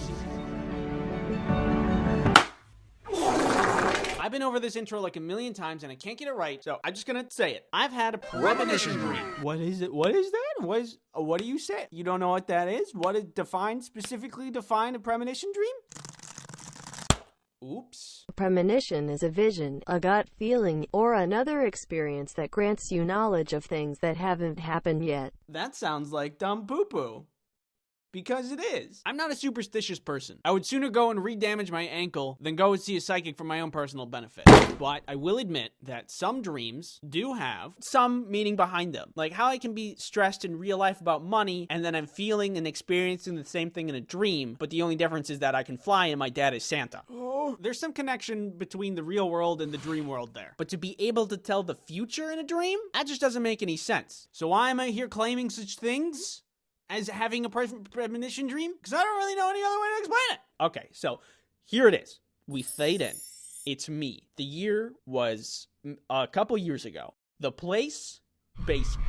I've been playing Mario all day, and I was doing very well for myself, almost completing the entire game until I hit one castle level that was a little bit harder than average. There was no checkpoint in this level where I really needed it, so I did what anybody else would do after playing Mario for 10 hours. I went to bed. And you know when you do like one thing all day, almost obsessively, and then you go to bed and you end up dreaming about it? Well, that's what happened to me.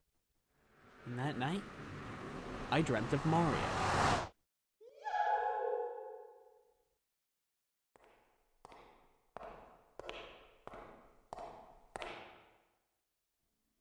Hey, what's going on?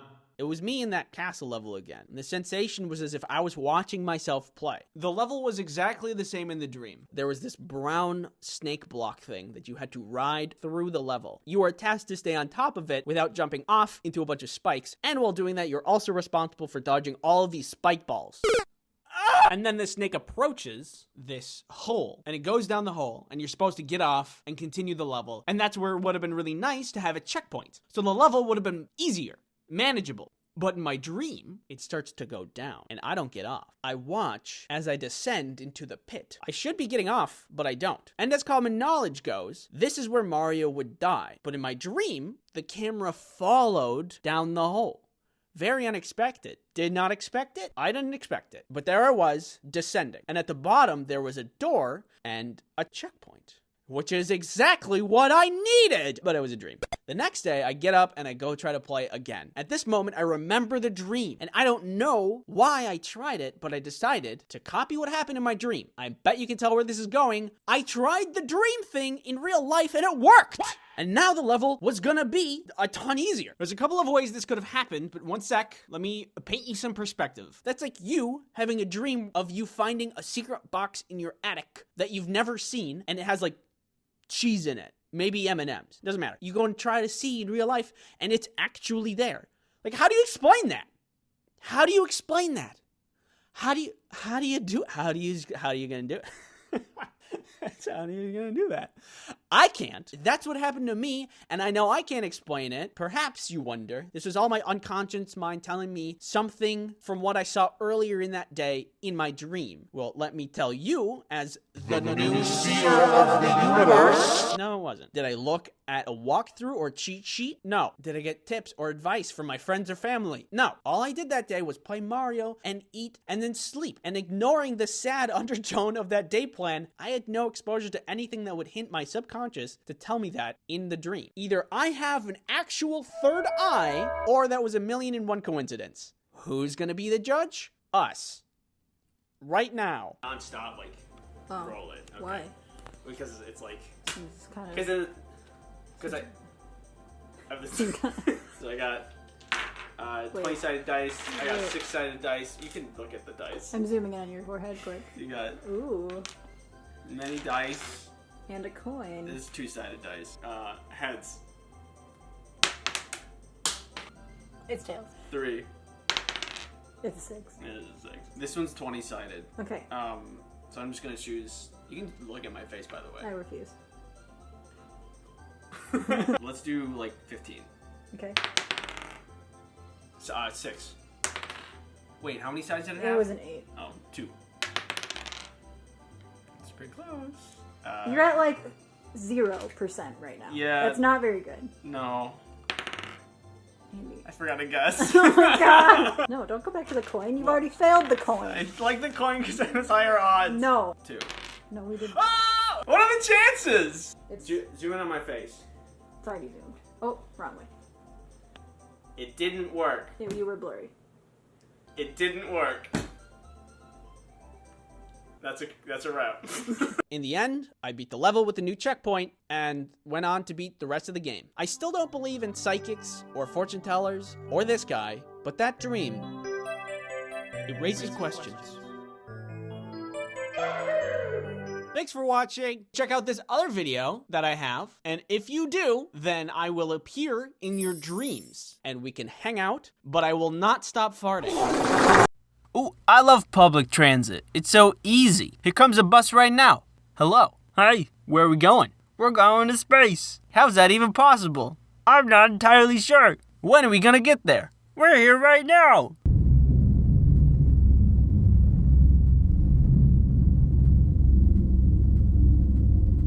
There's no doubt in my mind that public transit's great. It's cheap, it's accessible, it takes cars off of the road, which reduces traffic, a lot of good things about it. I used to take public transit all of the time when I was in community college. It made a lot of sense. I didn't have a car back then, so I would just go on the bus, go to school, spend all day there, and then go back home on the bus. Super easy. They even had a little shop at the school where you could go and buy bus passes for different lengths of time. I like that. I don't take the bus as much anymore, but I'm still left with good memories from when I used public transit. Most of the time, the rides were very normal. Nothing special would happen. But every once in a while, you would get, that commuter. You know the one where they wear their headphones around their necks and pump up the volume instead of wearing them on their head because they're headphones and turn down the volume? Yeah, that one. If you've ever ridden a bus before, you know who I'm talking about. Honestly, I don't get why people do this. Is it like a power move? Do they want people to think they're cool? Do they just not know how to use headphones? I don't know. I didn't run into these people all of the time, but there was one particular instance where I did, and it was very uncomfortable. And I didn't have my headphones that day, so I couldn't drown out their music with my own.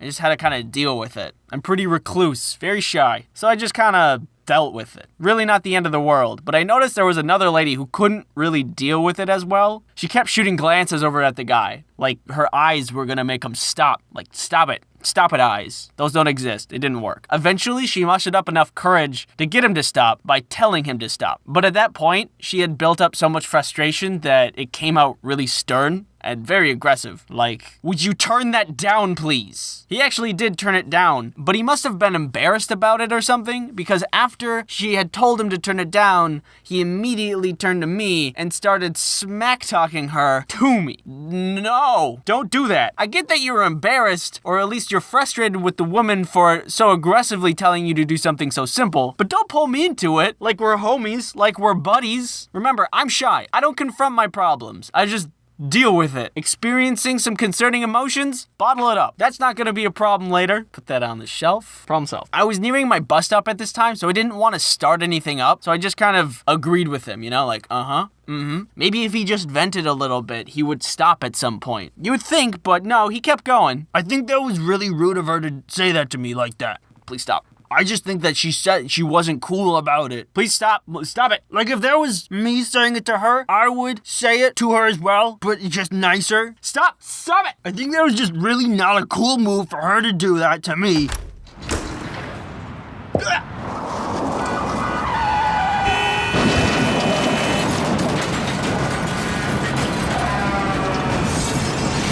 Eventually, my stop came, and I just left. I just got up and went, never to speak of that awkward situation again, until I said it in this video. But that doesn't count. Buses aren't the only form of public transportation. I've experienced trains too. I went to France a couple years ago for a study abroad trip. That was a pretty cool experience. Wherever we needed to go in Paris, we would just take the metro and boom, you're there. You want to go to lunch? Metro. You want to go to the bar? Metro. You want to go to class? No. I'm sleeping. Please go away. At one point, my friends and I were heading down into the metro because we wanted to go back to our dorms. We heard through the tunnels that the train had actually already arrived at the platform. So we started booking it. We turn the corner and we see the train doors are still open. So we just gun it, like really go at it. Just by the skin of our teeth, we slide in and the doors close. We had been so focused on getting into the train that we didn't realize somebody had yelled something at us. And I didn't realize what that was until I looked around at the train car and it was completely empty. Nobody in sight. Oh, you guys, I think this train is done for today. Now looking back at the situation, I think it's pretty funny, but during that moment, I was very panicked. My friends found it very funny, but I didn't. I was on a whole nother level, encased in a mobile cart of fear and anguish. I don't know how trains work. I don't know where I am. I don't know French. What do you expect me to come to a country and know the language? The situation ended up being completely fine. I called my professor that was on the trip with us just to see what we should do. And at that point, a conductor came by to see if anybody was still on the train, which there was. Bonjour, je suis un enfant. Je m'appelle omelette du fromage. I'd given the phone to him. They discussed it out. She explained the situation. He was actually super nice about the whole thing. He started the train back up and just brought it to the platform we needed to go to. That was super nice of him. Just speaking of public transportation, France, they've got it down. If you wanted to go to another city, you could take a train. Anywhere in Paris, it was the metro. We talked about that before. Pay attention, come on. And it's just so easy. Back in the States a couple months ago, I was tired of driving in traffic for 20 minutes every day from home to work. So I looked up if there was a bus route I could take and do stuff on the bus while I was going to work instead. And there was. It was only just 2+ hours. I don't get how that works. Like, I get that the bus isn't a straight shot from point A to point B like it would be if you were driving a car, but over 2 hours longer? Come on, what's going on, United States? Here, if you need a little help, I got a solution for you, okay? You need something cheap, affordable, accessible to everybody, efficient, effective, trebuchet. No, wait, hear me out, all right? Operating super easy, check it out. Step 1, aim the trebuchet at your destination. Step 2, step into trebuchet. Step 3, launch trebuchet. Is this safe? Maybe. So that's all I have on public transportation. Thank you for watching this video. If you haven't subscribed yet, feel free to do so. You can check out more stuff on my channel at this link. By the way, I got a couple of asks in my ask bin on Tumblr about fan art and if it's okay to make it. To which I respond, of course it's okay to make it. You don't need to ask my permission to make fan art. Oh, jeez. My phone fell down and I have fixed it. You don't need my permission to do anything. You can do whatever you want. Be an astronaut. No, but really, if you want to send me something, you can tweet it at me or send it to me on email. It doesn't even need to be fan art. You can just send me regular art. I'd love to see it. I've already gotten 2 and I love them both. Oh, and finally, Super Slimy Slime 48 asked if I could make a GIF out of the EDM guy in the pizza video. So I made 2. The links for those are in the description. That should be everything. All right, thanks again for watching. Bye-bye. I sure do love flying around the cosmos with you, sister. So fun. We're not doing anything to bother anybody, and we're... Oh, what's that?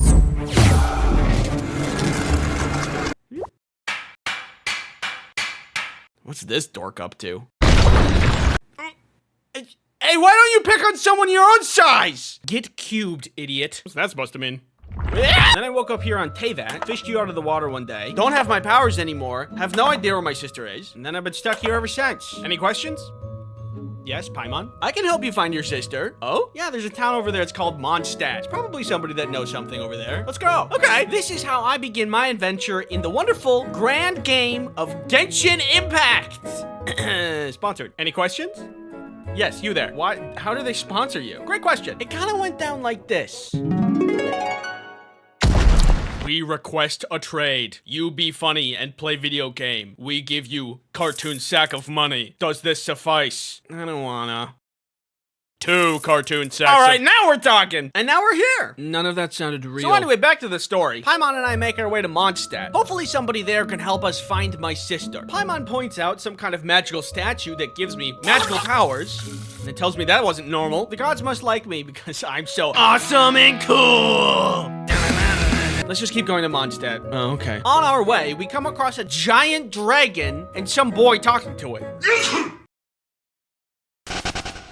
Nice, Ron. I sneezed. Oh, I'm not allowed to sneeze. After accidentally scaring off the dragon and the boy, with the magic powers that were forced upon me, by the way, not my fault, we found a red-looking tear. This looks pretty dangerous. Probably shouldn't touch it. Spit that out. Why would that be your first instinct? It looks strawberry flavored! I just said it was dangerous. I don't know, I'm new here! A little further ahead, just as we're about to get to Mondstadt, we run into Amber. Parkour! I scratch her back by helping her fight some monsters. She scratches my back by bringing me into town and giving me a glider. Things are going pretty good. We're making a lot of progress. But moments later, the city's attacked by the dragon we pissed off from earlier. Do you think this is my fault? From the thing that happened earlier? Shut up! Paimon, help me! Suddenly I'm whisked away by a tornado that the dragon summoned, flinging me high into the sky. Foolishly though, the dragon has no idea that I recently was granted magic powers that I'm kind of allergic to. Witness me. After my heroic deeds that saved everybody in town, everybody now thinks I'm awesome and cool. Later, when we're in town, we see that green guy again. We meet up with him and learn that his name is Venti. And we got a lot of questions for him. Turns out, that dragon's name is Dvalin, and he used to not be a violent dragon, but only became one from corruption by an Abyss Mage, who's part of the Abyss Order, who's a group of non-humans who hate humans. So now Dvalin is tortured by this magic poison blood, and I've been trying to get him back to sanity, but I just can't seem to reach him. Poison blood like this poison blood? Wait, it's a different color. Seems like maybe you magically purified it by magic accident. Blueberry. Can you guys purify this one? We can do it! Can you help me save Dvalin? We can do it! Let's commit a robbery. What? We can do it! There's a lyre of old in this town. Dvalin is very familiar with its music. If we get our hands on it, then maybe we can calm him down and bring him back to sanity. That's a good idea. Let's do it!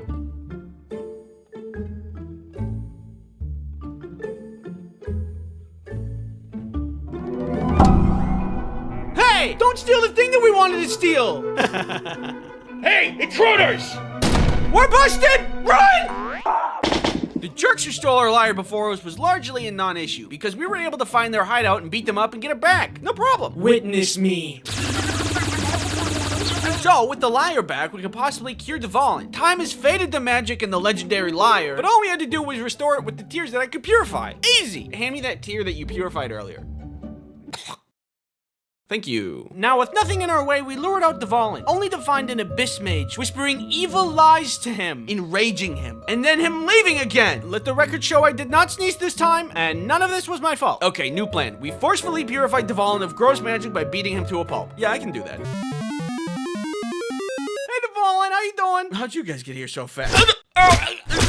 Oh wow, I feel a lot better. Sorry about earlier. Don't worry about it. We saved the dragon, we saved the town, and after all this, I feel very accomplished. The only bummer about all of this is that when I went to Venti and asked him about my sister, he said he didn't know. Oh. The next stop in your journey should be Leeway. The Geo Archon Rex Lapis comes once per year to make divine predictions, which guide the city on how to run Leeway for the coming year. Perfect. A chance to ask a powerful deity where my sister is. Let's get moving. Leeway is the largest trading port in all the 7 nations. Merchants gather from all over Teyvat, making it a port city with booming business. This is also where the world currency Mora is minted. I wonder if Adi would want to do another robbery with me. Once we arrive at the ceremony, we see Miss Ningguang of the Leeway Qisheng, a powerful financial leadership group that takes part in running a lot of the city. Looks like Miss Ningguang is in charge of leading the ceremony this year. Oh look, that guy's making a wish. I wish to get some leads from the Geo Archon about my missing sister, and for my sister to be found soon. And $1 billion. Ooh, here he comes, here he comes. Oh my god! Paimon, we are way too close to the scene of the crime. And we're outsiders, we're gonna be considered suspects. Don't panic, what we need to do is sneakily escape from the scene of the crime without being caught so we don't look suspicious. Hey, over there!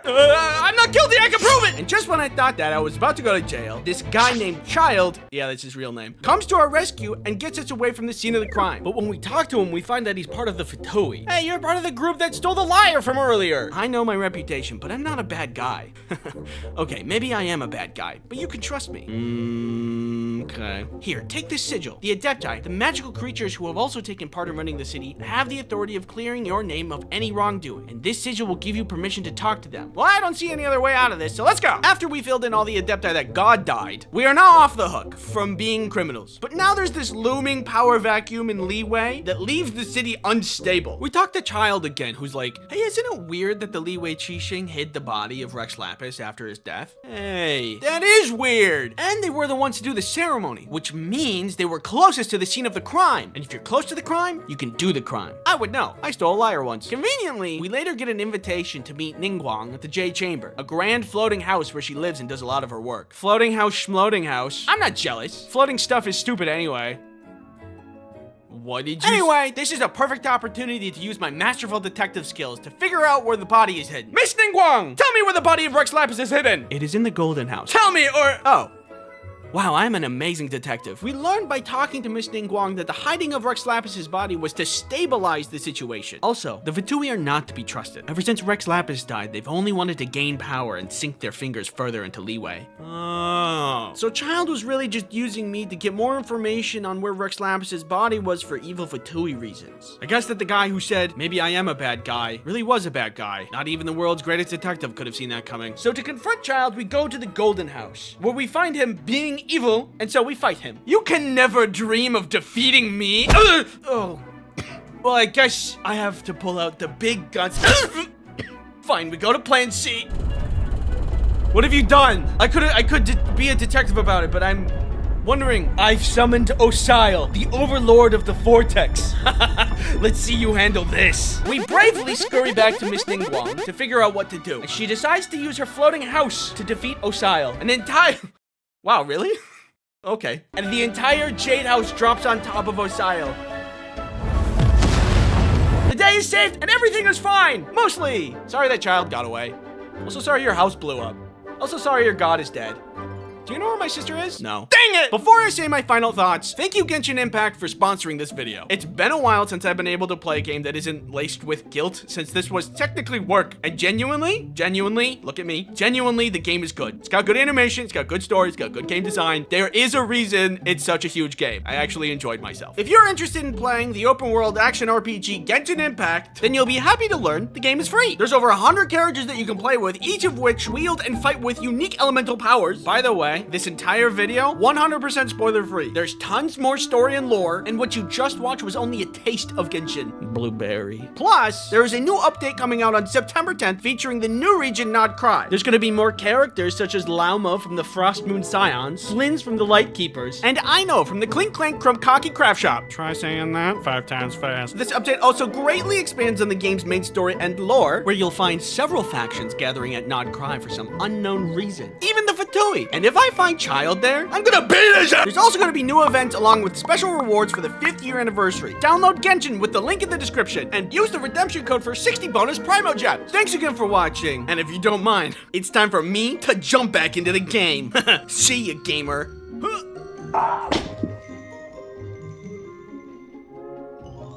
You know the feeling you get when you get in trouble? Hey! Hands on the cookie jar! You're not supposed to be having cookies! Wee-woo! Wee-woo! I got you red-handed! Wee-woo! Not a good feeling. Or the feeling of when you get in trouble, but you didn't do anything wrong. All that shame mixed with all of that rage. It's an intense feeling.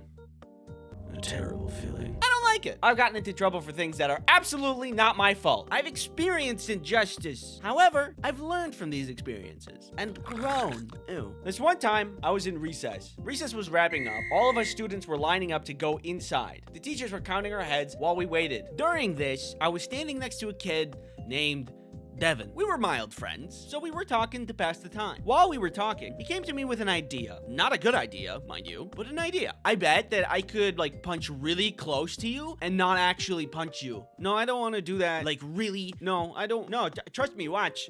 He hit me in the throat. Do you know how that feels? Well, using state-of-the-art technology, we've rendered a precise 3D depiction of the event, allowing you to relive it just as intensely as I did.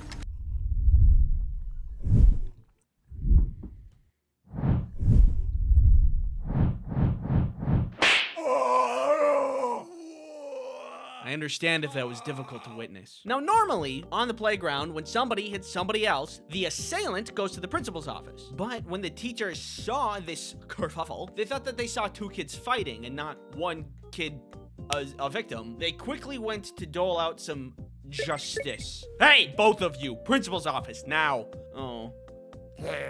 This is clearly unfair, but I thought I could square it off with the principal since, you know, it's an unfair situation, obviously.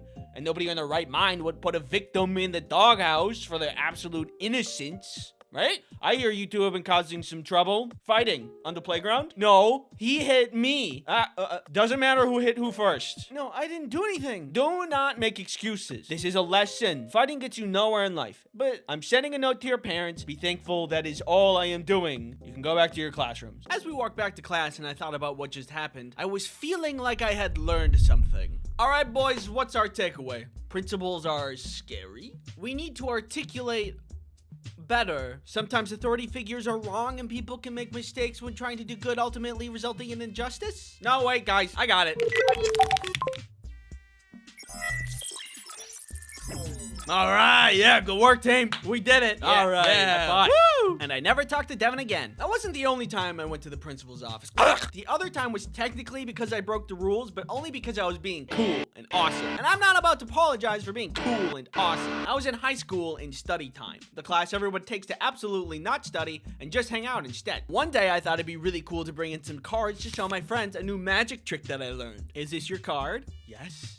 Witch, back, you witch! What? It's just a card? Now, if you've been through the American school system, you know there are really dumb rules that don't always make sense. For example, you're not allowed to wear hats. But I look good! So, there was this school rule that banned playing cards because it promoted gambling somehow. Which I thought was weird, because, you know, technology. But I really wanted to show my friends the magic trick even though I was not allowed. And I brought the cards anyway. Later, when I got into study time, I took out my deck of playing cards to show my friends the magic trick. Is this your card? Ooh, whoa. What? Cool. The devil's work. How did you do that? Ah, yes. Classic curiosity. But a magician never reveals stuff. But then, some other people in the class that I knew saw part of what was going on, so they came over to check it out. Hey, what are you guys doing? The devil's work. It's a magic trick. Yeah, it's super cool. How did you do that? Well, you know. Magic! I want to see. So I did the trick again. Is this your card? Oh, yeah. Cool. How'd you do that? Magic! But then the class supervisor noticed people having fun. How dare we? What are you guys doing? Oh, it's a magic trick, that's all. You're not supposed to be playing cards. You know that, right? Well, yeah, but we aren't playing games. We're just, yeah, okay, principal's office. What? Why? You talked back to me. Pack your stuff and go. So I went down to the principal's office with a lot of shame and bitterness. Why did he have to scold me in front of everyone like that? I wasn't even talking back. I was trying to explain. We were having fun, not gambling. The rule doesn't even make sense. People were having a good time. Hey, I hear you were playing cards in class? Then all the emotions just kind of spilled out. I really don't do good with confrontation, and I think I'm scared of authority. But the principal was really nice about it. She told me, just don't bring cards in school again. She said it's a weird rule, but just she requested I follow it. To which I agreed, and in that moment I learned not all rules are fair, but they don't need to be to still get in trouble. And that's pretty lame. Also, maybe I shouldn't have eaten that angel on my shoulder. Sorry. This other time, back in 4th grade, I got in trouble for doing nothing. And I'm still mad about it. I was in music class at the time where we were learning how to play the recorder, a beautiful and refined instrument. If you've ever played the recorder, you know it's a really easy instrument to play. So when kids get a hold of it, they do what kids do best. This made it really hard for the teacher to teach us anything. Okay, kids, now to play the B note, you need to cover these holes. This kind of environment would test anybody's patience. Imagine trying to do anything while somebody's just tooting randomly in your ear. Okay, gentlemen, for this experiment, we need to be very, very careful. So no sudden noises or movement. Oh no! I could tell the teacher was getting really close to snapping because she gave us an ultimatum. Next person to toot their recorder cannot play for the rest of class. Okay, so to play this note... Okay, who was that? But nobody answered. So I thought I should just clear my name right off the bat. So I said, wasn't me. Okay, Andy, put your recorder under your chair. You cannot play for the rest of class. Wait, but it wasn't me. Recorder under chair. Oh, I see. We're punishing honesty now. I laid my soul bare. Is this how we think justice should work? Okay, defendant, how do you plead? Innocent, guilty. Huh? Guilty. You're guilty. How do you, what? Why would you say that? You said you're innocent. So obviously, you know, 20 years, no bail.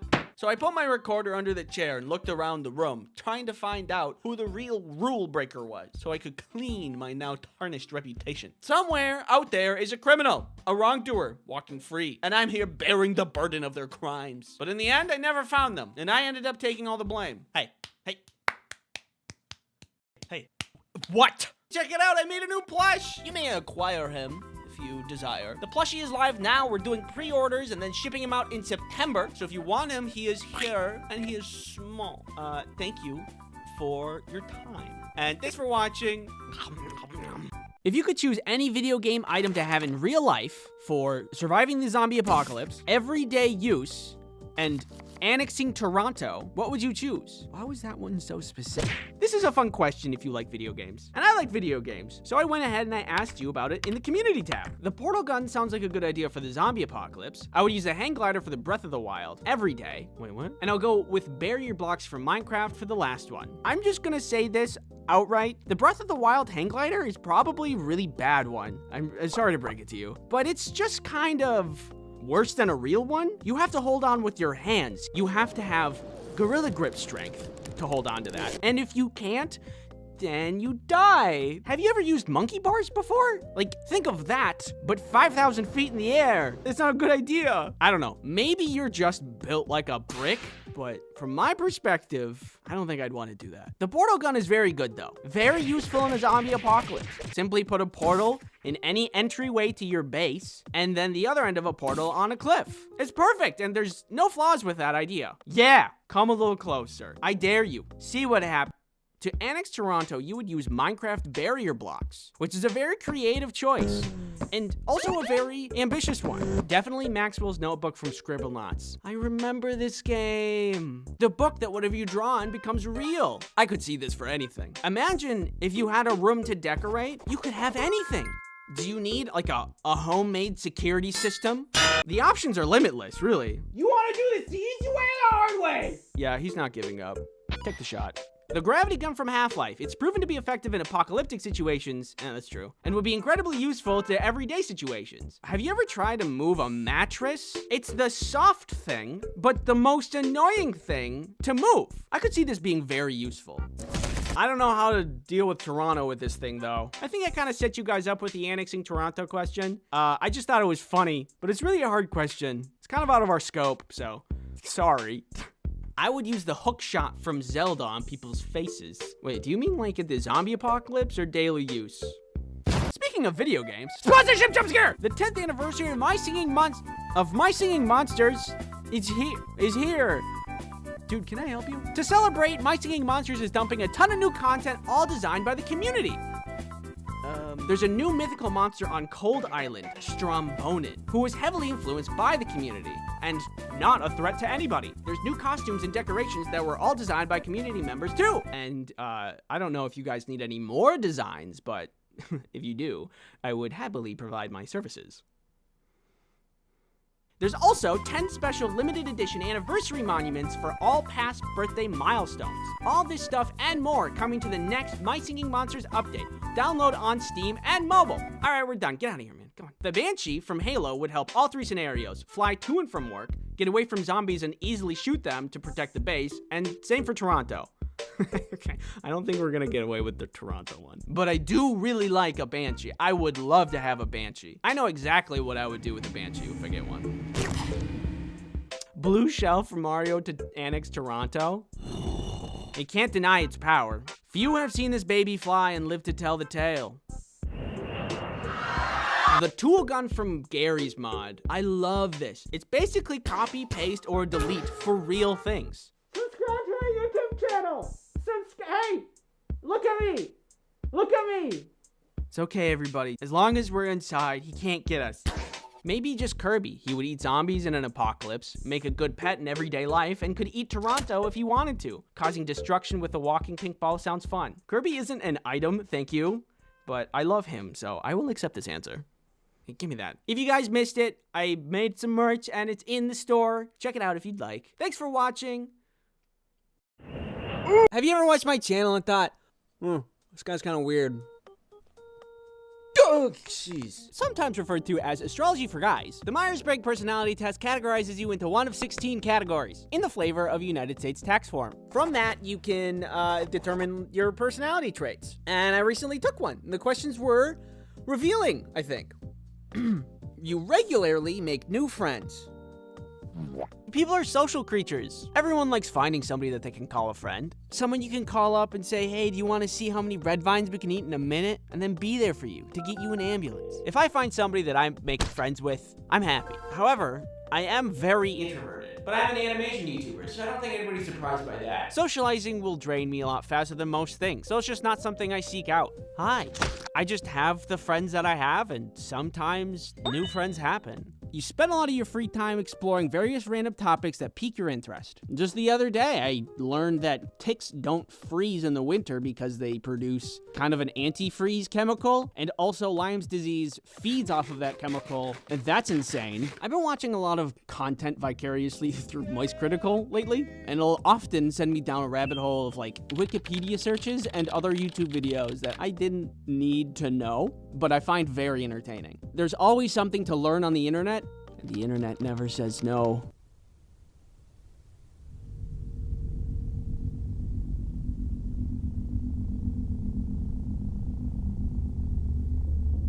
This video is sponsored by Keeps again! Keeps is a subscription service. Keeps delivers hair loss treatment to your door. Keeps does not make you explode. That was unrelated. Are you in need of hair chemical? Well, consider Keeps. Keeps is a hair treatment service that has doctor-recommended plans that are delivered straight to your door at about half the cost of a traditional pharmacy. Also, Keeps has an assortment of hair products, which includes an all-natural and award-winning thickening shampoo and conditioner system for strong and robust hair. Keeps has a network of medical advisors, prescribers, and specialists who can support you for whatever help you need for your hair treatment goals. Hello, Keeps? You guys have any extra hair? I'm collecting.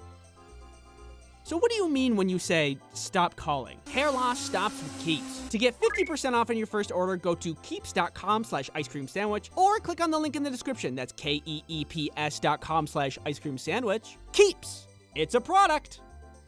You usually stay calm, even under a lot of pressure. One time, Kelly and I were driving away from the city on this road that was starting to turn into a highway. Usually, highways don't have lefts, but because it was some kind of transition thing, there was this left lane this guy was using, and just as I started to close the distance between this guy and me, they failed to look behind them and change lanes directly into mine. But without a gasp or a flinch or anything, I applied the perfect amount of brake just in time so I could get out of the way and keep going down the highway.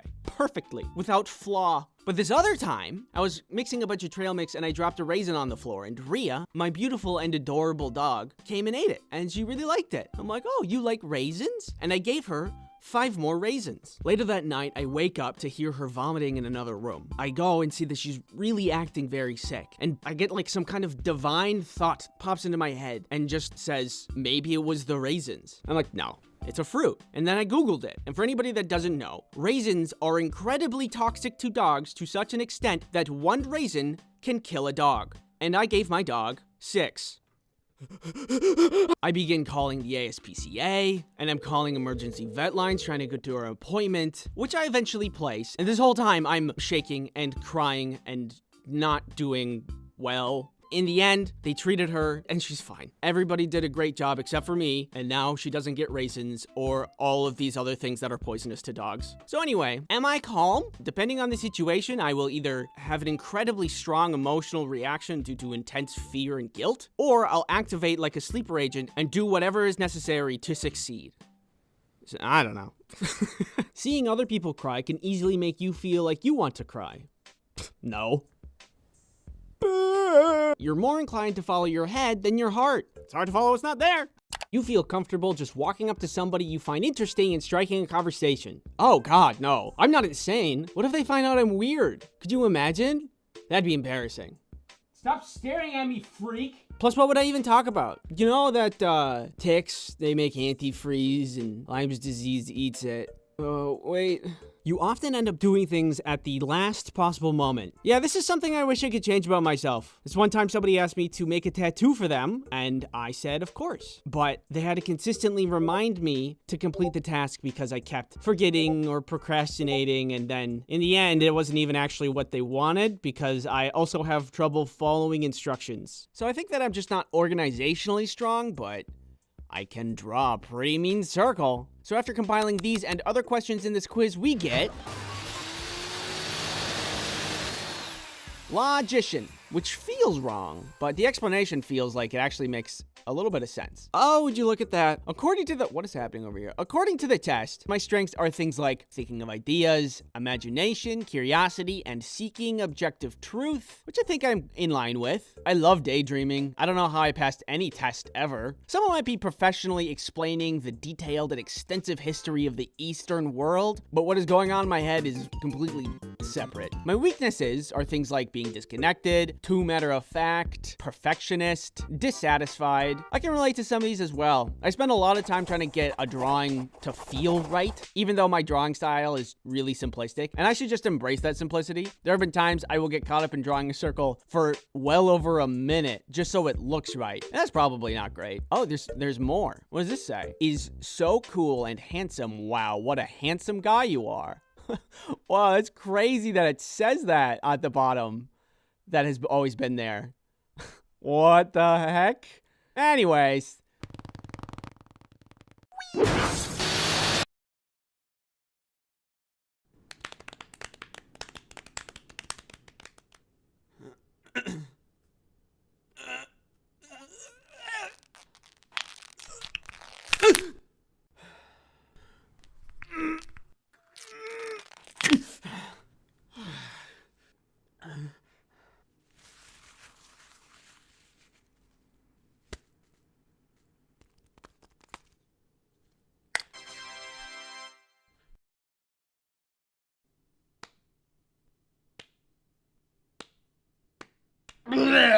Like most kids growing up, I had a lot of help on my Halloween costumes. And I'm coming to realize that any costume that I wore and was good was made by my mom. You got the cowboy, a classic. Clown, another classic. An eldritch blood god from a different dimension named Daniel. Another classic. But also, like most kids growing up, the time came when I wanted to make my own costume. I felt like it was my turn to take the wheel, and I wanted to build my costume, top to bottom. I wanted to earn my trick-or-treating candy. So naturally, I dressed up as a cardboard box. There were a lot of Halloweens that I took part in, and there were a lot of doors that I trick-or-treated at. And through all of those years, I think that my box costume takes the cake for worst costume. Like ever. That's a real thing I did. I found a box, I put it on, and I thought I was a genius. I think I was trying to be funny, but there was zero effort in that costume. Nothing witty done. No references to anything. Oh, what are you? I'm a box. Oh, like Minecraft? Nope, just a box. Candy, please. Do you think that this kind of costume deserves candy? I mean, you are legally required to give me candy. Candy, please. He's right, Jennifer. Give him the candy. Yeah, I'm disappointed too. Needless to say, I think I wasted my trick-or-treat years. If I could go back, I think I would do a lot of things differently. Like, I have ideas now. Better than just, you know, a box. For example, I thought of this costume the other day. So everybody now knows of the video game sensation Fortnite, and that costume is probably going to be all over the streets. It's not hard. You have the vest, maybe a little blue glitter liquid in a jar, grab some cardboard for a gun, bing, bang, boom, there you go. But imagine welding together some kind of crane type operation that you can wheel around. And you clamp the kid onto this with some string and a crank, and you crank them up. And when you arrive at the trick-or-treater house, somebody goes up, rings the bell, and you lower them down. And they hold a parachute above their head, like they're parachuting down in the game. Huh? Pretty slick, right? Like stuff like that I would like to do. That would be crazy impressive. Like if you came to my place in that as a costume, I would just give you the rest of the candy that I have. Sorry, I just gave all my candy to that other kid. Do you see his costume? Anyway. Do you guys want this empty bowl? I suppose I still have opportunities to dress up all fancy. Like I still go to Halloween parties. I don't know. It also feels like a lot of work, so maybe I'll just dress up as a box or something. I'm so lazy with Halloween. My whole life, my mom made all of the good costumes and also the decorations. The spookiest thing that I have around here is this half-dead plant. I should really water that. Yeah, I gotta... I have to step in my game, I think. For the sake of all things spooky, in the name of all the costumes made for me, and to make up for all the costumes that I made, I need to properly celebrate Halloween. I need to save Halloween, and I know exactly how I'm gonna do it.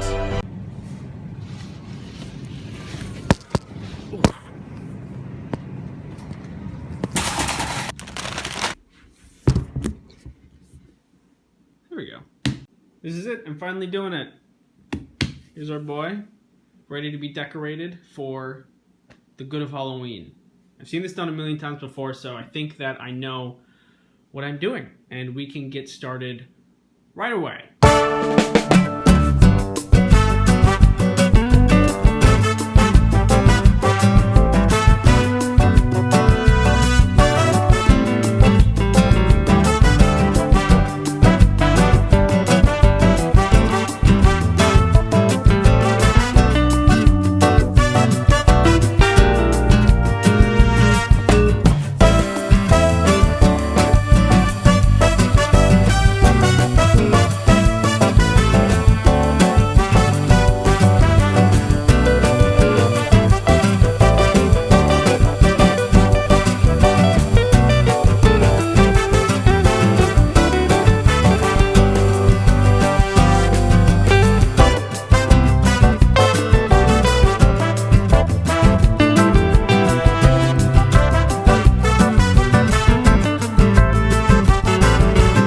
We did it. We pulled it off. We made a huge mess. Thanks for watching my Halloween video. I have a Twitter. I have comics. I've got a sub button. Should we talk about the 200K subs thing? That was really sudden. I mean, like, you guys... Oh. Who's that? Oh, hello. Are you another sub? Oh, come on. Come on in. Come on in. Yeah, you guys really came out of nowhere. There's like tons of you now. I really appreciate you giving me the time of day and all that. Yeah. So, anyway, I should just put you with the rest of them.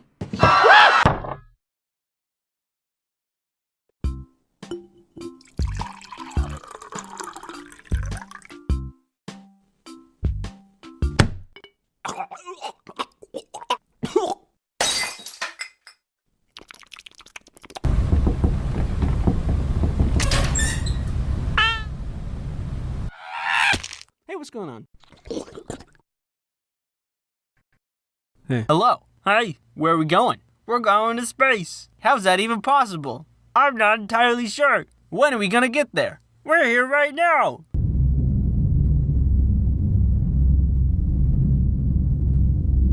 Have you ever watched my channel and thought, this guy's kind of weird? One last time, as per the contract, I must advise you to acquire products. Huh? Huh? Pretty slick, right? That makes your hair strong and robust. Pizza that you ordered. Flowers from your secret Valentine. Me. Witch. Back! Back, you witch! What? It's just a card? Oh, here it comes. Here it comes. Woo! I guess now that I'm on the topic of illicit substance distribution. Okay, gentlemen, for this experiment, we need to be very, very careful. So no sudden noises or movement. Oh no! Oh man, this party sucks. If only someone cool would come and like make it better, like. Yo! Thanks for watching. Go long. Farther. Farther. Yeah, keep going. Yeah, a little more. What we are seeing now is a victim of immeasurable psychic damage. His facial expression is a telltale sign of irreversible harm done to billions of neurons and synapses. Poor guy might be dead.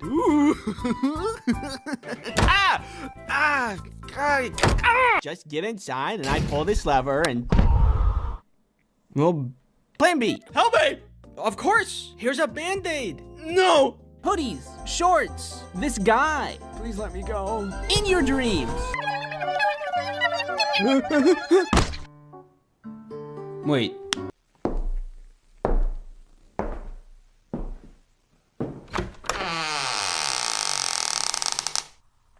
Hey, don't touch those. I need those for the video. You are to sit here and watch and accept all my opinions as fact. Stop.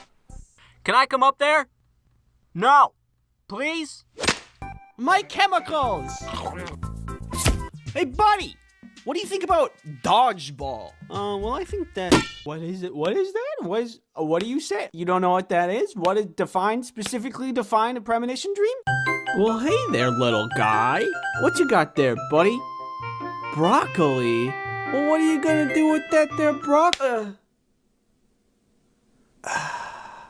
I don't buy it. Anyway, I went out and bought it. Depression-powered car. Whee! Any back alley that I'm currently occupying. You pressed the right bumper again. Pizza. Does anybody else think that's crazy? Or am I crazy? I am crazy. And NordVPN. Get on the ground! Here we go. I'm gonna stab you. No, don't stab me. I'm gonna stab you. No, don't stab me. I'm gonna stab you. Hey, who wants sushi? I was all animal.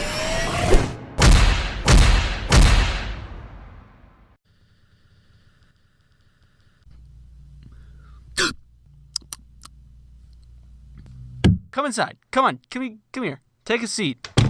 Did you just lock the door? Nope. Keeps is a subscription service. Keeps delivers hair loss treatment to your door. Keeps does not make you explode. That was unrelated. Annexing Toronto, which is generally how junior high school science classes go. Well, NordVPN's got you covered there, because then you can put on... What?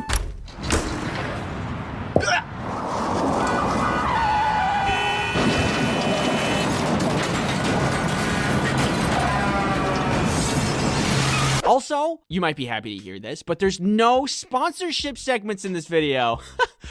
Crazy. No!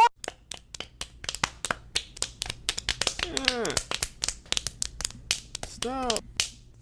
What? No! War Thunder! Look, kids, it's Mount Rushmore. This is where your mom and I met, and we wanted to bring you here to this very special place so we could show you.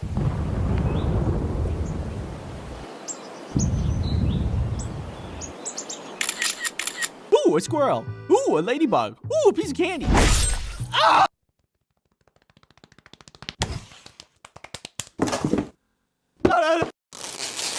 So, what was the solution? Floor, wall, roof, window, door. What do you imagine it sounds like when we play 8 different trumpets randomly at the same time? Well, I wonder what we can find out.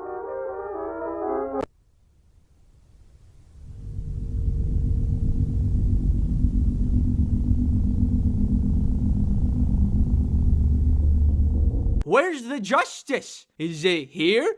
No. Maybe here? Nope. Hey, babe, I'm going to bed. That was the couch.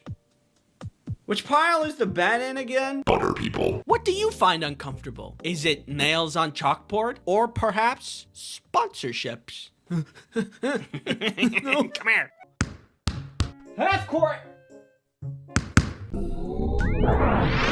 Nana purple. Hey guys, what is 2 plus 2? I don't know. Probably 2. I think it could be 4. Who even made math? Yeah, it's probably just another 2. There's already 2's in there. Probably another 2, I bet. When will this be useful to know? Like, what am I gonna do with my life anyway? Like, what will the future hold? What is something that I need to worry about? Guys!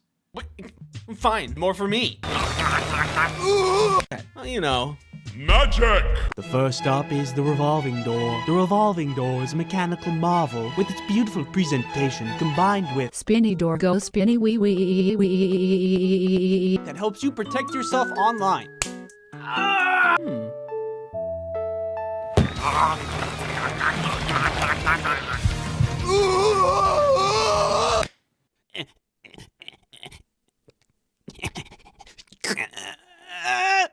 You got this, Andy. Yes, thank you.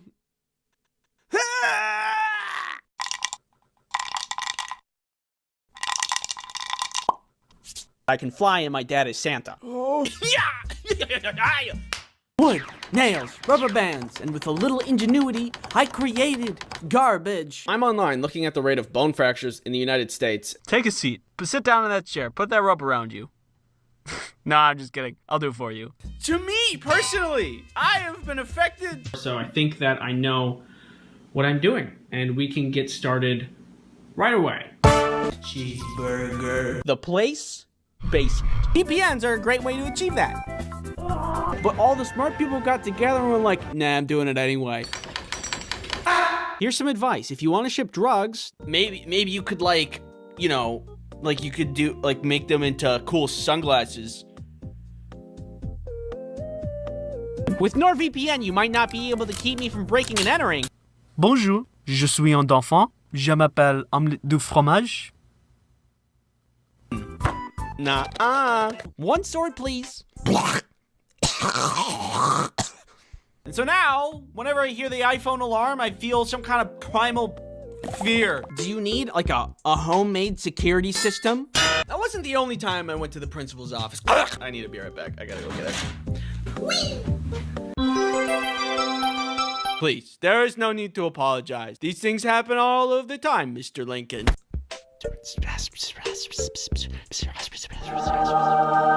And there are some foods that make you feel like, Hey, buddy. Sponsorship. Oh, your friends, your family, your neighbor's dog.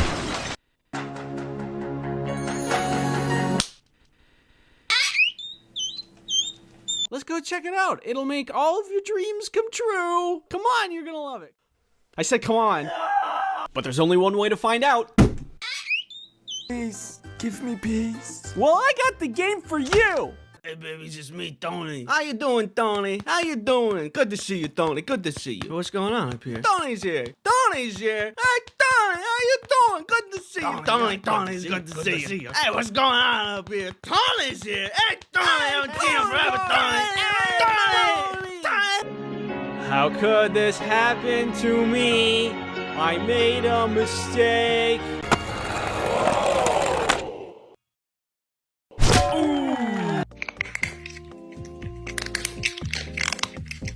Unstable. Yeah. So, anyway, I should just put you with the rest of them. Right. And I wanted to have some blast. It's the worst thing possible. I knew it! You know how lemonade is refreshing? Well, how about not that? Because now birds can eat them.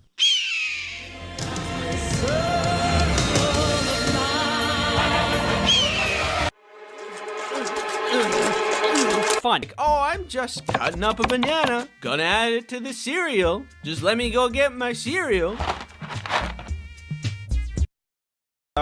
And bat wings will sprout from their eyeballs, and they will fly away into the sun, where they will explode.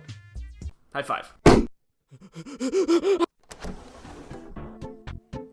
Get out of here! Get away from my house! But I didn't care, because I didn't have to cut open a frog. I'm not gonna touch that now. It's too big. That's not a good idea. I have a family. A demon for nature. My mom and dad was... Yeah! Well, they're both yellow. Hold on one second. You need something cheap, affordable, accessible to everybody, efficient, effective. Trebuchet. Oh, guys, stop!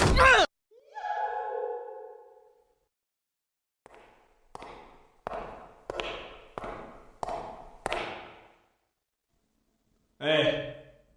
Kind of surprised you have the power to, bomb Australia. Are you in need of an affordable hair loss treatment subscription service? No, I think I'm actually doing pretty good. I could be melting from the inside out. Some girl gets hit in the head with a food trend. And of course, last but not least, who could forget?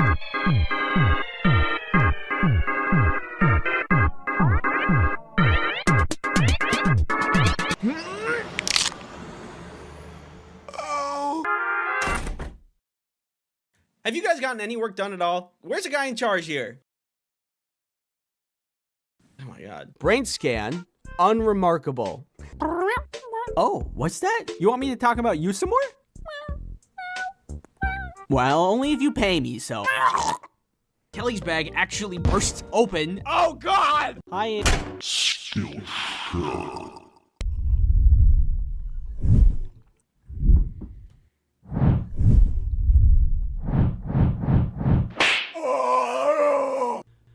You watching me talk to you, watching you, or Free Wizards Tower. Summertime ice cream, tomato soup with grilled cheese. Subscribe to my YouTube channel.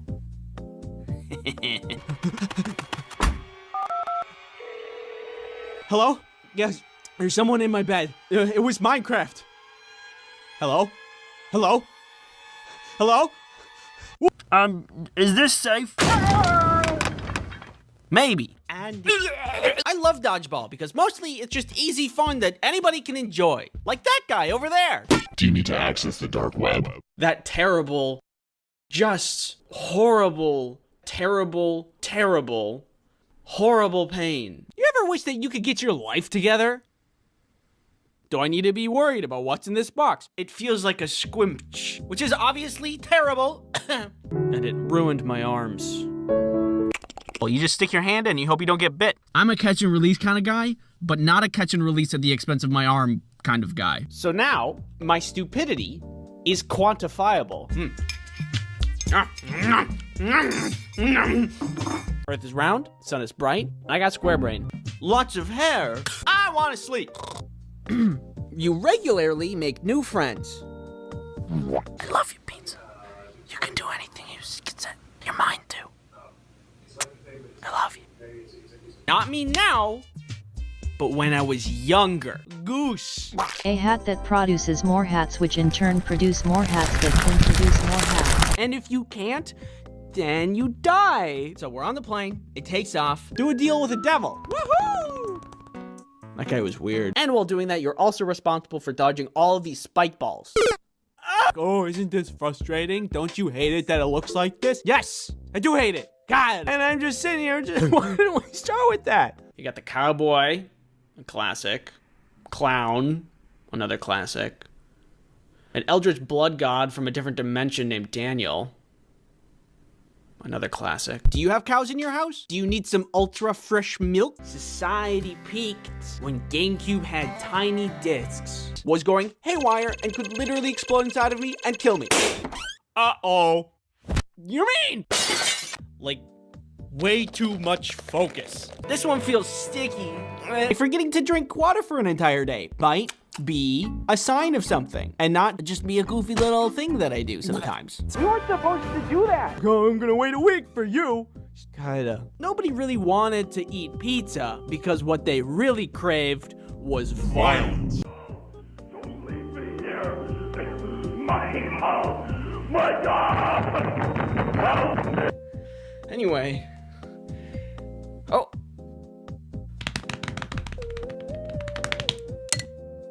Perfect. No, I can do it. This can become a problem when you try to teach a bunch of them how to swim. Never need to sit again. My body is wiggly.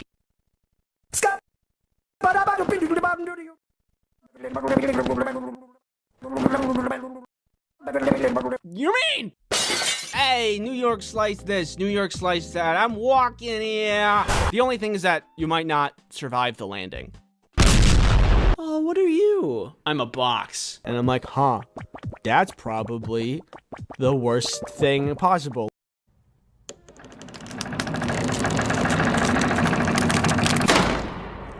Pig drama.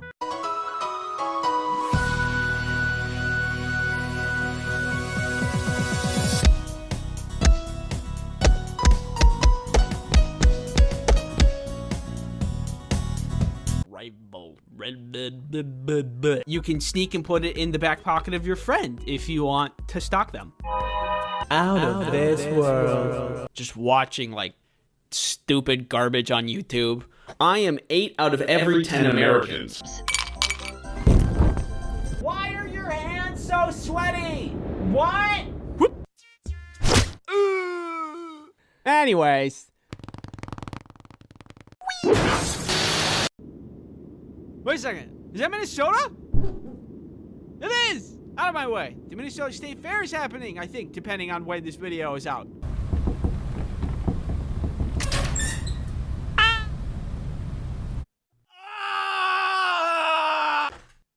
Welcome to Minnesota, the land of 10,000 lakes. Here in Minnesota, we got Valley Fair, Hot Dish, Mall of America, Goose, the Boundary Waters, me, hey, Snow, 3M. One time, Jaden got stuck here. Hey. Loons, lakes, and of course, the best state fair in all of the land. The Minnesota State Fair is about to happen, and that means delicious food and cute animals and butter people. Obviously, if you're gonna go to the state fair, definitely, absolutely, please wear a mask.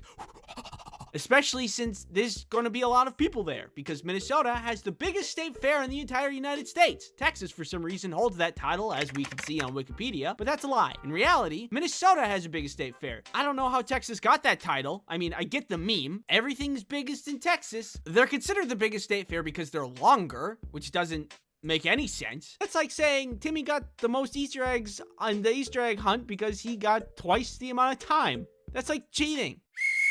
And that's time, everybody. Stop hunting. Time's up. Timmy, though, you can keep going if you want. After you're done, we can count all the eggs to see who's the winner. State fair? More like state unfair. I love food at the state fair. There are some really good foods, and there are some foods that make you feel like, and I want to go through some of those with you. But first, this video is sponsored by Skillshare.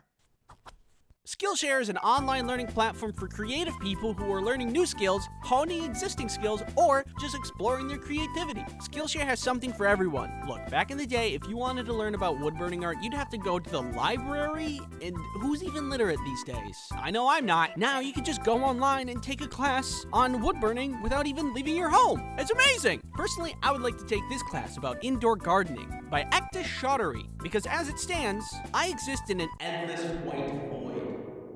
And I think it could use a little decoration.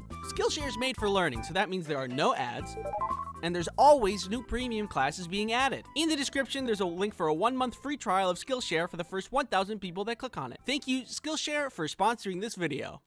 The state fair has lots of delicious things to admire. You got corn dogs, corn, fries, cheese curds, cookies, milk, butter people. But you can't eat those. I find that my favorite food is the normal food. There is, on the other end of the spectrum, not normal food. The normal food, like the cookies from Sweet Martha's Cookies, is one of the reasons the Minnesota State Fair is the best state fair. You can get an entire bucket of cookies. After the cookies, you gotta go to the milk stand for obvious reasons. The cheese curds are beautiful, gorgeous pieces of art. You can get an entire bucket of fries at the fry stand, which is amazing. The best things at the state fair seem to come in buckets, I guess. Another reason people come to the state fair is the non-conventional foods that people come to try. One year, I was with my cousin and we tried the fabled Snickers candy bar on a stick, deep fried. I don't even know why I bought one, and I don't remember enjoying it.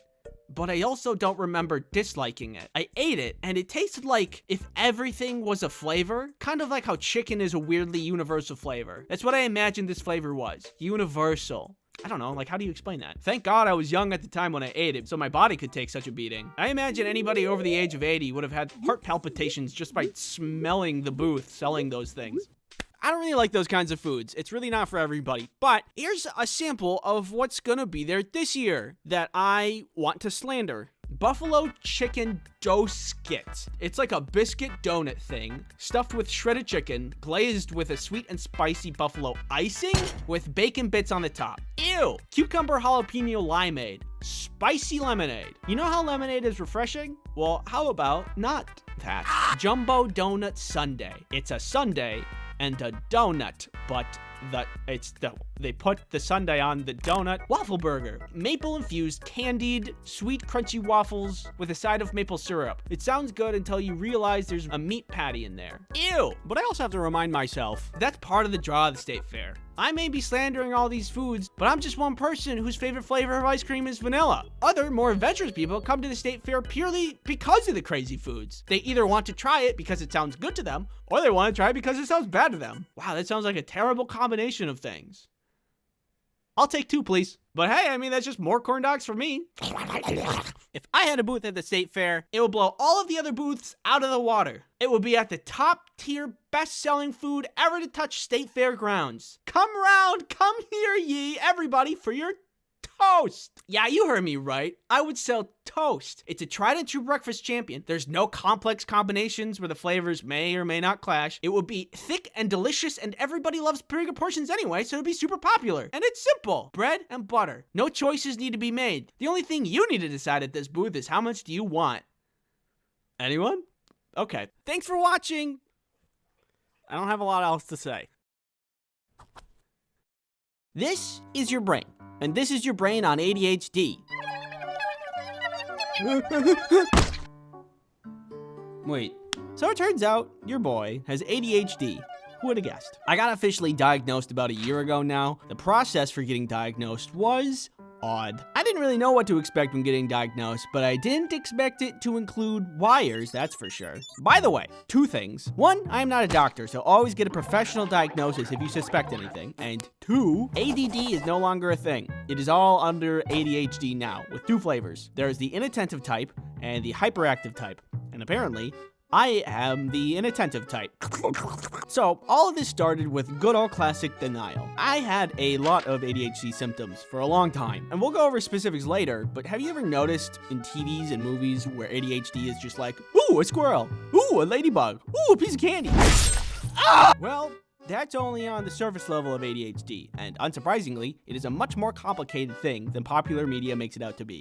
Big surprise! I thought, I don't do that, and therefore, I don't have any ADHD, but one day, I was watching goofy internet videos, and saw something that was like, this video is very goofy and relatable. Allow me to just look down at what the creator wrote about the video, and possible tags associated with this morsel of entertainment. I don't suspect anything Arby's. This probably doesn't mean anything. This started to happen more and more until I started to ask some serious questions about myself. And I'll tell you how I figured out that I have ADHD. But first, you don't like watching sponsorships. But what if you could watch an entire sponsorship segment in under 1 second? Introducing the All-at-Once-a-tron. Just get inside and I pull this lever and... well, Plan B. NordVPN is a virtual private network service that gives you privacy online. If you're looking for a blanket of security while browsing the internet, VPNs are a great way to achieve that. Using NordVPN encrypts your browsing activity, so nobody knows who you are or where you're going. NordVPN can be used as an ad blocker, so you can get around annoying ads. Every once in a while, I want to watch something that isn't available in my country. So I boot up Nord to bypass those stupid poo-poo region block content restrictions, and I get what I want. Go to nordvpn.com/ice-cream-sandwich to get a 2-year plan plus 1 additional month with a huge discount. It's risk-free with Nord's 30-day money-back guarantee. Thank you, NordVPN, for sponsoring this video. So after all of this, these coincidences, it's led me to think and reflect on a lot of things. There were a lot of memories that started to seem like signs more than just memories. Like forgetting to drink water for an entire day might be a sign of something and not just be a goofy little thing that I do sometimes. So I started to read books and watch lectures and learn as much as I could about ADHD. And the more that I did, the more that puzzle pieces started to click. These are things that I did that I thought were normal, but were actually signs of ADHD. Having hundreds of tabs open at a time constantly to a point where 30 gigabytes of RAM is a necessity is something people with ADHD do. Doing a task like locking a door, but seconds later, you aren't totally sure if you locked the door, so you relock it another time or 2. There's this thing I like to do when I'm alone, where I walk in circles for a couple of hours and I talk to myself. Don't judge me, I like it, but also apparently it's an ADHD thing. Reading paragraphs of books over and over, even though I'm very intentionally trying to read it, I have to do it multiple times. It took me ages to finish Hatchet. Ages! And it wasn't even that good. Going to do a task and forgetting what the task was on my way to do it because I'm thinking of something in the meantime. Chronically. Like this happens every day, all day. Like this one time, Kelly wanted some chocolate and I was like, I can get you chocolate. And I went to the kitchen to go get chocolate. But from point A to point B, I just got distracted and I kind of found myself holding chocolate. And then I was like, oh, yeah, I'm hungry for chocolate. And I eat it. And I get back to the room where Kelly was sitting, and she was sad because I was eating her chocolate. I don't know how to explain it, other than like, I didn't mean to do that. It just happened, and it happens a lot. Caffeine does not work on me and just makes my heart rate go up. Contacting me is a nightmare and usually takes a couple of messages until I get around to it. Not doing things right up until the deadline, that one's a common one. And the list goes on. So after all of this reflection and learning, I have very strong suspicions that I have ADHD. So I had to get a professional to assess me and look at my brain. Oh God. The assessment included a bunch of questions, but the first part of it included this new test, which I think was called an EKG. They strap a bunch of wires to your head and measure your brain waves. The instructions were to stay still and do not move for 30 minutes. ADHD test. Stay still. 30 minutes.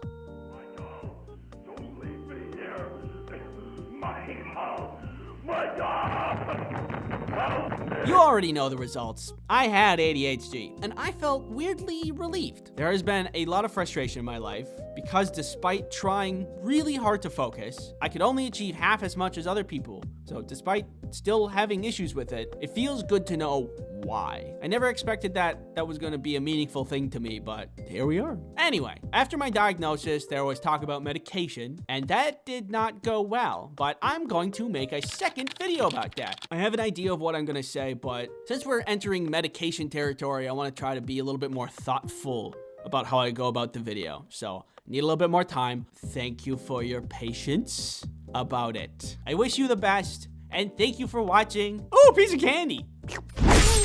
So last summer, I kind of became an Italian farmer, unexpectedly. I am from the city, and I don't really know anything about plants or animals, but this opportunity came about when I was talking to a friend who had another friend who had a farm in Italy. He was looking for people to farm sit while he was away so that his plants and animals don't die while he's gone, which makes sense. My friend just kind of passively was talking about this. I'm like, oh man, that kind of sounds fun. Well, if you want to come, feel free. You just got to get to Italy. This is something I never am going to do. I'm never going to have a farm. I'm never going to invest in my own pigs or cows. In this moment, I knew that I kind of had to say yes because I wanted to know what it's like. Plus, both my parents grew up on a farm, by the way. So I think I have a little farmer DNA in me. It called to me in some kind of way. So I took up the offer and I made my way to Italy. So I get there and here's the farm. The house, which is a large house, is situated here. There's a garage. There are 3 dogs, a bunch of chickens, a trampoline, goats, sheep, some pigs who are separated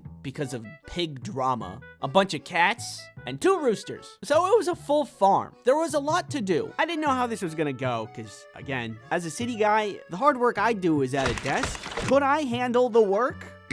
Well, we got a stack of papers of things to do, which was generally like this. Feed the dogs, but separated, and keep an eye on Bo because he tries to eat others' foods. Feed the pigs, but water down their food into a slop, and keep an eye on the big brother pig because he likes to steal his little brother's food. The kitties need their breakfast, but only fill their food up until the bottom of the bowl is filled because they don't always eat the food from the day before. A cup of feed for the chickens and the roosters, scooch some hay for the sheep, the goats will just eat the grass outside. Then, finally, cut up some veggies from the garden and give it to everybody as a breakfast treat. I think this is really gonna work out because I get really stressed about traveling to places where I don't know the language, but in this situation, I'm on a farm with a great view, so I don't have to worry about stepping on any toes and I can just enjoy the beauty of Italy in the backyard of this small farm. But then I start to hear some yelling. Italian yelling. I look around and see it's their neighbor yelling at me, an old Italian woman. I don't know any Italian. I only speak American. So this made me kind of nervous. Does she think we're intruding in her neighbor's home? Is she gonna call the police? Will I get taken away? And what kind of punishments will they subject me to? Maybe they deport me. I don't know. Oh, what's that? You want me to talk about you some more? Well, only if you pay me, so... This video is sponsored by Battle Cats. Do you have the capacity for enjoyment? Please, give me peace. Well, I got the game for you. Battle Cats is a game where there are cats. You're their leader, and you're out to conquer the universe. What a normal game. In Battle Cats, you were to use your wide variety of cats in your cat army to face very normal-looking enemies that do not induce fever dreams. Maybe you will conquer the universe with this adorable little baby, or this adorable little baby. The choice is yours. Battle Cats combat is easy to learn. You simply take over the world by having enough money, kind of like the real world. Once you have enough money, you get a cat, and you're off to the races. Meow meow, take this! Enjoy tons of seasonal stages and special rare capsule sets appearing into the start of the new year, and get some awesome heroes for free with a Christmas gift or rare ticket on December 24th and 25th. Download Battle Cats on iOS or Android for free using the link in the description or this QR code. Unless you're watching this on a phone, you can't use it then. Then you have to use the description link, silly little man. Battle Cats, thanks for sponsoring this video.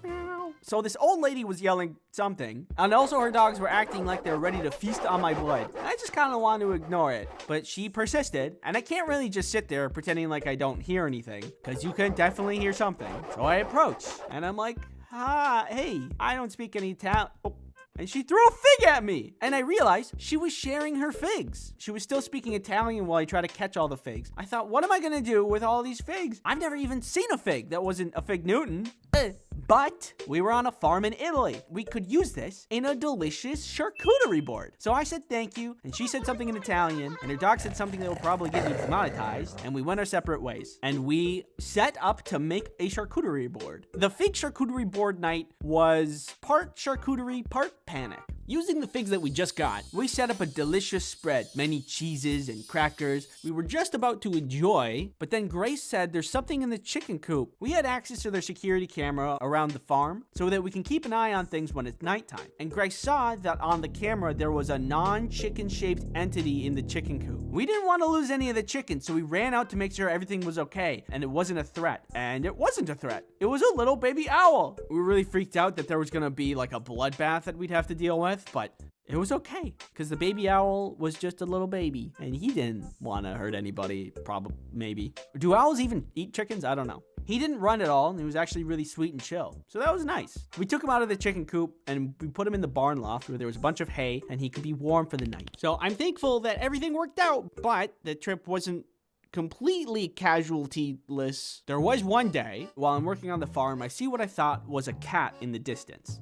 It's kind of a weird looking cat. This, I would later learn, was not a cat and was the cause of some actual chicken loss. When the night comes around, there's another checklist that we have to go through, and one of the tasks is counting the chickens. We counted the chickens, and there were not enough chickens. We looked for the chicken, and we could not find the chicken. Where was the chicken? We messaged the guy who actually owns the farm, and we're like, hey, we can't find one of the chickens, but the fence is completely closed in. Are we missing something? He mentions that there has been a fox roaming around, and somehow probably got.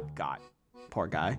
Rest in peace, little chicken. So time passes, and I see again, hey! That isn't a cat at all, that's a fox. We stare each other down, kind of like that scene in Fantastic Mr. Fox, except this fox was not fantastic, and I didn't like him at all. That night, when we're closing up, we count the chickens and stuff, and we all go to sleep. As I'm drifting off, the dogs start to go ballistic, and I think, it's the fox. I am filled with farmer's determination, and I snap from dreamland into 100% lucidity. I run outside and instinctively grab a pitchfork and sprint towards the chicken coop like RoboCop if he had a different, more rural line of work. I turn the corner and there, Mr. Fantastic himself. There was a fence between me and him. I was battle ready, but I couldn't get to him. So instinct set in, and I did what I could.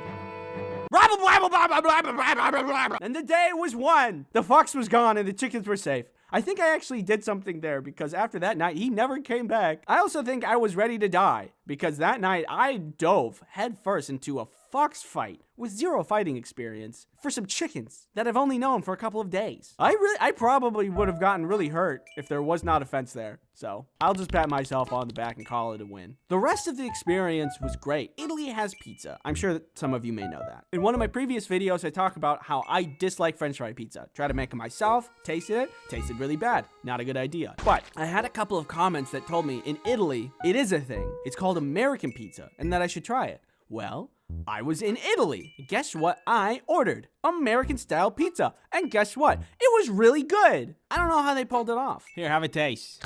Yeah. Tastes good. It's like Italians really know their pizza or something. Anyway, the farming was good. The dogs were lovely. The cats were chill. The goats took care of themselves. The sheep were super freaky. Beautiful scenery. The whole experience was great, and I would certainly go back. Thanks for watching. Thank you to Matt for animating. Matt had a big part of animating this video with me. Everybody clap for Matt. Okay, clap for me. Yeah. Yeah. Thanks again. See you later.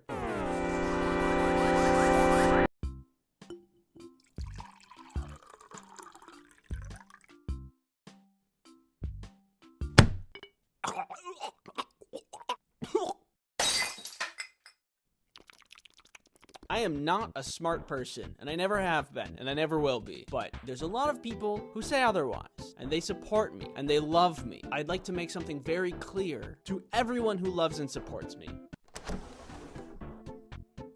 Get out of here! Get away from my house!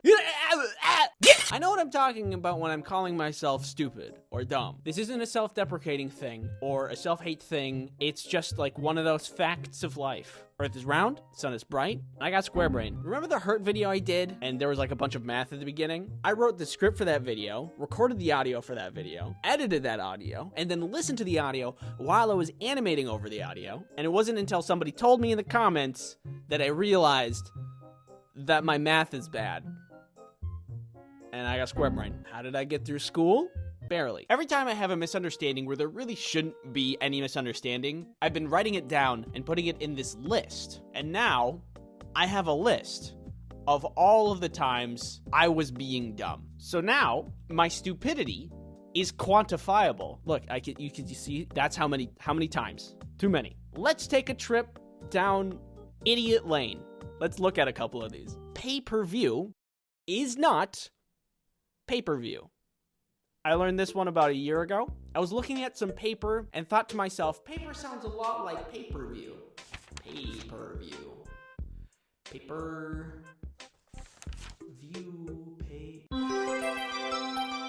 Pay-per-view implies there's paper involved instead of a TV. Like you would just get some papers with pictures of the show you want to watch. Turns out it's something that you pay every time you view it. Who'da thunk? Calling someone a sweet pea is not calling them a pea of which is sweet. I thought maybe people like back in the day were like, yes, honey, could you hand me the sugar for my peas? That's not what people talk like in the 50s, but you get my point. Anyway, it's a flower. Which is considerably less gross. I really don't know what I was thinking of, but when information enters my mind, it just... I don't know what happens to it. I'm stupid. What would a sweet pea taste like? What is that flavor?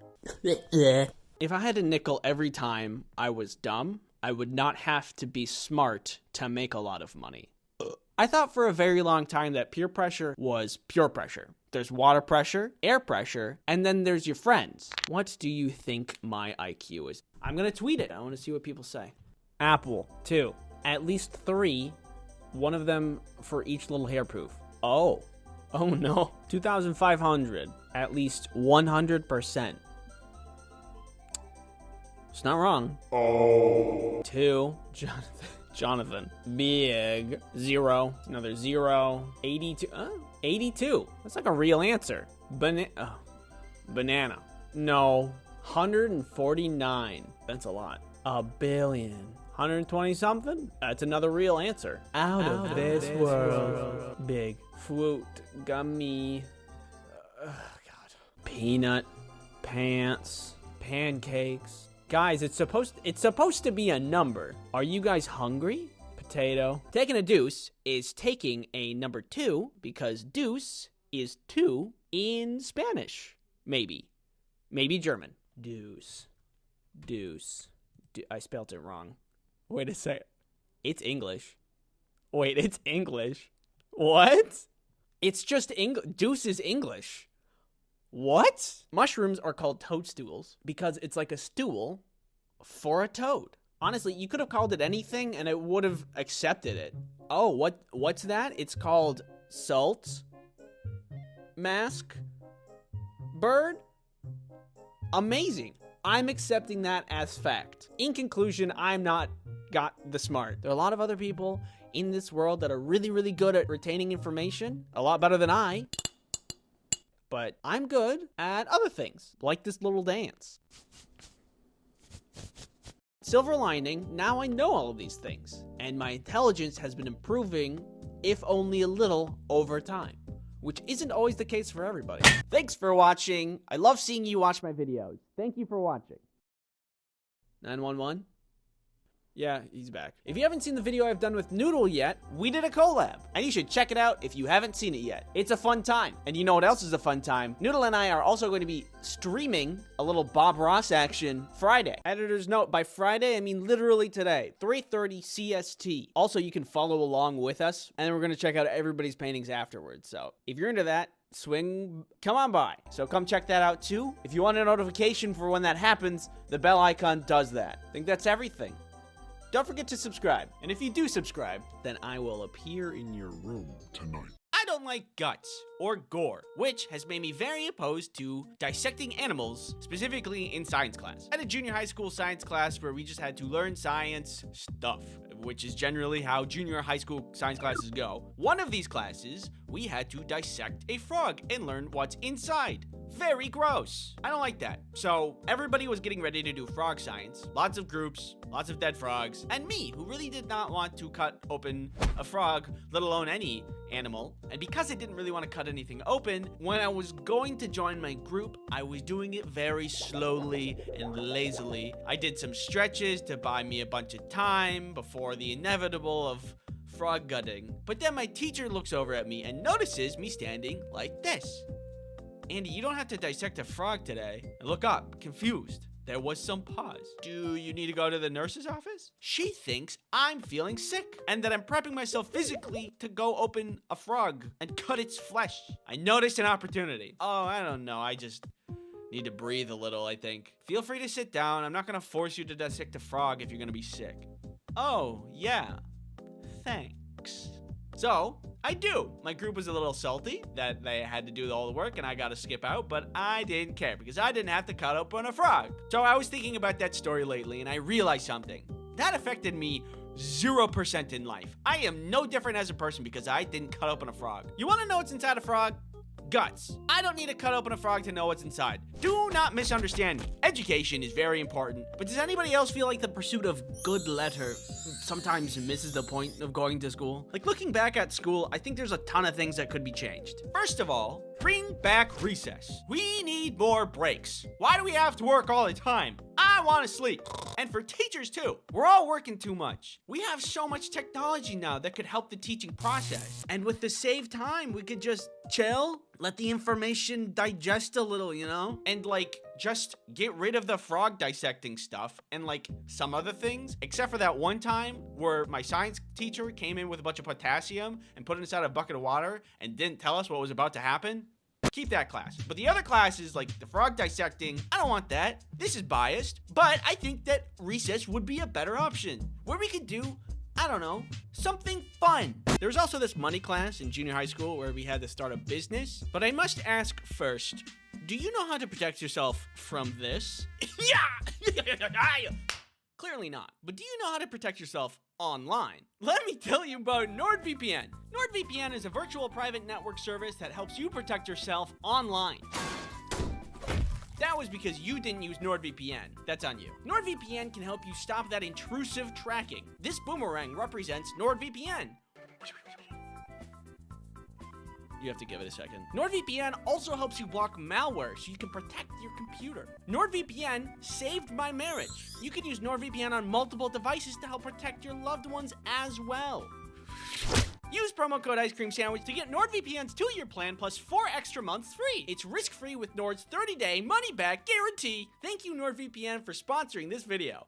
I had a class once where the class was split into 3 separate groups and tasked with making something to sell. And it was actually super fun. One group decided on making t-shirts, another group decided on making special pens with a bunch of frillies on it, and our group decided to make magnets. We had some people to promote and sell, some people manufacture the magnets, and I designed and doodled the magnets. They're really old now, but this is what they look like. We were tasked with calculating costs, and we had to aim to make a profit on our product. The t-shirt team did the worst, the pens did second best, and we did the best. We made somewhere north of like $100. But for some reason, there was a teacher from a different shop class that thought she could just take our money. You guys used school equipment for making this product, so you have to pay me for the materials, which was really unfair because we invested in the magnet paper, the printing, and everything, except for using a slice cutter machine in school. That was the only thing we used. But she ended up taking like 50 of our dollars. If we were told we needed to pay fees before the class started, that would have been like whatever. But she made up that rule out of thin air. I don't think she even took money from anybody else either. I'm pretty sure we got robbed by a teacher. Either way, other than that part, it was a super fun class that had real world application and I found to be very useful. Most of the class was figure it out yourself kind of style, so I think it could be a little bit better,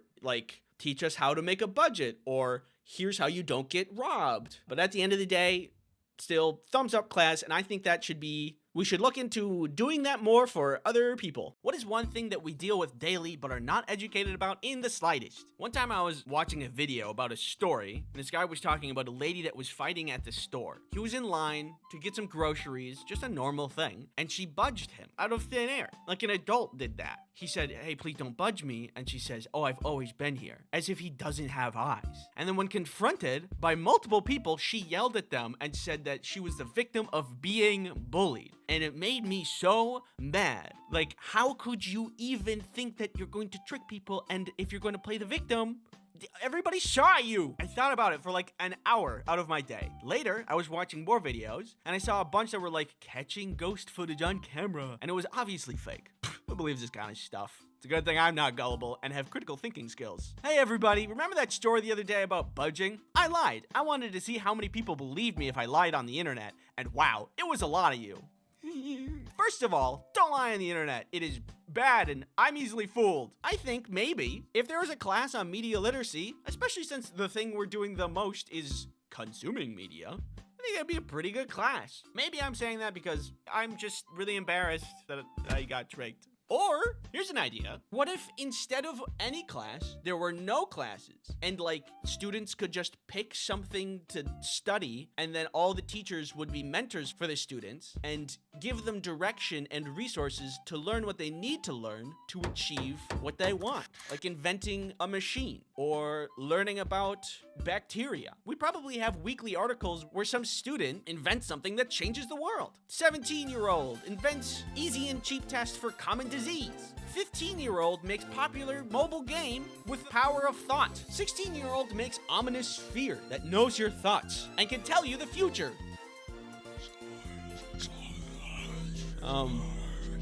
Are these good ideas? I have no idea. Did I share them on the internet? Yeah. What are you gonna do about it? Thanks for watching. If you have an idea for a class that should be in school,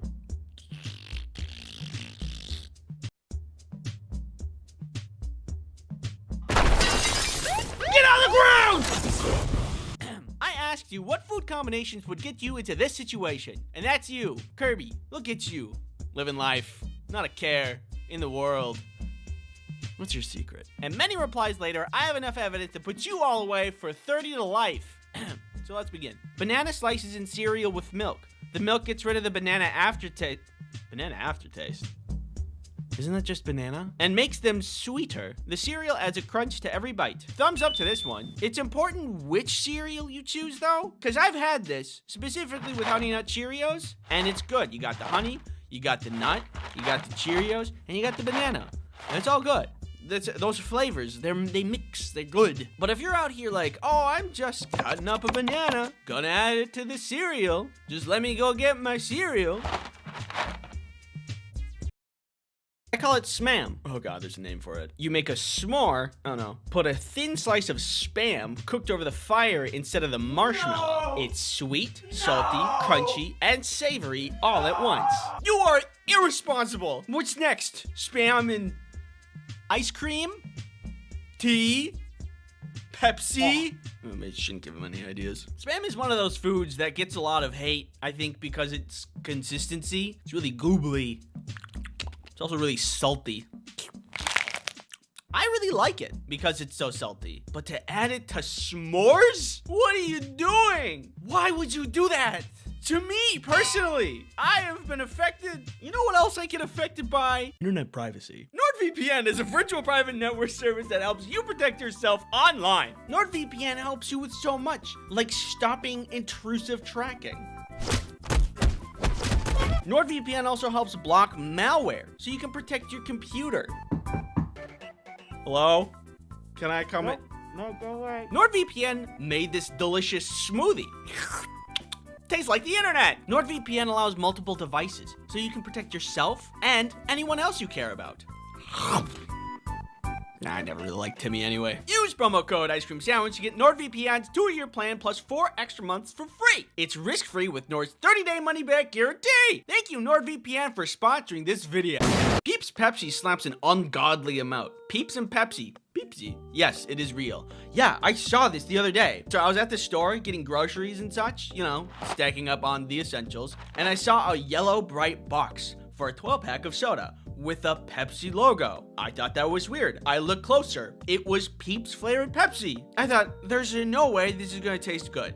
So I bought one, and I'm gonna taste it. I need to be right back. I gotta go get it. Whee! All right, here we go. This blind taste test. It smells like Peeps. That's so weird. Oh, that's not good. That's like if a marshmallow was liquefied and put into a Pepsi. I mean, they did a good job. It tastes what it is advertised as, but it doesn't taste good. Ugh. Yeah, that's pretty bad. Kelly! Kelly! Ah! Taste this. You don't have to if you don't want to. Peepsy. Tastes just like normal Pepsi. What? No, it doesn't. Oh. You're wrong. Okay. Squirt of yellow mustard mixed into a portion of creamy macaroni and cheese. Stir in and add more if you feel it necessary. It adds a nice little tanginess. I was skeptical for 10 years before my father tricked me into trying it. It's really good. Well, they're both yellow. Hold on one second. Okay, here's the macaroni. Here's the mustard. Mix it up. I don't hate that. Hold on, let me go in again. I might have gone a little heavy on the mustard. I could pull it back a little bit, but that's actually kind of good. You've opened my eyes today. Okay, that was pretty good. I once accidentally asked for ketchup with my mac and cheese in the school canteen and genuinely enjoyed, but my friends thought I was mad. Hold on a sec. I'm less confident about this one because ketchup isn't yellow. Ketchup rarely improves things. You know, you got burgers, hot dogs, french fries, chicken tenders. It's kind of like it. Well, we'll see how this goes. That tastes 1-to-1 like SpaghettiOs. Oh my god, that's just SpaghettiOs. I have to give that a pass. I ate all of it. All right, here's a consensus. I feel a weird, vague sense of shame, but none of these are bad. To the outsider, off-putting, but now that I've been on the other side, you're not going to jail. It's okay. You're innocent. My sister used to have peanut butter and jelly and dip it in ranch. What we are seeing now is a victim of immeasurable psychic damage. His facial expression is a telltale sign of irreversible harm done to billions of neurons and synapses. Poor guy might be dead. It still hurts my soul to this very day. How do you do that? You can't just do that by accident. You can't be like, oh no, I'm falling. Oh God, my ranch and the peanut butter jelly. Oh. That's deliberate. And if a crime is premeditated, it gets you more jail time. And I'm from the Midwest. We dip our pizza in ranch, which is very normal and fine and makes sense. And if you think it's gross, well, an enemy of an enemy is my friend, so let's make fun of them. Ew, gross. I eat them with pepperoni. Michelle, stop. Everybody stop being creative with peanut butter and jelly. Peanut butter and jelly is good as the way it is. I will weaponize this megaphone. Thanks for watching. The lesson here is that food is weird. And if you eat food, you're weird. I drink the water from Tuda cans. I am of the opinion that customers can be great. Like sometimes you get a customer that you and all your coworkers really like, and that actually makes your day better. Hey baby, it's just me, Tony. How you doing, Tony? How you doing? Good to see you, Tony. Good to see you. What's going on up here? Tony's here. Tony's here. Hey, Tony, how you doing? Good to see you, Tony. Tony's good to see you. Hey, what's going on up here? Tony's here. Hey, Tony, I haven't seen him forever, Tony. Hey, Tony. Unfortunately, customers are not always like this, which is why I brought you all here today to share with you a story. Come on, come here. Here's a blankie. Here's a snack. Cuddle up. Here's this, if you want it. Okay. From Bitey Max 22. My first job in high school, working at an ice cream parlor. We had 3 sizes, 2 scoops, 1 scoops, and child size. Why wasn't it just large, medium, and small? Don't ask me. One day, a guy that had to be well into his 80s slowly walks in. It was early afternoon before the typical rush at night, so he's able to walk right up to the counter and stare at our board of flavors, toppings, etc. You can see on his face that he's getting irate for some reason. He's pacing quicker here and there. You can see his mouth open to talk, but he doesn't. Finally, he speaks. I want your smallest ice cream, but it's absolutely demeaning I have to order a child size. I'm a grown man. I have children and grandchildren of my own. Wah, wah, wah. This goes on, and I'm unable to get a word in edgewise. I cannot understand why people are like this. Like, did you want help? Or did you just want to poo-poo all over the place with your poo-poo words? He keeps going, and finally I interrupt. How about this? I just give you the smallest size we have, call it a small, and charge you for the cheapest ice cream. For some reason, this answer wasn't acceptable. He goes back into his rant about being a grown man, and is now screaming at me about how insulted he was. I again reiterate, I can just give you a small ice cream, but no, anything beneath an institutional change was not gonna stop this guy. This is like going to a doctor and being like, help me! Of course, here's a Band-Aid. No, it's goofy, it's silly, you know? Use your brain a little bit. Anyway. Oh.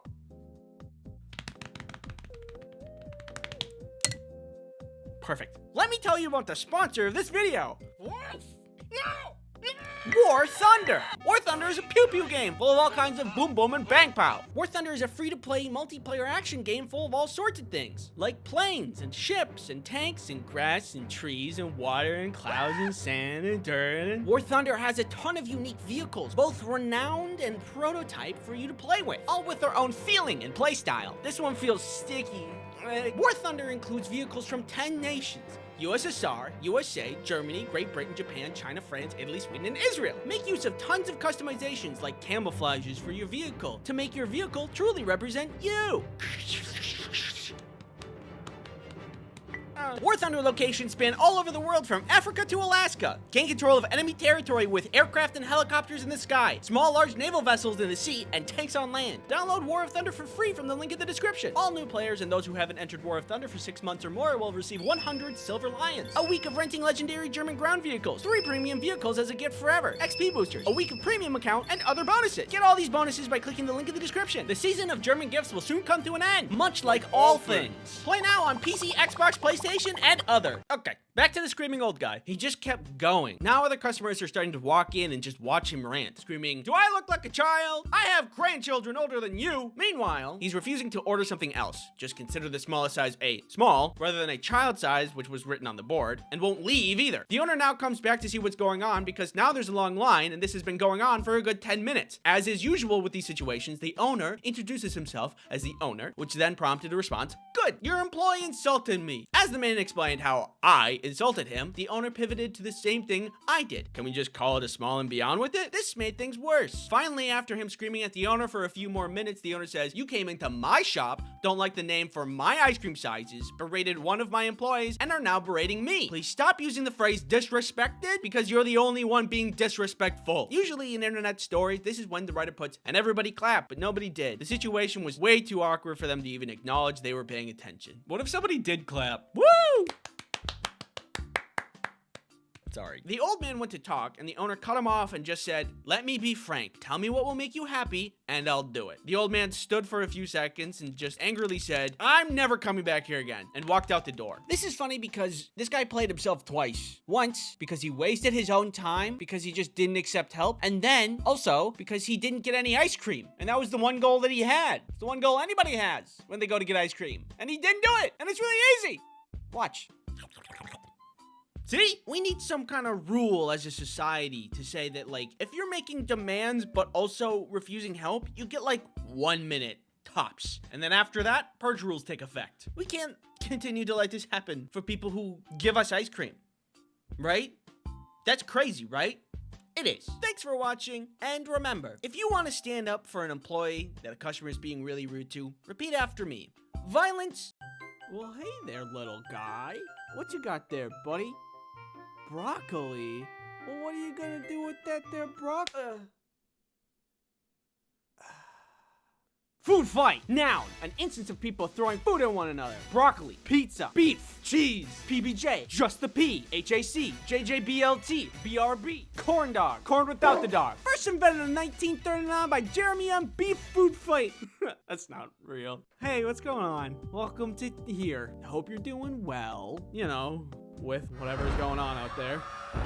Have you ever been in a food fight? There's something so goofy and Disney movie-esque about somebody standing up, yelling food fight, and everybody joining in without pause. Nobody really wanted to eat pizza because what they really craved was violence. Obviously, that's not how real food fights work. What? Hollywood's not an accurate representation of reality? That's crazy. What are you talking about? It's true, but life's just filled with hard truths like that, you know? Food fights are really disappointing. Sometimes bad things happen to good people. You can try your hardest, do your best, and still fail. Society peaked when GameCube had tiny discs. I have been in one food fight in my life, and while that sounds fun and adventurous, let me tell you that it backfired really bad. It took place back in junior high school, so imagine me, but small. One day my friend Tyler tells me about a rumor he heard about a food fight that's happening later in the week. He tells me to tell everybody I know. Normally a food fight would just fizzle out if not planned properly. So whoever planned this one wanted everybody to know so they would get as many recruits as possible. And that seemed like a pretty good plan. The day of the food fight rolls around. Tyler and I are sitting together during lunch waiting for something to happen. We don't know who's gonna start it. It was like waiting for a jump scare but not knowing when it was gonna happen. Things were tense. I'm nervous. Butterflies in my stomach. But then somebody slams their fist into their food tray, launching food into the air and screams, "Food fight!" This sends everybody into a panic. I turn around and Tyler is gone. There's like 10, maybe 15 people throwing food, but everybody else is trying to make it to the door, and I'm not sticking around either. I start running for the cafeteria exit, but by the time I get there, I'm met with an entire wall of people. Before I can do anything about anything, I'm met with another wall of people directly behind me. Everybody's pushing and shoving, trying to get out. The torrent of people was literally overwhelming, and it was like a sea of people watching me left and right. Food shrapnel rains from above. Some girl gets hit in the head with a food tray. For a moment, I found Tyler again, but he got pushed away in the literal sea of people. Tyler! And then, like that, it was over. We all got out into the hallway away from the chaos. But when we got there, the teachers were out there waiting for us. And they were mad. Oh my god. We got shuffled right back into the cafeteria so they could have a talk with us. They told us how ashamed we should be, because the janitors are gonna have to clean up the mess. And the lunch ladies worked really hard to make the food for us. And we wasted all of it. Wow, it's a good thing I didn't participate, otherwise I'd be feeling pretty bad right about now. All of you will be punished. No more bathroom breaks. If you need to go to the bathroom, you will need to go in between classes. They took the laziest route for punishment and just punished everyone, even though most of the people weren't food fighting. Imagine being the girl that just got hit in the head with the food tray, and then instead of going to the nurse's office, you get in trouble. Where's the justice? Is it here? No. Maybe here?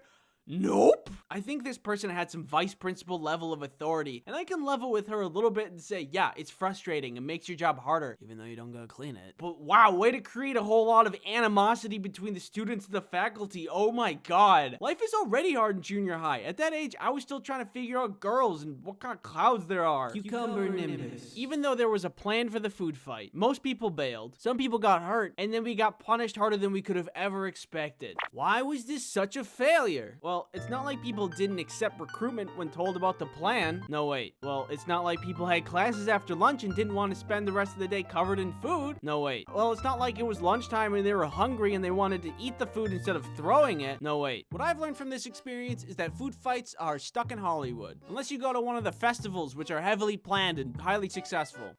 In other news, have you ever wondered what I would look like if I was crushed under a giant fist? Announcing ice cream sandwich U2s. Translating my 2D design into a 3D design was something that I didn't think was gonna work out, but look at how good this turned out. There's a giveaway going on over at icecreamsandwich.u2s.com. If you complete more of the steps in the giveaway, there's a higher chance of you winning the giveaway. U2s only sell for a limited amount of time and then are gone forever, so if you want to pick up one of these dorks, head over to u2s.com right now. Drop date is November 20th, 12 p.m. PST. Thank you for watching this channel. Thank you for supporting this channel. It means a lot to me. So, thank you. And give you a little kiss. No! Look at me. Look at my eyes. Do I look like somebody who likes to work?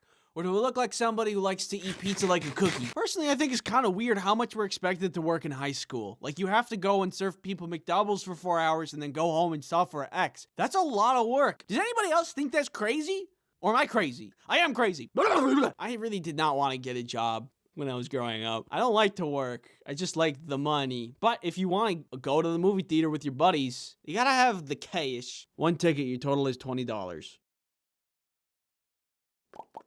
For my first job, I wanted to avoid the food service because I feared people would be a little bit more abrasive when it comes to their meals. You'll find rude customers anywhere, but I just feel like when food's involved, things get a little hairy. I don't want people yelling at me about onions. I don't care about onions. I ended up working somewhere that's not food, which I will show you through example.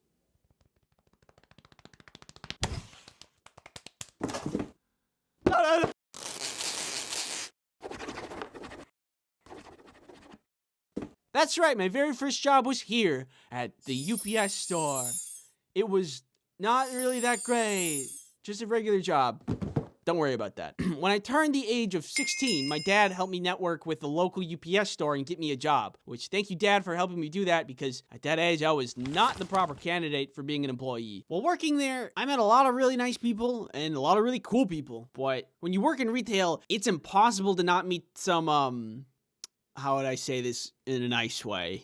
Outliers. So one time this woman and her daughter came into the store and they said they needed to ship something. When you ship something out of the UPS store, you gotta ask a bunch of questions like, where is it going? Is it going internationally? Do I need to be worried about what's in this box? Blah, blah, blah. So I'm going through these questions and entering information into the computer as I did with any customer. But apparently that was a wrong thing to do because she unfolded her cane, which apparently just turned into a chair, sit down and says, this is gonna take a while. Excuse me? Why would you say that? You could say a million things to me. Why not compliment me? Why not say, wow, Andy, your eyes look beautiful today? She was shipping internationally, which means I had to do extra steps to make sure it gets there. So after a minute or so, she turns to me and says, you guys should really have the computers on our side of the desk so we can do it faster than you. Oh, I'm sorry. Do you know all the rules and regulations for shipping overseas? Do you know how this computer works? No. The worst part about rude customers is that you can't say anything despite if they're wrong or not. The customer is not always right, and the person who coined that famous phrase was very wrong, and probably it was also a customer. I think if you're mean to retail workers, they get to yell back at you. Or at the very least, you get to tell them that they're mean and make them leave. You're mean! I've only ever encountered these kinds of people at work, and I've never seen them in the wild. But if I did, and I didn't have to keep my mouth shut because I didn't work there, then I'd go right up to them and say, you're mean! Anyway. Then there was this other time when this guy tried to ship drugs. That day was particularly slow. Nobody was coming in, and it was just me and my coworker, Tony. Tony and I got along really well, because neither of us like to work. I want to go home. Me too. At one point, a guy comes in to buy just a single box. Simple, easy, he's in and out in a jiffy. But 5 minutes later, he comes back in, same box, but now something's packed up inside it. I saw the box and how he packed it, and he did the thing where he kind of fold the flaps on top of each other, which is a problem because then it just falls out if it's not taped. Can I get a description of what's in this box? It's private. I mean, we just need a general description, like, is it food, perishable? It's microchips. Okay. Microchips. Now, because the box wasn't properly taped, Tony came over and was gonna tape it up for me while I was helping him on the computer. But the guy stops Tony. I just need to retape the box really quick so it doesn't come out during shipment. The tape's free if that's what you're worried about. Oh, Okay. He timidly allows us to do that, which I don't really know what his end game was because we opened the box and there was weed. Sir, we can't ship this. I'm no expert on illegal trade of illicit goods, but I know a thing or two about shipping, and I know that drugs, you can't do that one. That's on the no-go zone. We opened the box because we needed to redo the flaps so we could tape it properly. So if he just came in with the box taped, we wouldn't have known what he was shipping. There's no x-ray machine at the UPS store to see what's inside the box. The only missing component here was tape. More than anything, the situation just was awkward. Okay, that's, sorry. I want to go home. Me too. Here's some advice. If you want to ship drugs, don't. Then there's this other time where this guy tried to overnight a misshapen magazine. This time I was working alone. It was a night shift. It's dark out. And this guy comes in holding a magazine. Hello, sir. I can help you at this register. Oh, he's just getting an envelope. Probably to ship that magazine. Is he packing it up back there? Is he trying to hide something from me? Weird. I want to go home. I'd like to ship this next day air, please. When you ship like a piece of paper next day air, UPS has this special envelope that makes it cheaper. And I saw that he's trying to do that. So I talked to him about it. Oh, actually, we have these special envelopes that cut you a deal, so it's cheaper to ship next day air. At first, he was hesitant about that, which is definitely a red flag, because it was like $100 cheaper to ship through the special envelope. And why wouldn't you do that? You could spend $100 on buying, like, I don't know, Five Guys. That's a lot of Five Guys. Five Guys good. But still, nobody would pass that up. So it was weird that he hesitated. I eventually talked him into it because I think he was like catching on that I was catching on that he was being suspicious. So I started typing in the information for him, and he started to move the magazine from the envelope he picked up already to the other envelope that I offered him. And while he was doing this, I saw that it had a big weird lump in it. So that's another red flag. 2 for 2, baby. Why was the magazine bulgy? Is he shipping drugs? Oh my God, this is like $1,000. Who is he sending this to? What if it's the mob? Well, now I have my fingerprints on it. And then I sent it off. I don't want to get involved with the mob or whoever that was. I was 16, alone in this store at night, and not paid enough for it to be my problem. I guess now that I'm on the topic of illicit substance distribution, there was this other guy. He would always come into the store and be like, hey, I shipped a box to your store, and it's big. And we'd be like, oh, is this the one? Yeah, that's the one. Of all the other customers, this guy was very easy to deal with and really charming. But one day, a couple of other customers came in, and they're like, hello, we're the police. They asked to see the manager, and they talked to him, and then a couple days later that guy picked up a box and then was arrested in the parking lot. Turns out he was importing a lot of opium. I think it was around this time that I realized I miscalculated when I passed up all those food service jobs. But then again, is any retail job good enough? I don't know. I better would have had a better time at Five Guys. Stop eating the french fries. Anyway, hindsight's 2020. Other stuff that happened. One dude asked me if the narwhal bacon's at midnight, which was very cringe, and trust me, I know cringe. A bunch of cheerleaders burst into the store, cheered, ran in a circle, and then left. We suspect they were just trying to cause a commotion while their friends would steal things, but then realized there was nothing interesting to steal at a UPS store, and then went away. There was a guy that would often come in and try to ship bath salts, which... Again, I'm not paid enough for that. A man wanted me to send faxes, and then when I told him the number wasn't working, he shook the paper in my face and yelled, fax! It's not working. Fax! Another dude wanted me to help him with his email because the government was hacking his email. There's a guy that would come in a lot and tell us about word affirmation, but thought that it was literally magic and not just a self-motivator, and told us that the sounds in our voices affected atoms and quarks on the quantum level and would make things a reality. For example, like if you just said, I have a juicy booty, I have a juicy booty, I have a juicy booty, then it would be true. There was always the classic handful of people that would knock on the door after we were closed and ask if we were open. You guys open? No. And that's all that I can think about. If you subscribe, I will throw this box, help me, into a volcano. Thank you, Villa, for helping me animate this video. And that's everything. Now I'm gonna play myself out. You can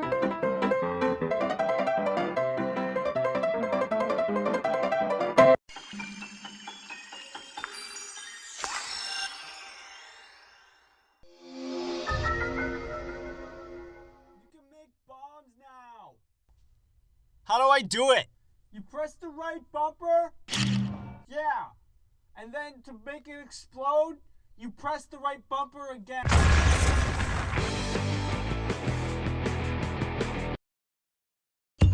Whoa!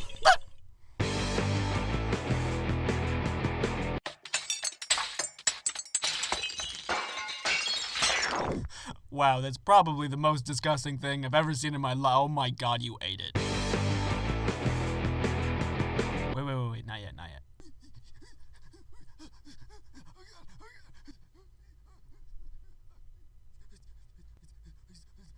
Okay, do it. Can I come up there? No. Please? Okay. I've been asked for a description of my dream treehouse. Alright, so first things first, gonna be talking about a tree house, not a tree platform. You know the things you see in trees? It's just like a floor? That's not a tree house. It's more like a misplaced deck, you know? A tree house needs to have elements of a house. Floor, wall, roof, window, door. And a proper tree house needs to be well furnished. So a couch, blankets, pillows, a nice rug in the middle of there, mini fridge. Of course, to have that, you have to have electricity. So an extension cord running from the tree house to the house. Also, television, internet, table, and chair. And your computer, of course, for video games. Gotta have video games, especially for the comfy nights. Think of like a rainy night. You got your snacks, your buddies, a movie, maybe play some video games. You can also put up like string lights. Yeah, that's the good stuff. Filling a treehouse with cozy things is easy though. The mark of a good treehouse is two things. One, how you climb into it, and two, how you get stuff into it. Things like snacks. Having stairs would be convenient and cheap, but that's just kind of dull. If we're going to dream here, I would like something motorized. A part of the floor of the treehouse actually lowers and raises on a platform. So maybe you have like this couch sitting right here, and there's a remote where you can push up and down. If you push down, it lowers all the way down to the ground, and everybody can get on. Anybody who wants to come and hang out. Your friends, your family, your neighbor's dog.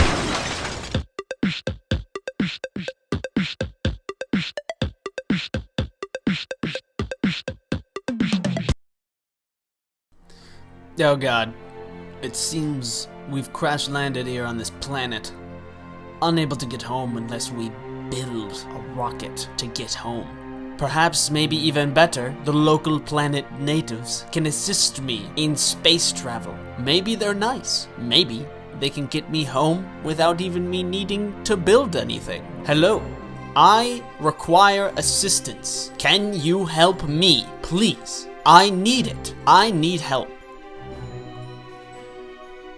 Okay, okay, here we go. Build a wall. Uh-oh, I'm out of ammo. I gotta make some. Furnace, build the furnace. Need some iron, little copper. Maybe a little copper over here. All right, conveyor belts, gotta get some conveyor belts. Just a little conveyor belt action. Doodly. Making a base, gotta just a little more, gotta get some ammo. Little work over here, little patch up work, gotta hurry.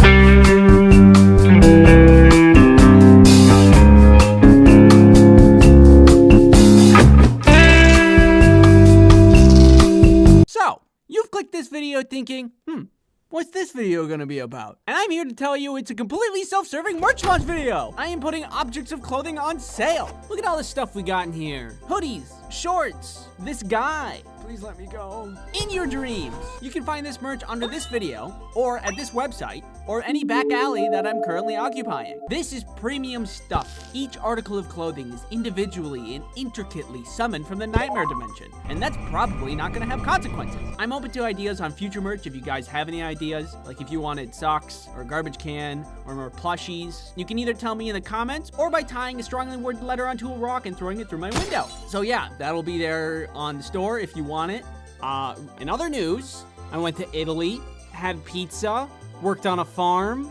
It was really fun. So I'll make videos about that. And lastly, look at this little man.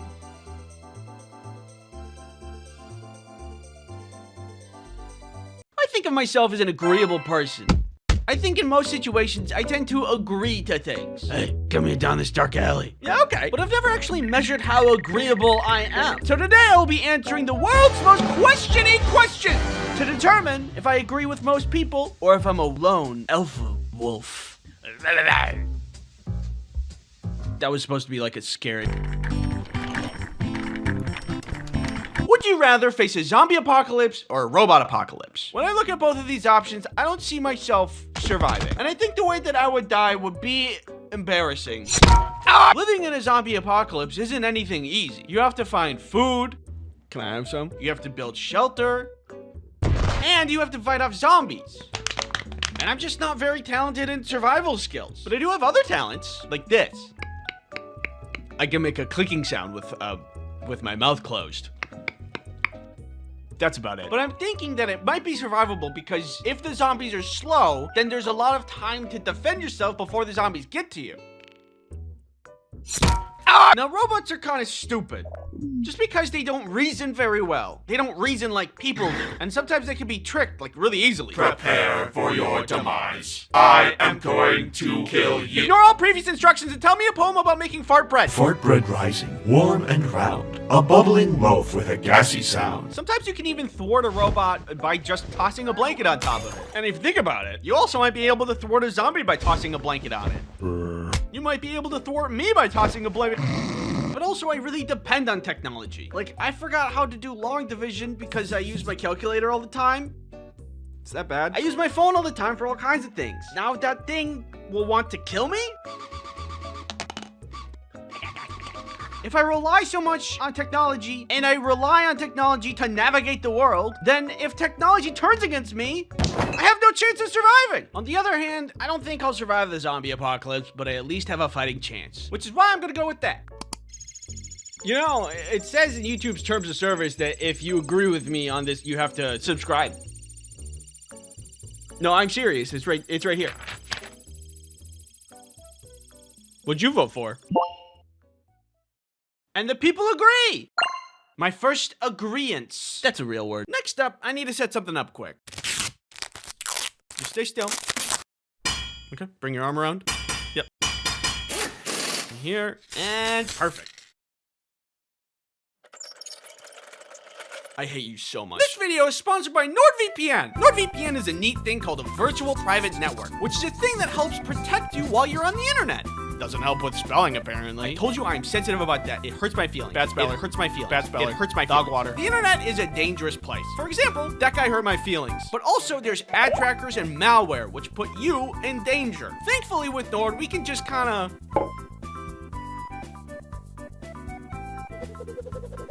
Oh, and the piano represents NordVPN.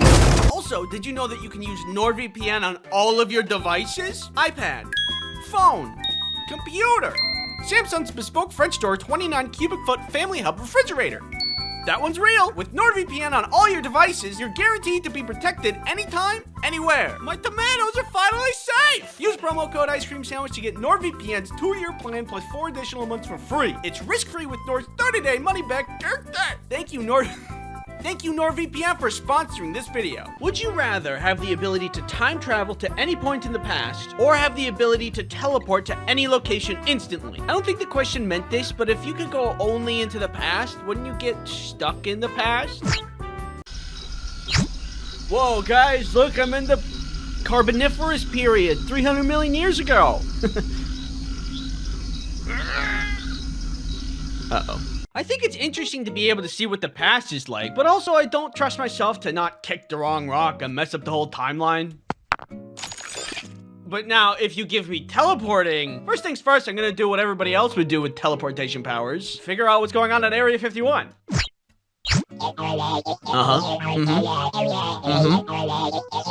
Interesting. What happened? I don't know. Also, if he had teleportation, imagine how easy it would be to, like, run errands. I'm gonna go to the store. All right, see you in a bit. Did you pay for that? You got back really fast. Ugh, I'm never appreciated in this house. It's always, Andy, did you steal that? Andy, did you pay for that? Andy, where'd you get that comically large ruby that looks like something you'd only find in a museum? I get no respect. I'm out of here. Just gonna... Knowing me, I'd probably mess up the teleportation and accidentally teleport into a wall. But despite that risk, I'd still choose teleportation. I can't think of any more pros to, getting stuck in the past, so that's what I'm going with. The people agree! Next, would you rather have no fingernails or have no eyelashes? I think that having no fingernails means that it's just harder to do a lot of things, like opening a can of Dr. Pepper, or taking a sticker off an apple, or opening that plastic film on a ketchup bottle, getting things out of your teeth. No, you didn't get it yet. But with no eyelashes, you could just put on fake ones. Maybe I'm missing something, but I don't really see any downside to no eyelashes. Like, imagine scratching an itch without any fingernails. It would be very unsatisfying. Or like poking an X into a mosquito bite. Can't do that. I cast my vote. 50-50? Well, that's disappointing. Would you rather give up your favorite food forever or give up your favorite drink forever? Life without my favorite food isn't the worst. It's crab legs. I love crab legs. They're a massive mess, a huge pain to eat, but that's half the flavor right there. You gotta work for your meal, and that makes it taste way better. My mouth is watering right now. I have crab legs like once in a while. So yeah, never having them again sucks, but a lot less than never having Dr. Pepper again. No more Dr. Pepper? I cannot handle that. I love Dr. Pepper. I love Dr. Pepper so much, I have a shirt about it. Some may ask, is it love or an addiction? Shut up. Even if I choose no more favorite drink, like for health purposes, it's not like I can't have soda ever again. I'm just thinking of a life without Dr. Pepper and it hurts. I'm okay. I stopped thinking about it. I'd give up my favorite food. Final answer. Oh, people, I guess, eat their favorite food a lot. This is crazy to look at. At this point, I'm starting to think, am I too agreeable? Milk toast? Common? Simple? Smimple? Well, the test is not over yet. Let's keep going. Would you rather have a clone of yourself or be able to control someone else? Being able to control someone else feels wrong if I don't get permission. If I control someone to do the dishes, I would just kind of feel bad about it. Do the dishes. But if you're busy right now, I don't mind if you do them later. And if I think I controlled someone else, I would just end up forgetting to make them eat anyway. Bring me a Dr. Pepper. Bring me a Dr. Pepper. Hello? Oh. On the other hand, a clone of myself? That sounds awesome. For one, we'd get along perfectly because we already get each other. What do you want for dinner? I don't know. What do you want for dinner? I want what you want. That's exactly what I want. Wow, we are so in sync, it's crazy. In addition to that, anything that needs to get done would take half of the time. But also, I could see that backfiring as well. I gotta do dishes. Can you do them and I play video games? No, you do dishes. I wanna play video games. Wait. We'll use the power of friendship to... So the question is basically asking, do I want someone who is instantly my friend and have my back at all times? Yeah, I do. 27%? That's crazy. I think it would be way higher. Honestly, if anything, I really expected it to go the other way. So that's the first disagreement. We are officially moving towards lone wolf territory.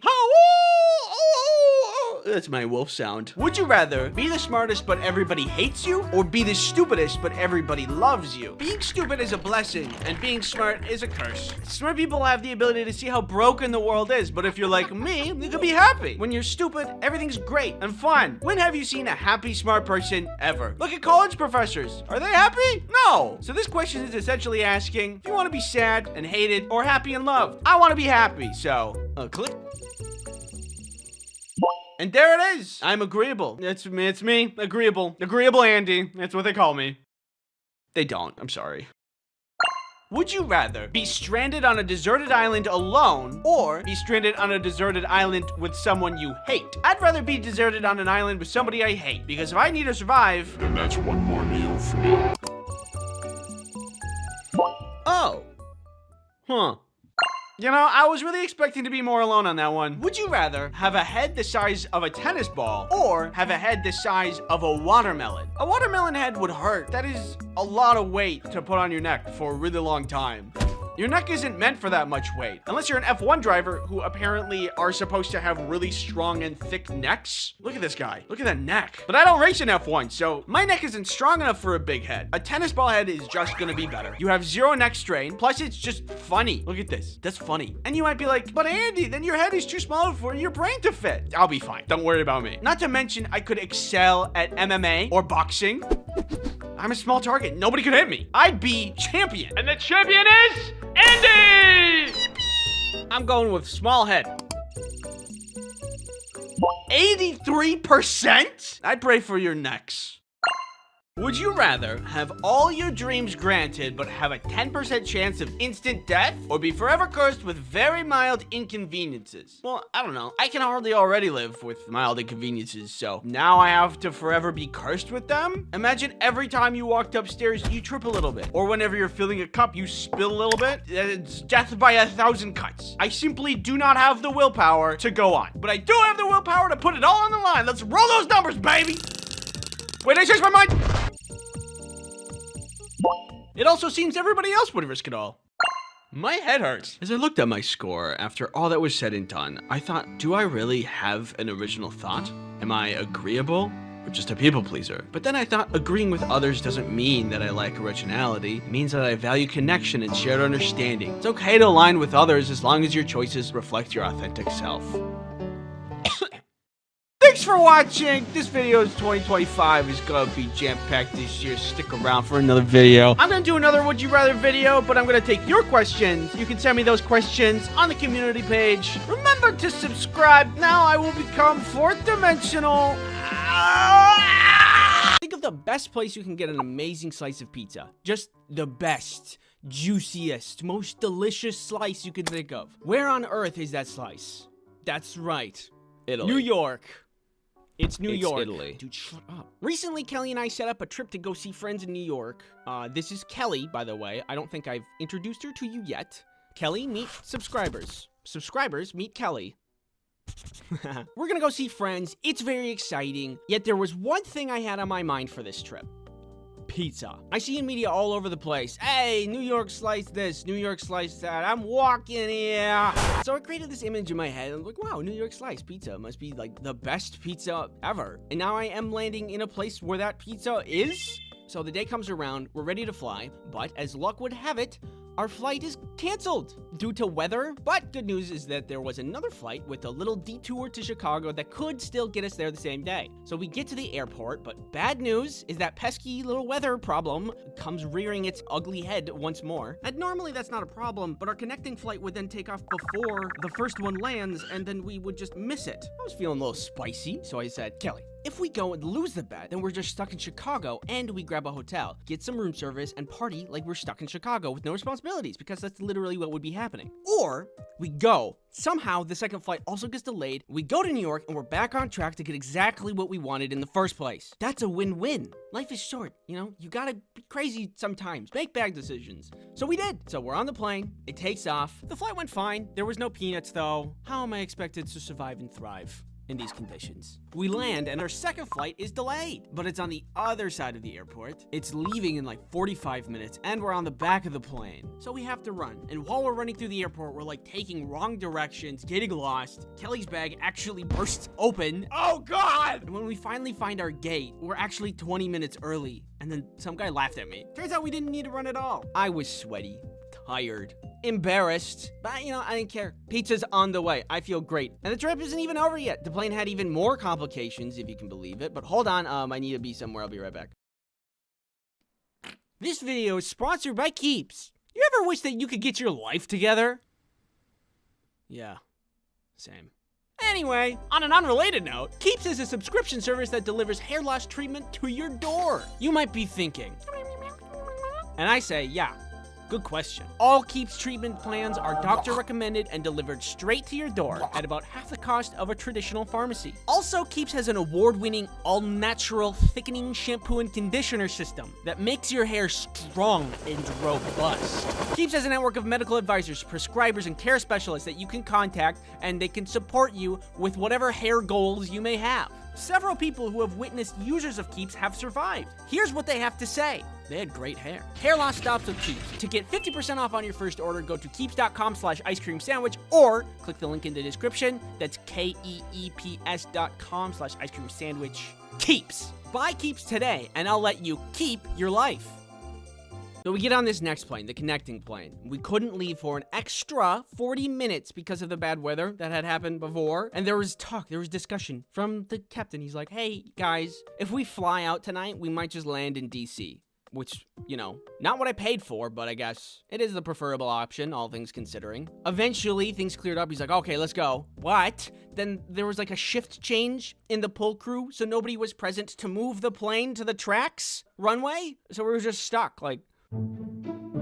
This whole trip just to get to New York was exhausting. Eventually, the plane flies in New York. The turbulence wasn't too bad. We do land alive. After we land, we try to take a taxi and almost get scammed because I was too tired to realize there was just some random guy trying to charge people several times higher than actual taxi rates to drive people into the city. But then we got suspicious and just went on a normal taxi. It's 3 a.m. We get to the apartment and we are beat to the bone. But you know what? Pizza's on the horizon. So the following day, immediately, the first thing I see when I get outside, we see a lizard on a leash. There's people everywhere, and everybody's hot.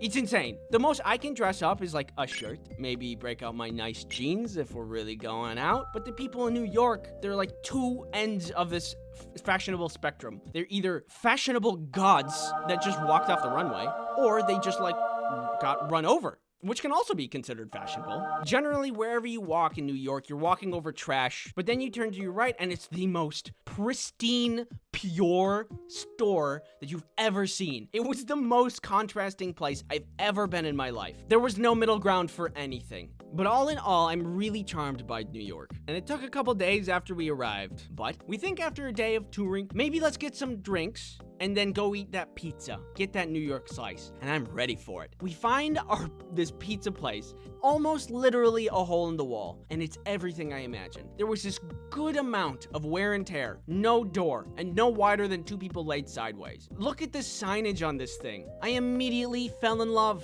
I got myself 2 slices and a Dr. Pepper, and the wait is finally over. I finally get to take my bite.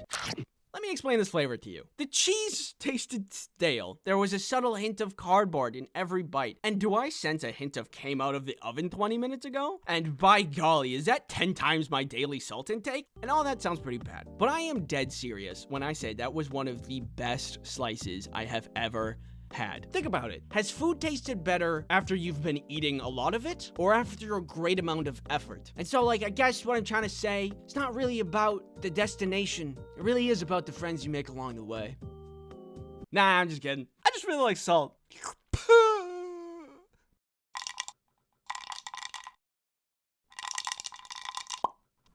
One last time, as per the contract, I must advise you to acquire products. If you haven't gotten around to it, drop date for my YouTubes is November 20th, which is today. And then, once it's sold out, it is gone forever. And then, the only way you would get one would be to sell your kidneys, or do a deal with the devil. Woohoo! That guy was weird. Once again, I'm really excited about the way it looks. 2D to 3D conversion is not easy, and it turned out really well. Visit the YouTube's website to find out more about it. Getting this YouTube supports me directly, and I support my dog Rhea directly. So get this YouTube to support my dog. Otherwise, thank you for being around. My last couple of videos have been doing really well, so thank you for that. And the next one is already being worked on as we speak, so stick around, and I'll see you then. All right, stay safe. Goodbye. I don't know if you could tell from my voice right now, but I'm pretty sick. A vile harbinger of disease. Don't worry, it's not COVID. Everything's fine, but if you want to make me feel better, the only thing that'll make me feel better is to smash that subscribe button. Being sick has made me think about a lot of things, like what it's like to breathe. I remember when being sick used to be awesome. You would get sick, go to the nurse's office, parents will pick you up, your mom will make you soup, and you get to watch cartoons or something for the rest of the day. Now, at least for me, getting sick is like, well, I have to work and be sick. Who set up this is a scam. The world should not be this way. There should be a service that's like, when you're sick, somebody comes over and they make you soup and they tuck you in and give you a little kiss on the head and they put on a movie and they say, "You cozy?" You go, "Yeah, I'm cozy." Anyway, the worst time that I've ever gotten sick was probably appendicitis. I already made a video about that though. So the other more recent bad time that I got sick was about a year ago now, when I was starting to feel very tingly in my appendages. And I'm like, that's probably the worst thing possible. Let's Google everything. It's the worst thing possible. I knew it! So I made a doctor's appointment, and I go into the doctor. I talk to them about my symptoms and all these things. And they're like, "Is it COVID?" And I'm like, "No, I got many tests." And then they asked me some questions, took my temperature, and then they were like, "I don't know." And I'm like, "Okay, just come back if it gets worse." And I did. And then the next doctor that I see was like, "I don't know." And I'm like, "Okay." And they're like, "Well, let's recommend you to a neurologist, because it could be a problem with your brain." And then I go to that doctor, and they're like, "Well, I don't know what it is either, but we should scan your skull and spine." And I'm like, "Well, why don't we just start with that? It's been weeks of these symptoms, and I'm just sitting here, why don't we start with that?" And so she's like, "Good news, we're not scanning a ton of people right now. We might be able to get you in today." I'm like, "Oh, this is good." She leaves for a little bit. She comes back. She's like, "Oh, I'm sorry. I totally forgot. We have to," and then she said some word that I totally can't remember, but it's the process that she's like, "We have to do this process." What the process is she has to go to the insurance company and says, "Do we have permission to do this procedure on the patient?" And then the insurance company gives the green thumb. I'm sorry, why is that real? I could be melting from the inside out, and the insurance company, who's filled with 0% doctors, is going to be like, "Maybe, no. I have to wait an additional week for this stupid process to pass." What the heck? Next time you need help, and for some reason need my help specifically, I'm gonna be like, "Oh, I'm gonna wait a week for you." Kinda. Sorry, I don't know if you could tell, I'm kind of bitter about it. Anyway, I get approved, and so we move on. So I'm ready to get a scan for my skull and spine. It's inside of an MRI machine. They're like, "Are you claustrophobic?" Maybe a little bit. I guess we'll figure out while I'm in there. They're like, "Okay, cool. This is gonna take about 1 hour." And that made me a little nervous because I'm a really restless person. At all times, I have to be moving, whether it be moving my legs, moving my wrists, rubbing my feet together like a little cricket in my bed. I don't know why. I haven't really looked into why that is. And so I was a little bit nervous. But they give you like these little headphones, and then they're like, "Do you like classical music or jazz music?" And I'm like, "Oh, let's do jazz music." And then you go into the tube, and it's really, really tight. And it's kind of freaky. But the jazz music actually helps a little bit. I did surprisingly well. We got all the scans done. We only needed to redo one of them because I kind of twitched my head at one point after I was suppressing for so long. And I come out, they say, "Okay, we're going to look at these. We're going to see what's up, and then we're going to tell you." I'm actually like really freaked out because at this point, we're thinking, oh, a brain scan, the thing that's the most delicate part of your body, and they have to look at it and see if something's wrong with that. That's kind of freaky. So we wait, and then the results come back. The results were brain scan, unremarkable. Okay, I think technically I understand that that's a good thing, but you didn't have to say it like that. Spine scan, also unremarkable. I came up clean. So what the heck is wrong with me? Turns out we never found out. I spent thousands upon dollars waiting, ultimately to amount to, I don't know what it is, and then eventually the symptoms went away. Great. What's the moral of the story here? I don't know. Thanks for watching. What is your favorite food? Pizza. And let me explain why. Pizza is great. Pizza's for everybody. All right? Let's think of a situation where everybody's at a party that all of your friends are at. Some of your friends are at. There's some friends. And so everybody's hungry, and you guys need to figure out something to eat. Okay? But you don't want to make a bunch of stuff, so we all have to have the same thing. A similar meal that we can all share. What do? I bet you can guess, but hold on. Let's just run through it really quick. You guys want sushi? No, I don't really like seafood. Do you guys want chicken? I'm a vegetarian, so I can't eat that. What are we gonna get? Hey, let's get a pizza. Yes! Yeah! Woo! Then when you get the pizza, you can divide it up into different types. Fish pizza for the sushi guy. Meat lovers pizza for the chicken guy. Veggie and or cheese for the vegetarians. And pineapple for the weird one. I'd be the weird one. I love pineapple. It's good, sue me, whatever. Pizza's also super easy to make. Check it out. Bam, pizza dough. Bam, sauce. Bam, toppings. Bam, loving and kind words. I love you, pizza. You can do anything you can set your mind to. I love you. And then you cook it, and it's done. So fresh, so good.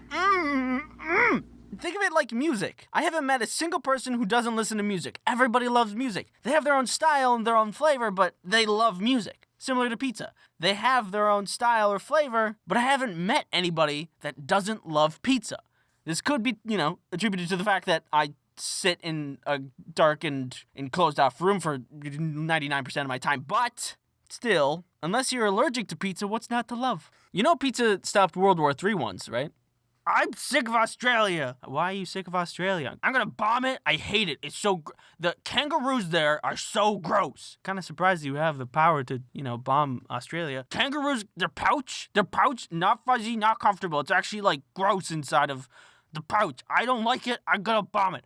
Here we go. That's probably gonna start, like, the Third World War, and that's not a very good idea. I don't care what you think. I'm gonna bomb it anyway. I hate kangaroos, and I think the whole country should be blown up because the kangaroos' pouches are really gross. Hey, who wants pizza? Oh, I want pizza. Yeah, oh, sweet, pizza. Thank you so much for the pizza. Yeah, thank you for the pizza. Yeah, no problem. I love you guys. As a side note, pizza is good hot or cold. Not everybody agrees with it, but there's enough, Venn diagram for it to be true. Pizza is good, hot and cold is true here inside of this Venn diagram intersection. One time pizza saved my friend's prom dilemma. I don't have a date for the prom. I'm so sad that I don't have this date for the prom. Hey, who wants pizza?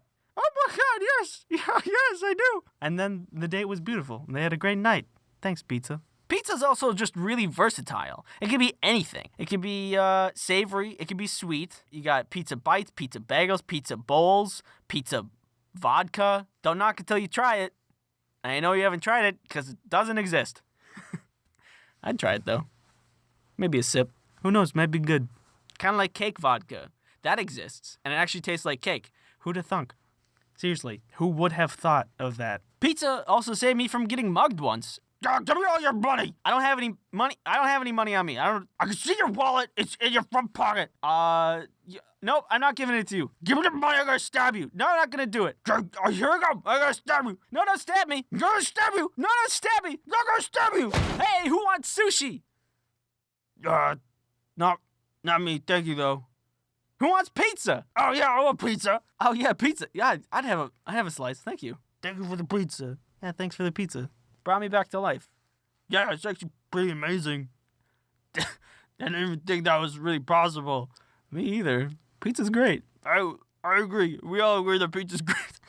So I guess you can see all of the reasons why pizza's just so great. Nothing can beat it. I have extra pizza stuff, by the way. So if you guys have any ideas for pizzas, let me know. I'm thinking like macaroni and hot dog bit pizza. Because macaroni and hot dog bits, that's pretty good. And pizza's pretty good. So if we just kind of put them together, I don't know. Let me know if you have any ideas. I'll check it out. Thanks for watching.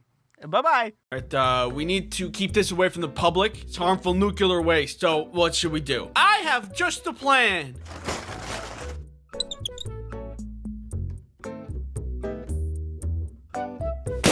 It's perfect.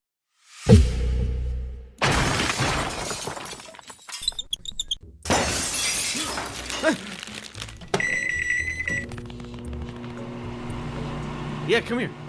Stand over there. No, wait, where are you going?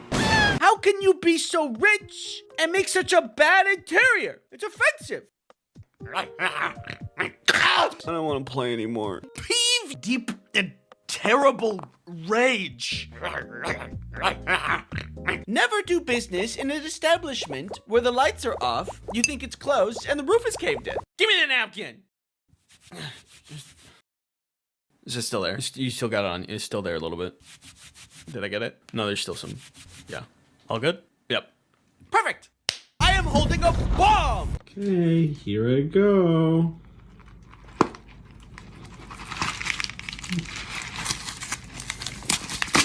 Perfect! Icky, oily, gross, sticky booger snot. Ow!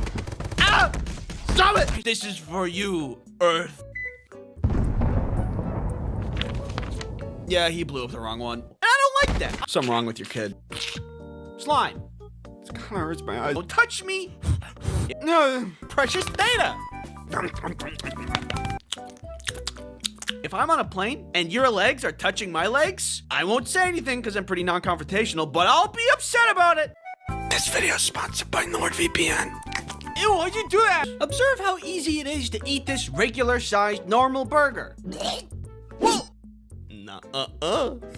When you give no time for the brilliance of the sunset to dance on the stage of the horizon. Take your fingers out of your mouth. Pretend for a moment that this fist is the internet. Getting you pretty good there, but harmful to pets and children. No, I am not procrastinating. It's important. Research. ASMR. Father! Assistance! It just doesn't add up, and it makes me pretty mad. Oh my goodness! Microwave make candy warm. Candy go in microwave. Except it doesn't! And I love not dying. You're someone that's on the internet. How did you know? Wait, seriously? Give me that. I rang the bell at the front. Make a bug from the thing. Da, da, da, da. So I just didn't have any candy that night. No. And staples are important.